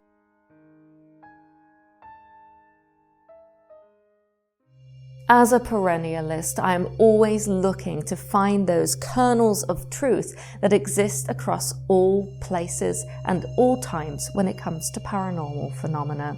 And this next case of poltergeist haunting is certainly one of those that seems to prove that even when you look outside of the typical cases, when you turn your gaze beyond Western society, you find the same phenomena manifesting inside homes that are said to be afflicted by poltergeists. Objects apporting in the middle of the air, foodstuffs being eaten by unseen mouths. All sorts of fantastic phenomena at the heart of this case that is seen over and over again in other examples. Paranormal happenings, whilst undoubtedly ominous, can be said to have limited material consequences. A whisper in the night causes more mental turmoil than it does physical, just as an intense and yet inexplicable feeling of being watched engenders a greater emotional response than it does bodily. And so, in most instances of the paranormal, the unseen can be described as little more than a paper tiger, all raw and no bite. In this way, it is easy for us to content ourselves with the belief that the dead can do no harm, and yet this is not always true. For in the 1920s, a family living in the great Indian metropolis of Poona reported manifestations of such extreme violence that a little boy was left fearing for his very existence. Strangulation, blood drawn from cuts made by rusty razor blades thrown across rooms, attacks perpetrated by unseen hands, bites, slaps and punches, relentless levitations and teleportations, and even a mother being driven to end her own life, all ascribed to the malicious dead. My name is Laura, and you are watching The Paranormal Scholar.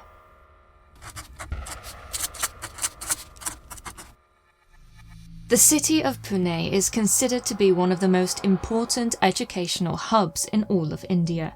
Widely regarded as the Oxford of the East, it boasts over 100 educational institutes, including several prestigious universities. As such, the city has long attracted academic interest, not just domestically, but internationally, with intellectuals from all over the world having moved to the city throughout its history. In the opening decades of the 20th century, when Pune, or Poona as it was then known, was under British rule, two German ladies settled in the city so as to pursue their academic work. One, Miss H. Cohn, held an official post as teacher of European languages for Poona's prestigious Deccan College. The other, her sister, was an accomplished translator, having produced English and German translations of several well-regarded academic texts, including the history of Indian literature.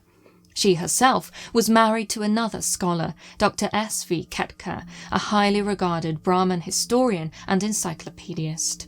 And so we meet our cast of characters, sober intellectuals who can be said to be intrinsically at odds with all that is paranormal. And yet, it was under their roof that the incomprehensible is claimed to have occurred, with Miss Cohn taking it upon herself to record all that happened from July 1928 to July 1929. Her diary, admirable for its precision and horrifying for the mundane manner in which it documents the happenings, which are anything but mundane, provides an extraordinary window into events which can only be described as terrifying. At the phenomena's centre was Damodar, the 10-year-old adopted son of Mrs. and Dr. Ketka. Described as a jolly and intelligent child, he had been welcomed into the family not long after his 4th birthday, in May 1923. For many years he lived with the Ketkas and Miss Cohn without incident. To all who knew him, he was a happy and normal little boy. And yet, all of this changed in the summer of 1927, when Damodar's older brother, a then 15-year-old called Ramkrishna Bapat, came to live with the family. The teenage boy, an orphan the same as his brother, had been working at a tea shop in the neighbouring city of Mumbai when Dr. Ketka intervened. Overworked and exploited, Ramkrishna was malnourished and living in poor conditions, and so the doctor arranged for him to be put under the care of a Mumbai clerk in his employ, with whom he would work whilst also attending school. This arrangement was successful for the first year. However, very soon into the second, it became obvious that there was a problem. The first day of school of the second year, the boy reported that, as he was walking along with his satchel, he felt himself transported to Victoria Gardens, minus the satchel. At first, the family paid no great attention to these tales, and yet, as they increased in regularity, with the boy claiming to have been teleported again, it became more and more difficult for them to be dismissed. All the more so when the clerk who was caring for Ramkrishna asked for him to be removed, as daily supernormal things were happening. Objects in the office were removed noisily from their places, tricks were played with water pots and milk vessels, until it reached the point that both the clerk and his assistant felt too nervous to keep the boy there. Thus, left with little other option, the doctor invited him to come and stay with him, his wife, his son, and his sister-in-law in Poona. Describing these early days, Miss Cohn explained how she, her sister, and her brother-in-law fully believed we should be able to ascertain that the alleged phenomena were merely illusions on the part of credulous, superstitious people. In particular, they thought that the seemingly supernatural happenings might simply be a case of sleepwalking. And so she and her sister took turns to watch the teenage boy as he slept once he moved into the house. It did not take her long to realise just how wrong they were. One night in August 1927, when observing Ramkrishna at night, Cohn claimed to have suddenly seen a mirror some 16 inches in length descend from the wall and stand gently on the floor. It did not fall, the string upon which it hung not having been torn, but instead appeared to have been deliberately detached from its nail, which remained firmly in the wall, by some invisible being. Throughout the incident, the teenage boy slept heavily. On another occasion, when Ramkrishna was resting, she alleged to have witnessed a different object, this time a heavy glass paperweight, descend in a similarly gentle way from the table upon which it lived. Most horrendous, however, was how she reported the household being awoken one evening by a tremendous bang. When they rushed to investigate, they are said to have found the heavy wooden trestle table upon which the boy had been sleeping moved out into the room at an angle 45 degrees. In the course of its movement, Ramkrishna had been violently thrown from it. Moreover, the whole room was in the utmost disorder. A small trunk was standing blocking the door at the opposite end of the room. Books and other articles were scattered here and there, and the chairs were all in different positions. Terrified, Ramkrishna refused to return to the table, and slept on the floor for the remainder of the night. And so the boy wasn't responsible. Not merely did he suffer the consequences of the happenings, thus lessening the likelihood of him being their originator, they were witnessed by several others in the house, and eventually others in the city too. For during the latter part of 1927, as stories of the elder boy's experiences spread, people offered to let him sleep in their houses. As Cohn wrote, invariably, however, they were only too pleased to let him go away again after a few nights, as members of the family grew nervous owing to mischief being played on their water and milk vessels. As certainly, according to her written reports, much of the early phenomena centered on the movement of objects, with poltergeist-like happenings ranging from personal possessions disappearing and later mysteriously relocating, to coins falling in broad daylight out of thin air becoming commonplace occurrences within the house. Then, in the opening months of 1928, the activity changed. Having once followed Ramakrishna around the house, around the city, and all the way from Mumbai in fact, it now began to follow his younger brother, Damodar. Miss Cohn reported that it started with the little boy's toys. She wrote how one day my nephew's ball came rolling along the floor of the veranda while we were at breakfast and gave me a hard knock on the ankle. Later, in early April, another of Damodar's toys is said to have flew from the cupboard past her sister and the little boy with such great force that it travelled through into another room. As can be imagined, both Damodar and his adoptive mother were petrified. And yet the worst was still to come. The very next day, the activity escalated, with the unseen force responsible and seemingly attached to the Bapat brothers, targeting Damodar to such an extreme degree that he was prevented from sleeping, eating, and even drinking for several days. For whenever the little boy tried to eat, his food would be repeatedly snatched from his hand, and his drink from his mouth, though he made frantic attempts to retain his hold of these things. Then, whenever he moved about the house, he would be chased, so it appeared, by an attacking force, from room to room, with objects, most especially his own toys, being hurled from all directions, thrown in such rapid succession and with such fury that Damodar and his adoptive mother felt absolutely paralysed with fright. In an attempt to protect him, his parents began to feed him by hand, with Dr. Ketka holding the phenomena-ridden boy in his lap so as to shield him from the objects which are said to have continued to have been thrown. All this did little to lessen the happenings.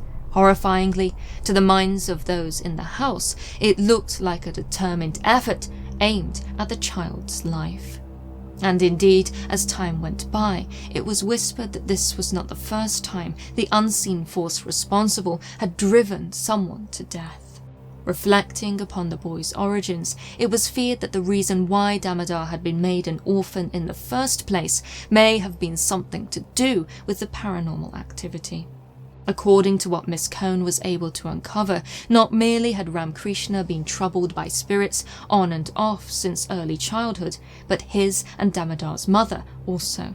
Sharing some of the details, she reported that the mother had become very depressed, owing to apparitions which she is said to have seen on the stairs of their house. These apparitions were visible to no one else, but the woman insisted that she saw them. She would refuse to enter the family home and became increasingly disturbed until she finally ended her life by pouring kerosene on her sari and setting fire to it. Tragically, the family also had another son, an older boy, who died at the age of 9. And so it was thought that Ramakrishna and now his younger brother Damodar had inherited the same supernatural affliction suffered by their mother. Such a fear seemed in some way to be confirmed when, on the 12th of August 1928, Damodar's adoptive mother reported seeing not one, but 2 apparitions. Similar to her predecessor's experiences, she was the only one to witness the occurrence, with her sister and Damodar having already gone to sleep.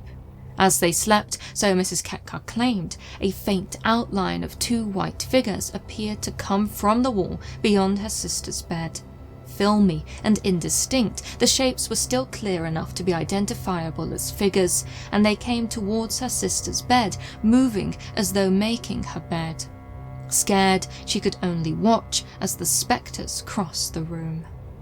It was only a matter of time before Damodar too reported seeing and hearing apparitions. Describing them as horrible faces, they even followed him to school, grinning at him, whispering to him, plaguing him from the moment he awoke to the moment he fell asleep. As for everyone else in the house, they continued to suffer the regular movement of objects, most especially the appearance and disappearance of coins, and the breaking of glass and the spilling of ink, with Miss Cohn's diary of events treating such happenings as they became more and more regular as increasingly normal, if troublesome. Even so, the entity responsible, whoever or whatever it was not content to leave the torment there. As 1928 progressed, so did the paranormal activity. Damodar reported feeling hard pushes on his back and shoulders and would enter states of lethargy and depression as he, for entire days at a time, suffered the unseen hands. Then came the regular levitations. Running into the house from the compound, the boy is said to have cried to his adoptive mother that he had felt himself lifted from the compound into the motorcar which stands in the shed. His eyes had been closed in fear. When he had opened them, he found himself on the front seat of the car, the door to the shed closed. Miss Cohn's sister reported that the boy had scarcely been able to speak so as to tell her this, with him looking dreadfully pale and frightened. He was in such a state, in fact, that a doctor had to be called to the house. According to Cohn's diary, his pulse was almost gone, and his eyes were rolling. He was unable to eat for several days, and was quite thin and weak. And so the phenomena were becoming increasingly dangerous. Worried for their son, Dr. and Mrs. Ketkar sought the opinion and advice of medical doctors, with them reporting that their child was completely physically exhausted. There was, however, no clear reason for this, with the boy being otherwise healthy except for a small problem with his eyes. And so all the local medical men were convinced of the abnormality of the happenings, with no cure being offered. It was at this point that the Ketkars sought other forms of help, including from a clairvoyant and a stranger who had read the reports of the case in the local newspaper and came to the house confident that he had power to drive out these spirits. And yet, when he did, reciting mantras meant to alleviate the manifestations, the activity only worsened, with a cup being most violently hurled, shivering into innumerable fragments before all those present. According to Miss Cohn, the spirits reacted strongly to any serious attempt of an exorcist to interfere with them. On the 13th of August, the same stranger, referred to as Mr. V by Cohn, became entranced during another attempt at exorcism. Seemingly possessed, he is said to have then fallen unconscious for several minutes and was only able to be revived by having water poured all over him. By December of that year, the phenomena, unhindered, unstopped, was violent and persistent. Terrifyingly physical, whatever resided in the house continued to attack Damodar. Food is also said to have been regularly stolen from the cupboards of the house, seemingly manifesting through closed doors and thrown at walls and people, with eggs being the favourite foodstuff to be destroyed. Certainly, the family so expected these happenings that they took to leaving their eggs with a neighbour so as to safeguard them against the entity. More bizarrely, it was even reported that, far from simply wrecking the food, the unseen entity would eat it too. According to Cohn, fruit was often taken and eaten, with the invisible ones, as she called them, flinging back the skins, scraped clean, and with teeth marks clearly visible on them. This was allegedly witnessed by many, and on many occasions, with her sister and brother-in-law even claiming that they heard the feet of the spirits and also the smacking of their lips as they consumed the fruit. Another time, 6 eggs went missing, with Mrs. Ketkar later finding them stuffed in the small space between the gramophone case and the wall, their insides sucked clean from their shells. That winter, further attempts at exorcism were made, involving both local witch doctors and Christian clergymen. Despite settling the activity for 2 days in the case of the latter, they ultimately did little to help. And so the Ketkar household saw in the new year with yet more paranormal activity. Whenever the older boy Ramkrishna visited, he now having moved out of the home, the activity worsened. Clearly, whatever was happening was focused on the brothers and had no intention of stopping. In April 1929, there is said to have been a sinister new development in the case. Writing of a letter which her sister sent to her while she was away from the house, Miss Cohn described how Damodar's hand had been bitten. Blobs and streaks of thick, bubbly saliva were found on his skin and later also on the necks and legs of his adoptive parents. They, so the letter detailed, were also scratched and pinched by some unseen entity. The violence, horrifically, then spread to include Damodar's little sister, a baby girl having been welcomed into the family at some point in the past year.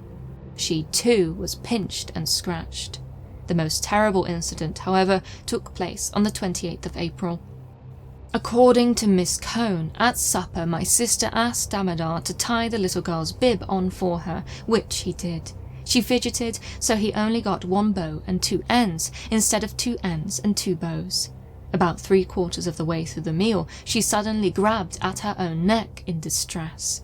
My sister rushed at her to find the bib drawn up tightly around her throat and knotted at the back of the neck with a chain of 6 knots in the tapes.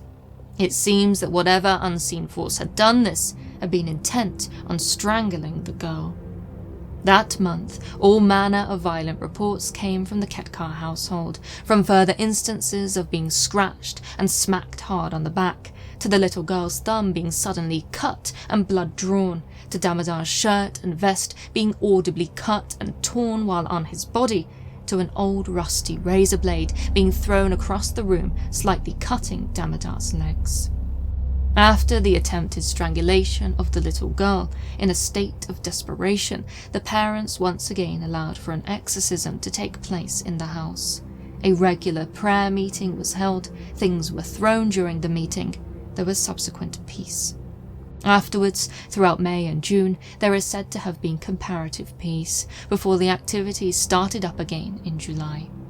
Working with clairvoyants, local spiritualists and witch doctors, the family were able to piece together various theories as to why Damodar was suffering.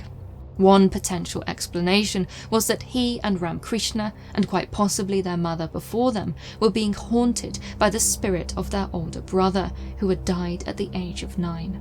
Another idea involved a vengeful work colleague of their long-dead father, who, it was suggested, may have employed a sorcerer to do harm to the boy's father and his family, through the medium of spirits under the sorcerer's control. When the father died, the boys inherited the curse. In this case, the only way to end the evil would be for the father's line to die out. And so there was no end in sight for the family. In the end, Miss Cohn could do little more than document all that took place, until, by chance, she stumbled across the strange phenomena said to have surrounded a young girl from Romania by the name of Eleonora Zugan. Introduced to an article about Zugan by one of the Jesuit fathers with whom she worked, Cohn was struck by the similarities between her case and all that she had experienced and observed with her nephew. In particular, she was surprised to read about the claims of near-constant apports, most especially the curious appearances and disappearances of coins and notes, as well as the movements of furniture, the alleged consumption of food by spirits, and even the appearance of spittle-covered bites and wounds on the body of the girl. The coincidences were too much to ignore, and so, inspired, Miss Cohn wrote a letter to a man with a strong connection to the Zugan case, the prominent British psychical researcher Harry Price. It is in large part thanks to Price and his meetings with Miss Cohn, who travelled to London so as to be able to place her reports in his hands, that we know of this case. When he met with her, he was greatly impressed, describing her as a highly credible witness, as well as remarking that the quality of her notes about the manifestations put some experienced investigators to shame. As for Miss Cohn herself, when addressing the issue of credibility, she was very much of the opinion that it was physically impossible for the boy to have produced all the phenomena himself, as many occurred when the lad was asleep and watched by several persons. She also stated that she took a special care to avoid the slightest exaggeration or inaccuracy, with the events always recorded immediately after their occurrence. Others too came forward to provide further corroboration, including a Mr. J.D. Jenkins, who wrote to the London weekly journal The Spectator in 1934 to explain how he had investigated the Poona case a few years earlier. A medical man, Jenkins explained how he had visited the Ketkar household, being a friend of the doctor, and was able to examine Damodar so as to confirm that he was neither ill nor faking the activity. Whilst there, Jenkins was allegedly able to observe a bottle of ink that was on the table by the window be flung towards him. He also wrote that the glass paperweight narrowly missed his head. By the end of his experience, he was astounded and could provide no explanation as to the events. In his own words, "I found that malobservation, illusion, etc. could not, as I had previously suggested, account for all of this." Despite being invited by Harry Price to bring the boy to England and his London laboratory for further study, Miss Cone and the Ketkars seemed to drop off the radar soon after that. Their story, and in particular Cone's extensive notes, appeared in multiple publications of the time. It was hoped, as Price made clear in his writings about the happenings, that the activity would dwindle as Damodar grew older and reached puberty, much the same as had happened with Eleonora Zugan. Whether or not this was the case, we do not know. We are simply left with his postscript, which appeared in the May 1930 issue of the Journal of the American Society for Psychical Research. At the date, October 8, 1929, of forwarding this article to America, the phenomena are still happening with the old fury. The video that I've chosen to end on is one that is truly dear to my heart, and also quite funny really for me to rewatch, because even as I comment in the video itself, it seems as though there is a dialogue between myself in the present moment and my past incarnations, with my experiences and opinions about the paranormal, specifically Ouija boards, having evolved. In many ways, this video evidences why I really love having this YouTube channel, because I'm able to share my research and sometimes my experiences with an audience who then get to see that grow over the years and things evolve. And this video really does showcase that. I discuss my early beginnings with experimenting with spirit boards, through to my early successes, through to the questions that it led, to some of the ideas that I had about how those boards work. I know from my current day perspective, I have used spirit boards an incredible amount versus me in the video that you're about to watch. And I have evolved perspectives, evolved understandings, and a whole lot more questions than I did at the point of making that video. It's really something that I could talk an awful lot about, and I hope that by watching this video maybe, or rewatching it if you've watched it previously, you'll too have some questions form in your mind and be left wondering about the nature of reality.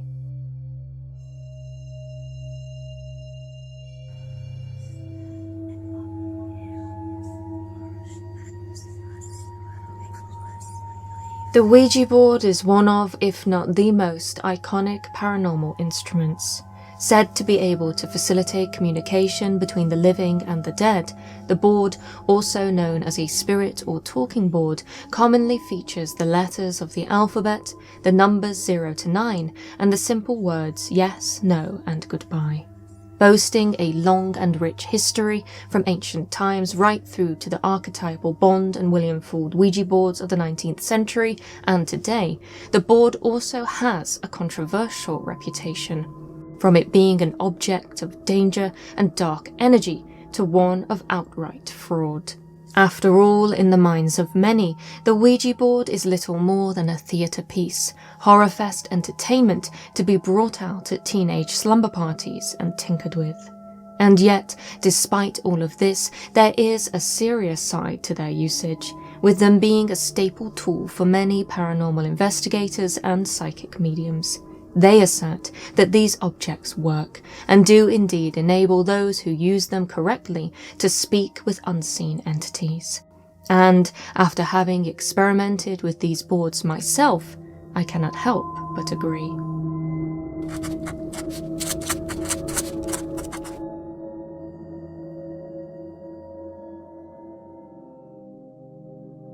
Have I used a Ouija board?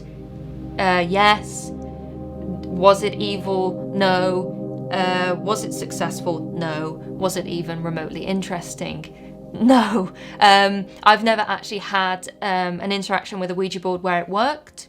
It's safe to say that since recording that Q&A session for the anniversary release of In Search of the Dead, that my opinions about, or rather my experiences of Ouija boards have changed. And so I wanted to try something a little bit different for this video and share some of those experiences with you.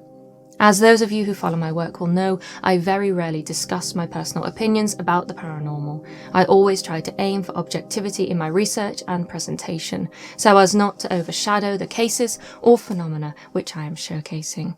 However, there is a lot that happens behind the scenes. I do a lot of personal research and hands-on exploration into the paranormal across all subject matter, which helps to colour my understanding of the material which I then handle in my usual videos. So on this occasion, I wanted to give you an insight into some of that, specifically my recent explorations into Ouija boards.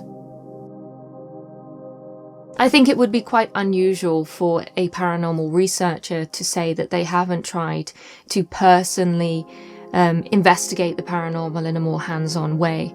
I know from my own experiences this is definitely the case and really came to fruition in 2017 when I researched and filmed for In Search of the Dead.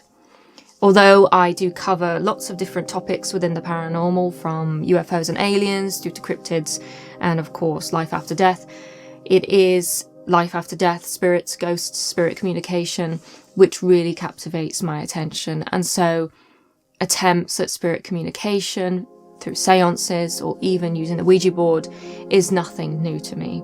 Of course, as I explained in that Q&A session, which I just showed, I have not really had much success with this in the past. So my husband Eric and I, on many occasions previously, we have tried to perform seances, either at supposedly paranormally active locations or within our own home, and nothing really has happened. So for a long time, I was of the opinion that whilst a lot of people claim that Ouija boards work, I had no personal evidence to support this.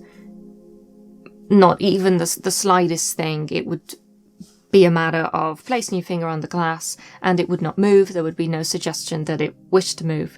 So for a long time I thought that perhaps it was something that was self-produced, that either consciously or unconsciously participants in Ouija board sessions were moving the glass of their own accord.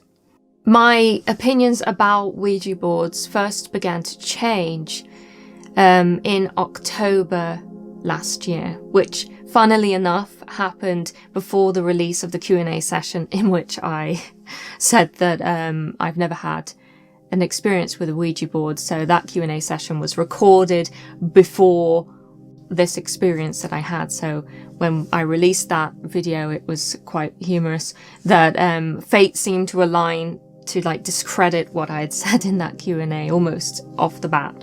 So in October last year, I was invited to help with a house case, a case where somebody's home was experiencing paranormal activity, and this person reached out to a good friend of mine, Richard Oliver, who is a psychic medium and features in Search of the Dead, and they reached out to him for help to rid their home of this unwanted paranormal presence. Eric and I went along to largely observe the work that he does, and as ever try and be open-minded to see what was going on, was it paranormal, and essentially just what was happening.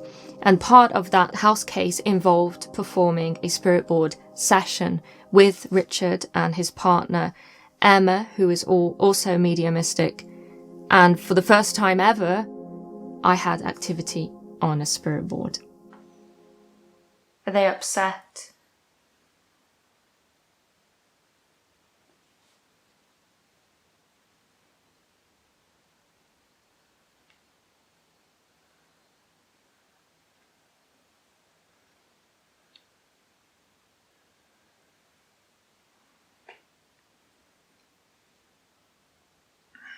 What did you ask? Are they Are they upset? Yeah. Do they think we're going to hurt them?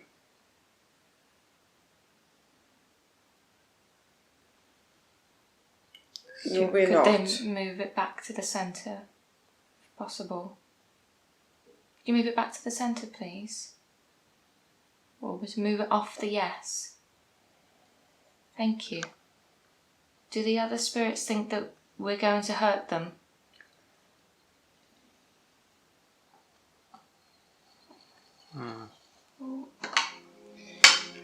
Oh, yeah, me. Wow. So of course I know what it looks like when you see a video like that on TV, on YouTube, anywhere.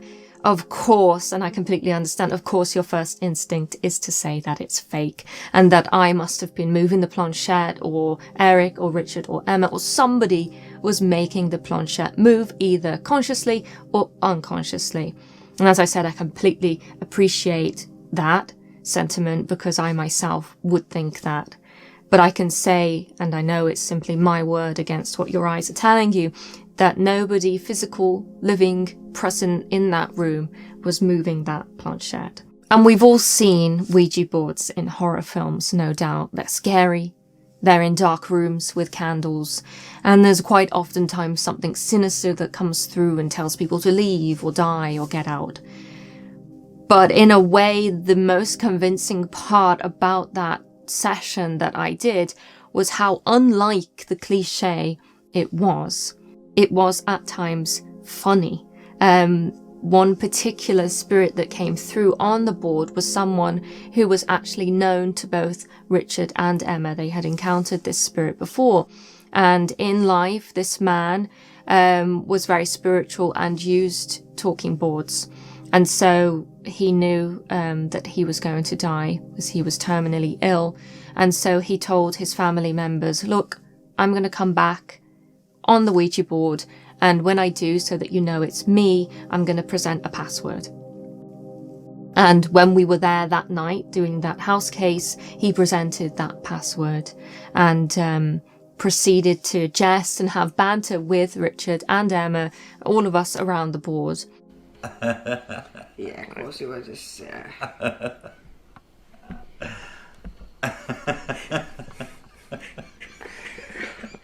Did anybody ever tell you you're an arsehole?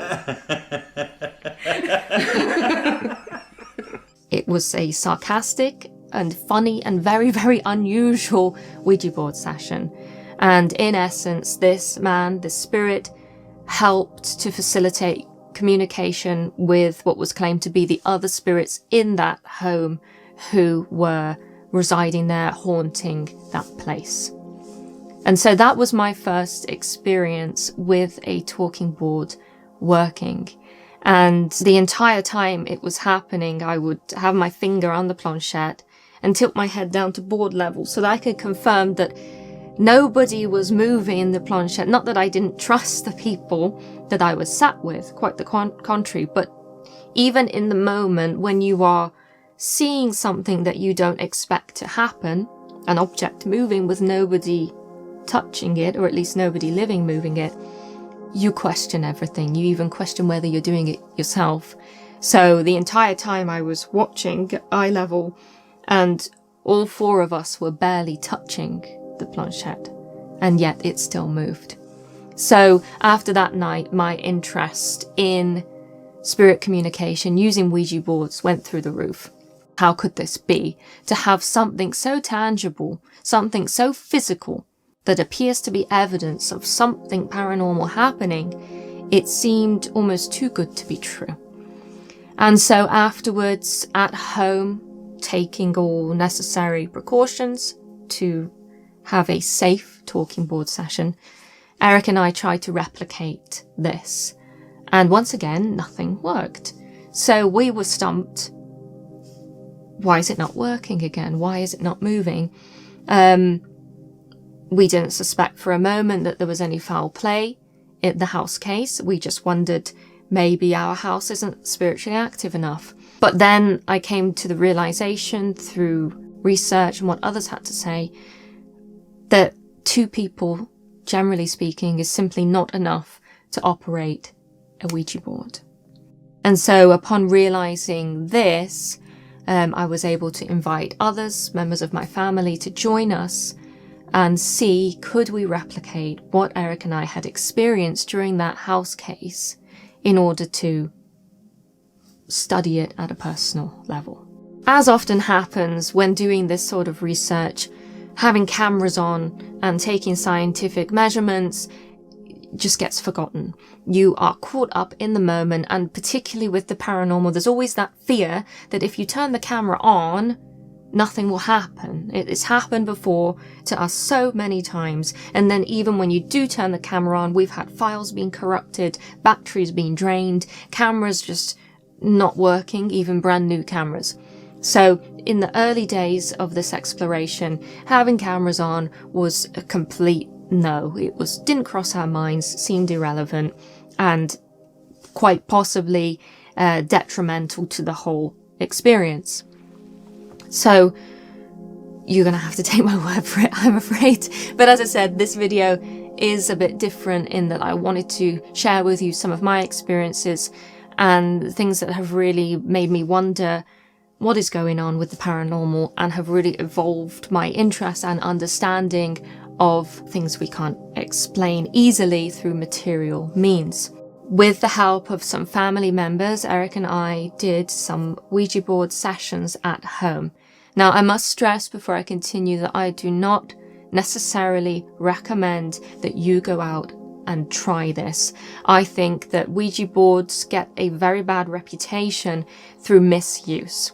I'm not saying for a second that I fully understand what goes on when one uses a Ouija board.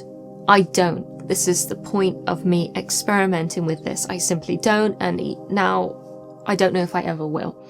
So I can't recommend that you go and do this, because I do not know what the consequences, if any, there are to this. But I do know that each time we would do one of these sessions, we would take precautions, as many different spiritual, physical precautions as possible, to make sure that we set a positive intention, that we used all the right tools appropriately, and that we were not inviting anything malevolent to come in and communicate with us.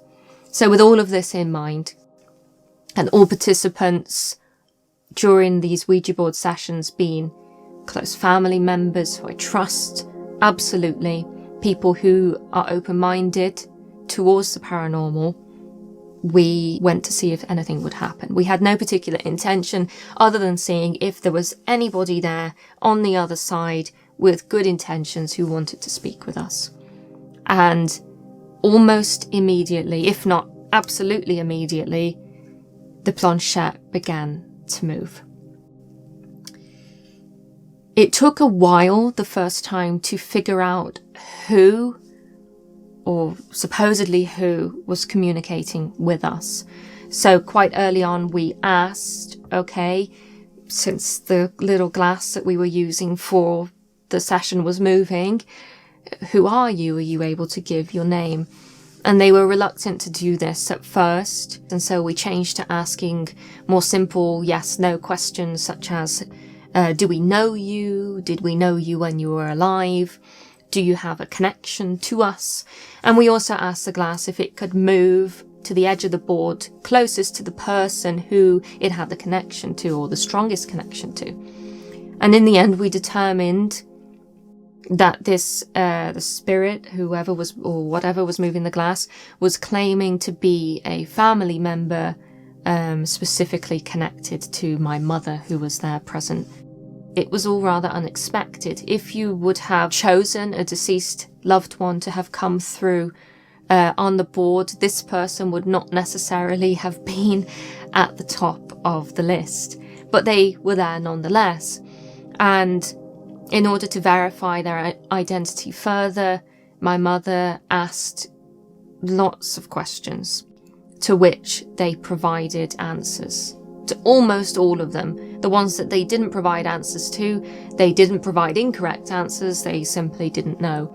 And the way that the glass moved was so unlike how I had experienced it previously on the house case, there seemed to be a personality attached to the movement of the glass that was very different from what we had experienced before. And after this session, all of us had had our minds blown. None of us there were experienced with using Ouija boards. As I said, myself and Eric had used one before at a house case. But other than that, we were novices in that way. None of us had ever managed to get one to work before, even though we had independently and in different groups tried to. And it was such a profound experience, particularly for my mother, who, as I said, had the strongest connection to who came through. And there was simply no explaining it.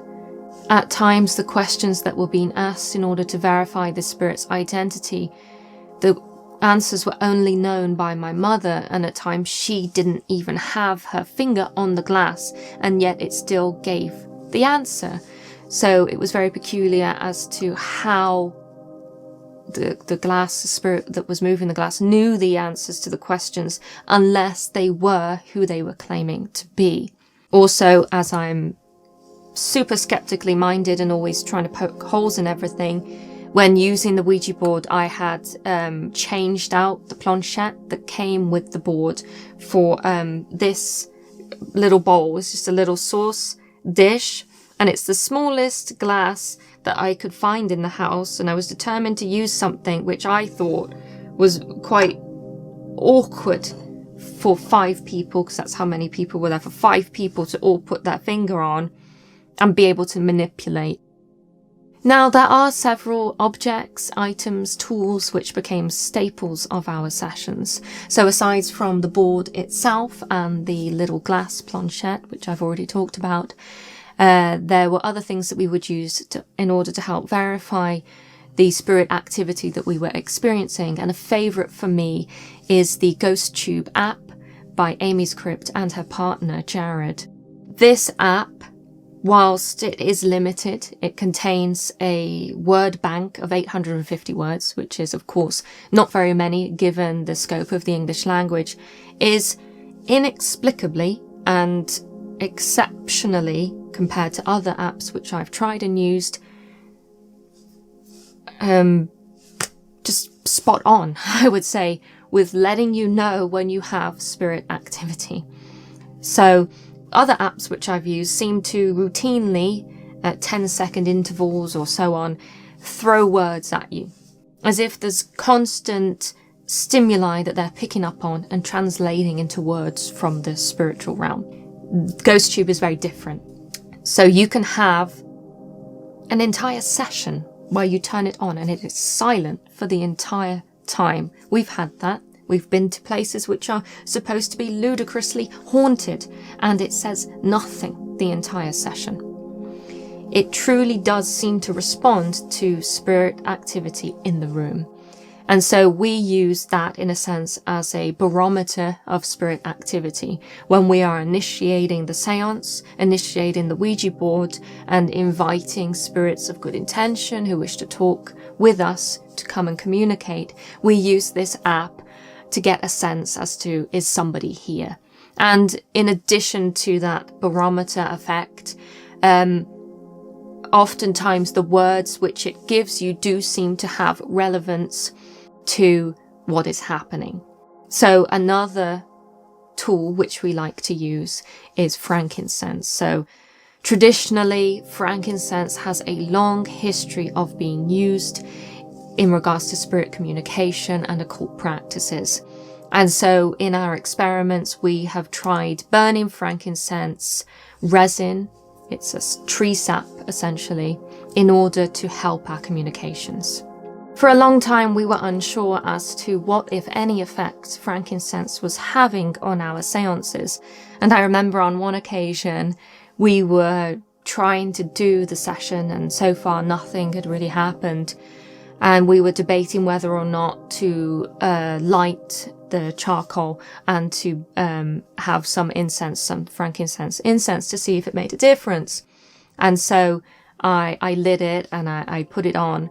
And the GhostTube app actually said, in response to my rhetorical question that I just voiced, like, oh, I wonder what frankincense does, or I wonder if frankincense helps, the GhostTube app actually said cleanse, protect, or seemingly in response to me. So that's just one personal experience I've had where I feel like that app 100% seems to know and pick up on something that's going on in the space. Other tools that we like to use when we do these Ouija board sessions, which I think help to increase the likelihood of success, are crystals. So crystals have a very, I would say, wishy-washy reputation. They have a long history of spiritual use and being used in metaphysical healing, but they do have a wishy-washy, controversial reputation as to whether or not they are genuine paranormal artifacts. But as I said, this is about experimenting, and just like the frankincense, does it work, does it not? We would use these also to see if they would have any effect on what was happening. And we would place crystals of various sorts, from amethyst to clear quartz to black obsidian, all around the board and various places on the board to see initially if they could offer protection and some kind of protective circuit on the board. And as time went by, it became apparent to us that when we would get the glass, the planchette, to move, it was drawn to these stones. For what purpose? We don't 100% know, of course, but it is my suspicion that the entity which is moving the glass draws some kind of energy from these crystals and uses them to recharge their energy as they are moving the glass about the board. And so for several months, Eric and I, and on occasion my other family members, would come together in order to conduct spirit board sessions. And it strangely felt as though something was stopping us from using the board fully, or would hijack the glass when it would be moving. Now, all of these sessions we conducted at home. And as I said, we took many precautions to make sure this was done in what we consider to be a safe way according to other people's research and experiences. But even so, we felt as though we were being blocked or influenced in some way by an entity, an energy, a spirit that was not necessarily making themselves known to us. And we didn't think for a second that this was anything malevolent. It was just something that was influencing the sessions. Recently, we have gained some insight into what this may have been. So on one particular session, once again, I'm sorry, this was not filmed, so you'll have to trust my word on this, my experience. We had somebody coming through who said that they didn't want to speak with us, and even though they continued to talk with us, I remember asking them, are my questions irritating? And they said yes. And by this point, they were also being quite irritating. And so I said to them, well, I'm sorry, but if I want to be irritating in my own home, I will be. And to that, they went to the letter M and then Y, as if to say my. And then I asked, is this your home? And they said yes. And we realized at that point that the spirit that we were talking to, or appeared to be talking to, was the previous owner of our house. And we know this person's name, and were able to, in a roundabout way, verify that this was the person that we were talking to. And they are not for a second a bad person or an evil spirit on the Ouija board. We think that our practices there simply disturb them. They have a very strong attachment to this home, a strong protective attachment, and they were uncomfortable, not particularly with the Ouija board itself, but with us bringing in strange people to speak through the board and generally disturbing their peace. And so, in order to combat this, recently when we've conducted our spirit board sessions, we've given them some space and perhaps rather bizarrely for what you may consider to be a typical Ouija board session, have gone outside into the garden in sunshine and daylight to conduct outdoor Ouija board sessions away from the house. And this seems remarkably to have worked very well, whereby the man who lives here in our house is kept happy and no longer interferes with the board and allows other spirits to come in and talk freely. Now, at this point, I want to say thank you if you've been following along so far. I completely understand, quite possibly, how difficult this is to believe. And so I'm going to have to ask you to suspend disbelief potentially even further as I tell you the next part of my experiences. And indeed, what follows are the reasons why I wanted to make this video and share these experiences. So, as I mentioned at the start of the video, in 2017, Eric and I went on an incredible journey in order to film our documentary In Search of the Dead. And what I'm going to talk about now relates to some of the things we uncovered there. So hopefully you've seen it. If not, I will put a link in the description or somewhere on screen now about how you can watch it, or you can watch it as a member of our channel on YouTube or Patreon. But essentially, through that journey, I discovered that I, since childhood, seem to have a connection to the spirit of a young woman who we believe is called Elizabeth. And I gained this connection to her in my childhood home. Now, quite unexpectedly, once again, in the same as the family member who came through, Elizabeth came through during one of our Ouija board sessions.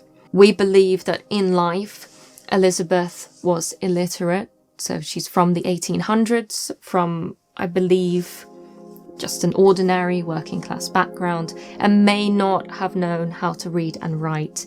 And so it was immediately clear to us that using the board was going to be a problem.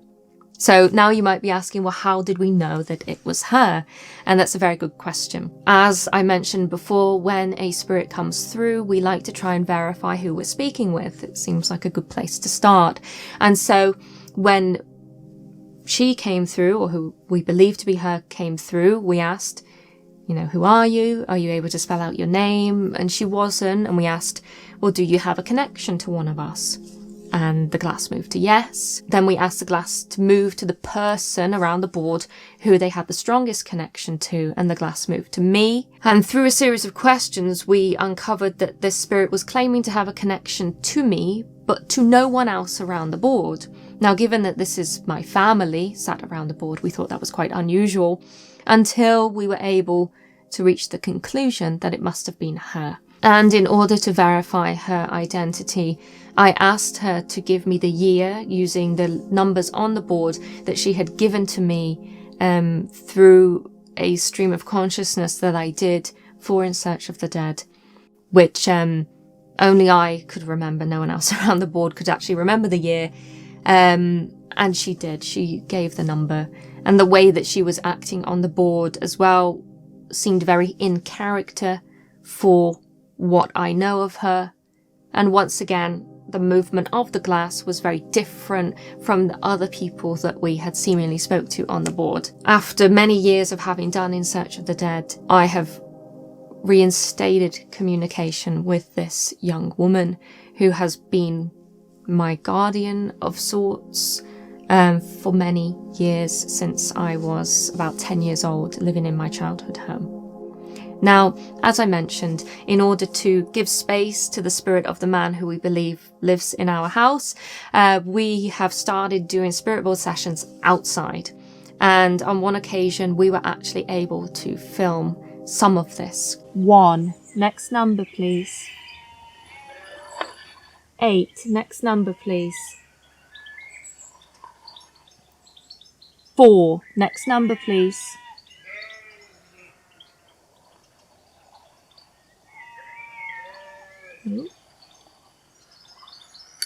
Okay.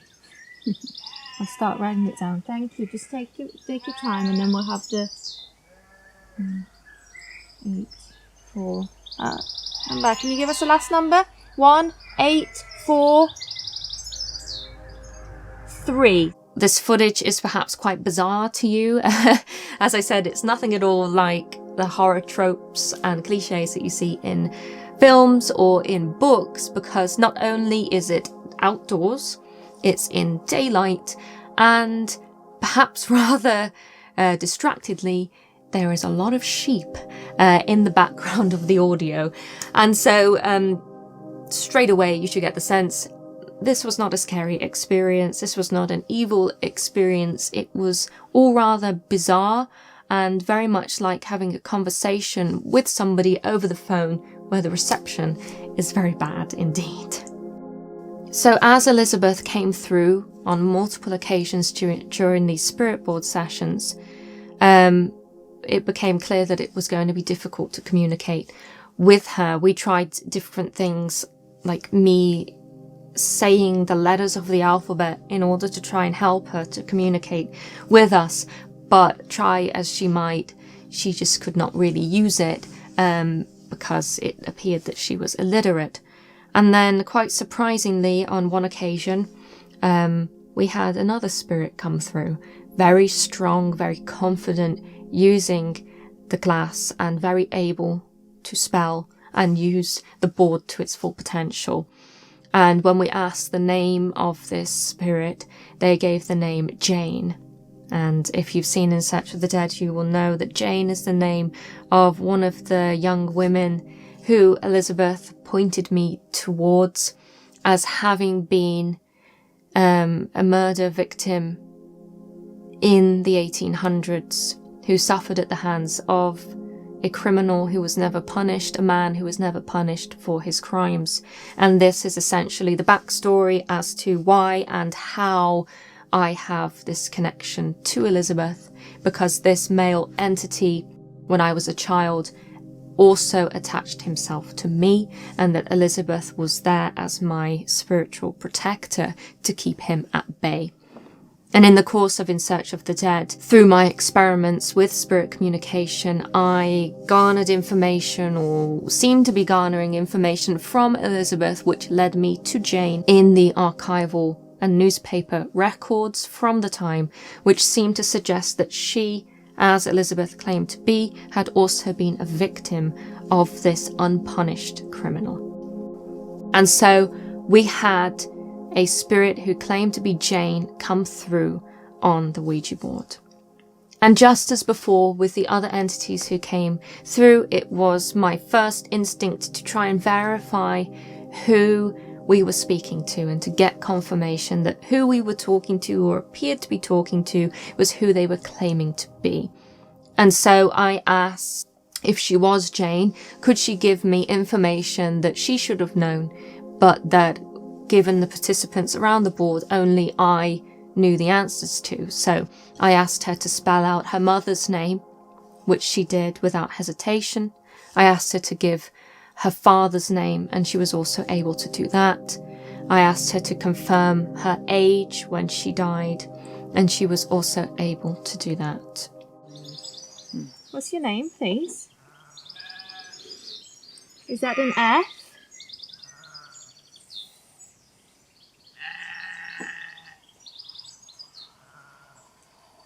No. Okay. Do we know who you are? Thank you. Did we speak to you last time? Are you Jane Blakemore? Are you Jane? When you're able to, can you answer, are you Jane? Yes. Hello, Jane. If you are Jane, I'm sorry I have to ask you this, but I have to check that you are Jane. Could you tell me what your mother's name is, please, Jane? Could you spell it out for me, please? Yes, thank you, darling. Just go to the letters, yes? Here and here. When you're ready and you've got your energy, if you could spell out your mother's name, please, so that I know that you are Jane.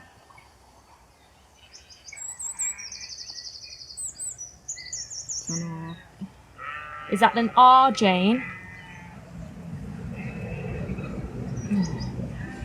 It's an S. Next letter, please, Jane. Just take your time if you need, darling. I know you use a lot of energy. If it's an S, can you go to the next letter, please?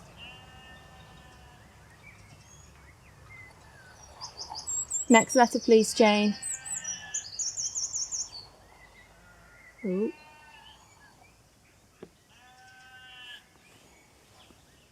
Sorry, S-A. Yeah, I didn't say it. I'm sorry, Jane. Next letter, please. Yes. S-A-R. Next letter, please, Jane. Thank you, Jane. And the last one. Just say it. A. A, thank you, Jane. S-A-R-A. And the next letter, please, Jane. When you're ready.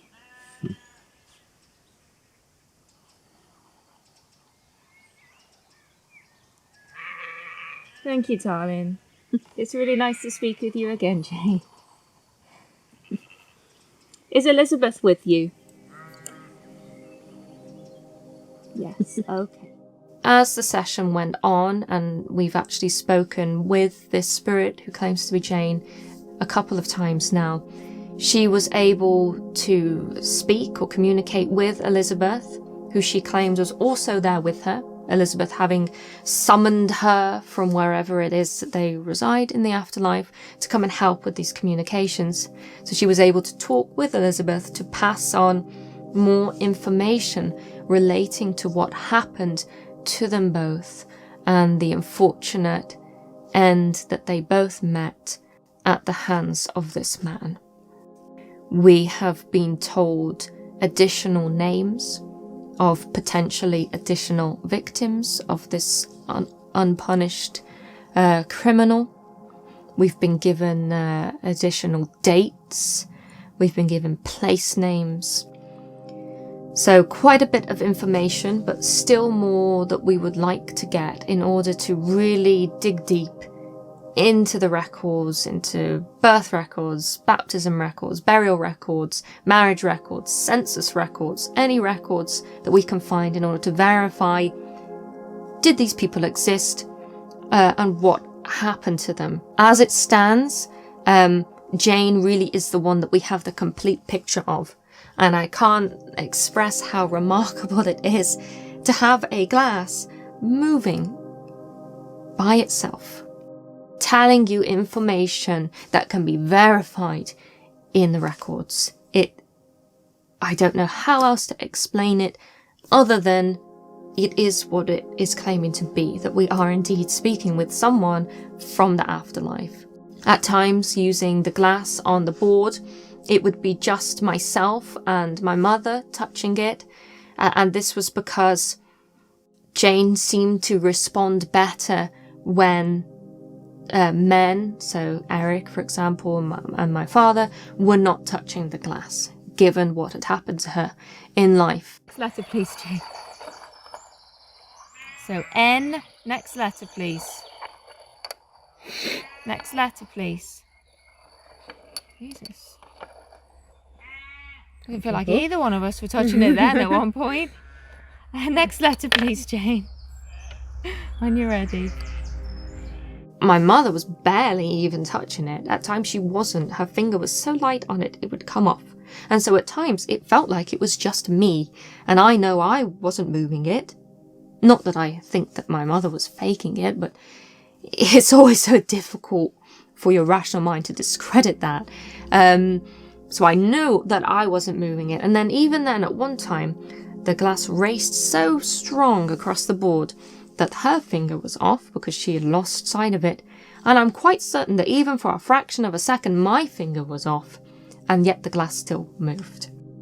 So absolutely incredible insanity, almost, to try and rationalize what you're experiencing with what your mind wants to tell you is happening, which is not that is happening, because it is so incredible. So I know a lot of you really enjoyed the work that we did for In Search of the Dead, and I could never fully express just how happy and grateful I am for your support with that. So I hope that this is good for you to get a bit of an update. It has been a few years, and I admit that for a long time I really did struggle with how to proceed with all that we had uncovered in the course of making that documentary. It was such a profound and worldview changing experience. But I wanted to let you know that I am back in communication with the spirit of Elizabeth and also the spirit of Jane, and that whilst we don't have concrete answers yet, or if we ever will, it's my intention to pursue this as much as I'm able to. If this is something that you would like to hear more about, I am happy to share as and when I get significant updates, or updates that I think will be interesting to you. And so, do Ouija boards work? From my experience, yes, they do. And they are some of the most bizarre, inexplicable, profound experiences in regards to the paranormal that I have had. I am very curious and very willing to investigate more, and if you enjoy it, keep you updated as to everything that I uncover. Well, there you have it. 10 videos stretching across 10 years. I truly hope that you enjoyed rewatching those with me, and that maybe you were able to learn something new if you hadn't seen some of them before, or to remember something that perhaps you thought you had forgotten about the paranormal. There's always more to discover.